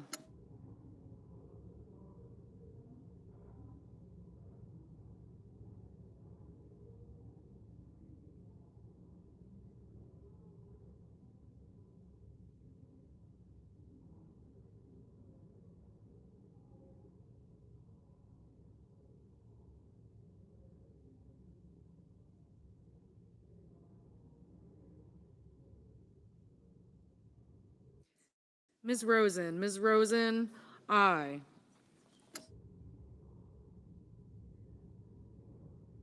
Mr. Kennedy, no.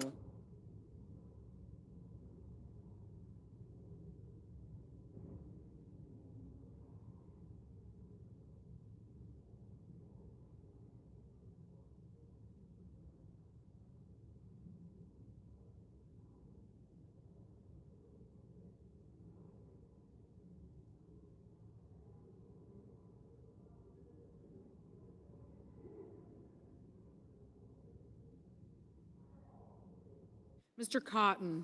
Cotton, no.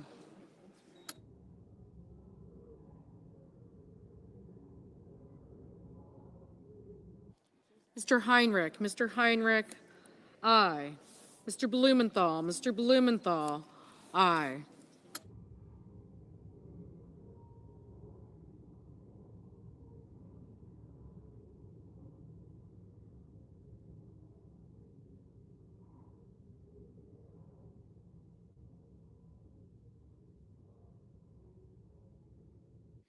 Ms. Collins, no.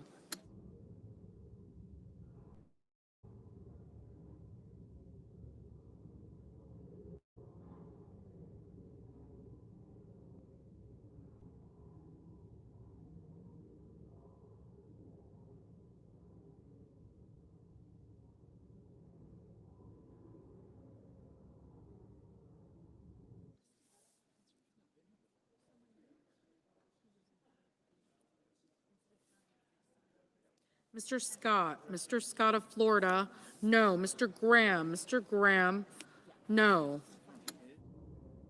Ms. Hirono, aye.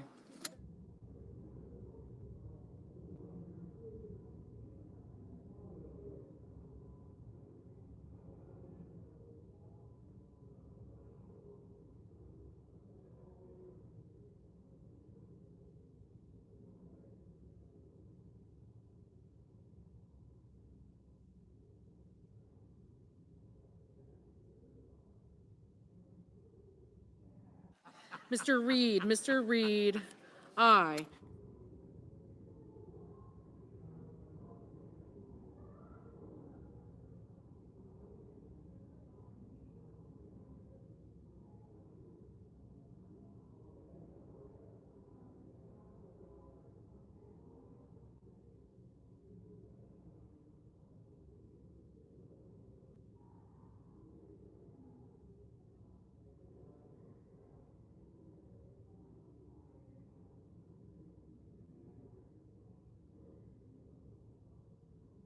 Ms. Ernst, no. Mr. Moran, no. Mr.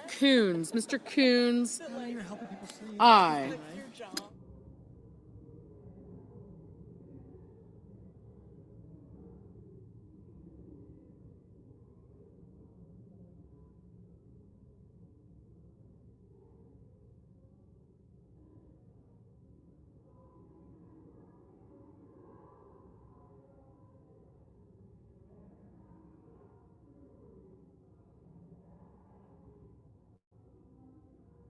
Mr. Kim, aye. Mr. Daines, no.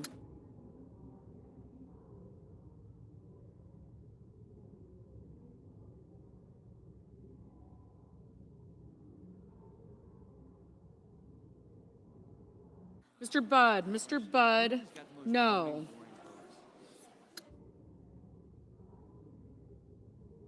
Mr. Johnson, no.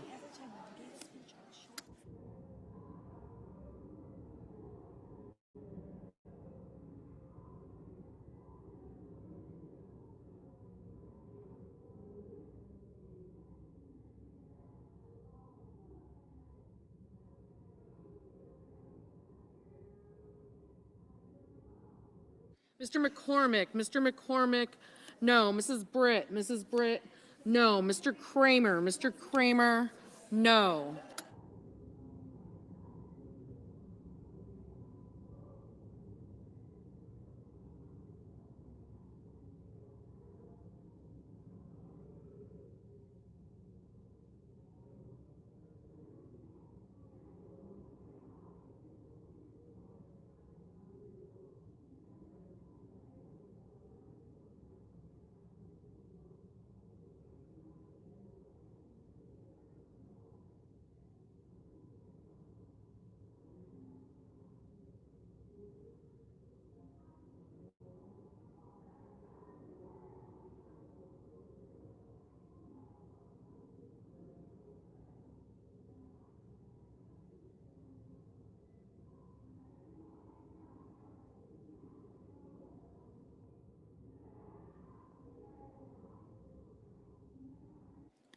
Mr. Schmidt. Mr. Schmidt, no.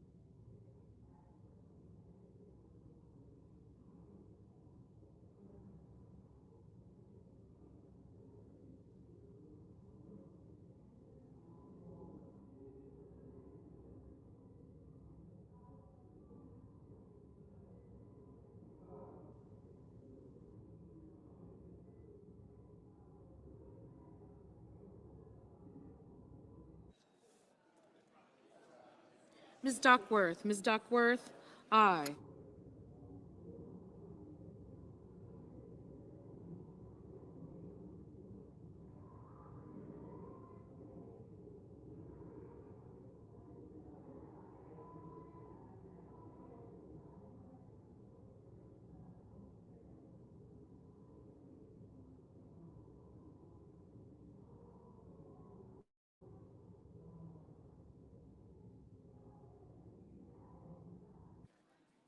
Mr. Cassidy. Mr. Cassidy, no. Mr. Young. Mr. Young, no.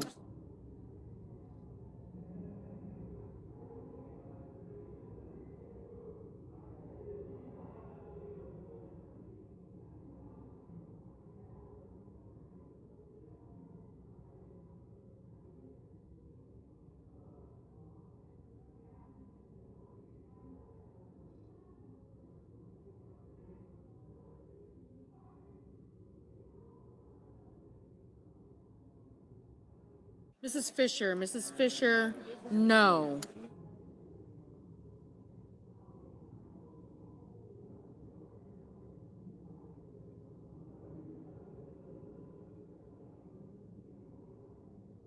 Ms. Klobuchar. Ms. Klobuchar, aye.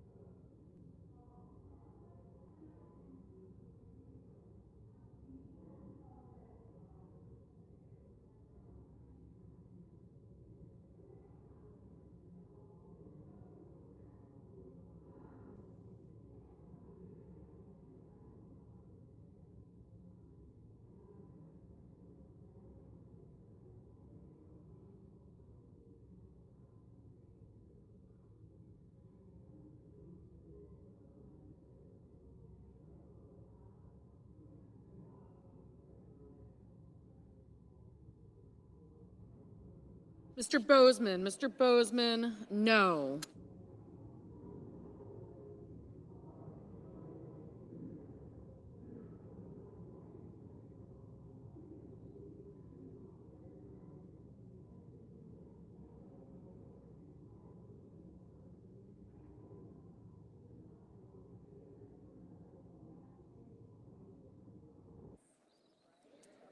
Mr. Hoven. Mr. Hoven, no.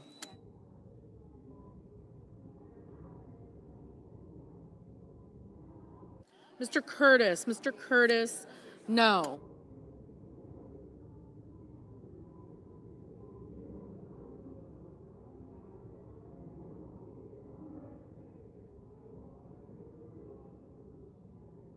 Mr. Cruz. Mr. Cruz, no.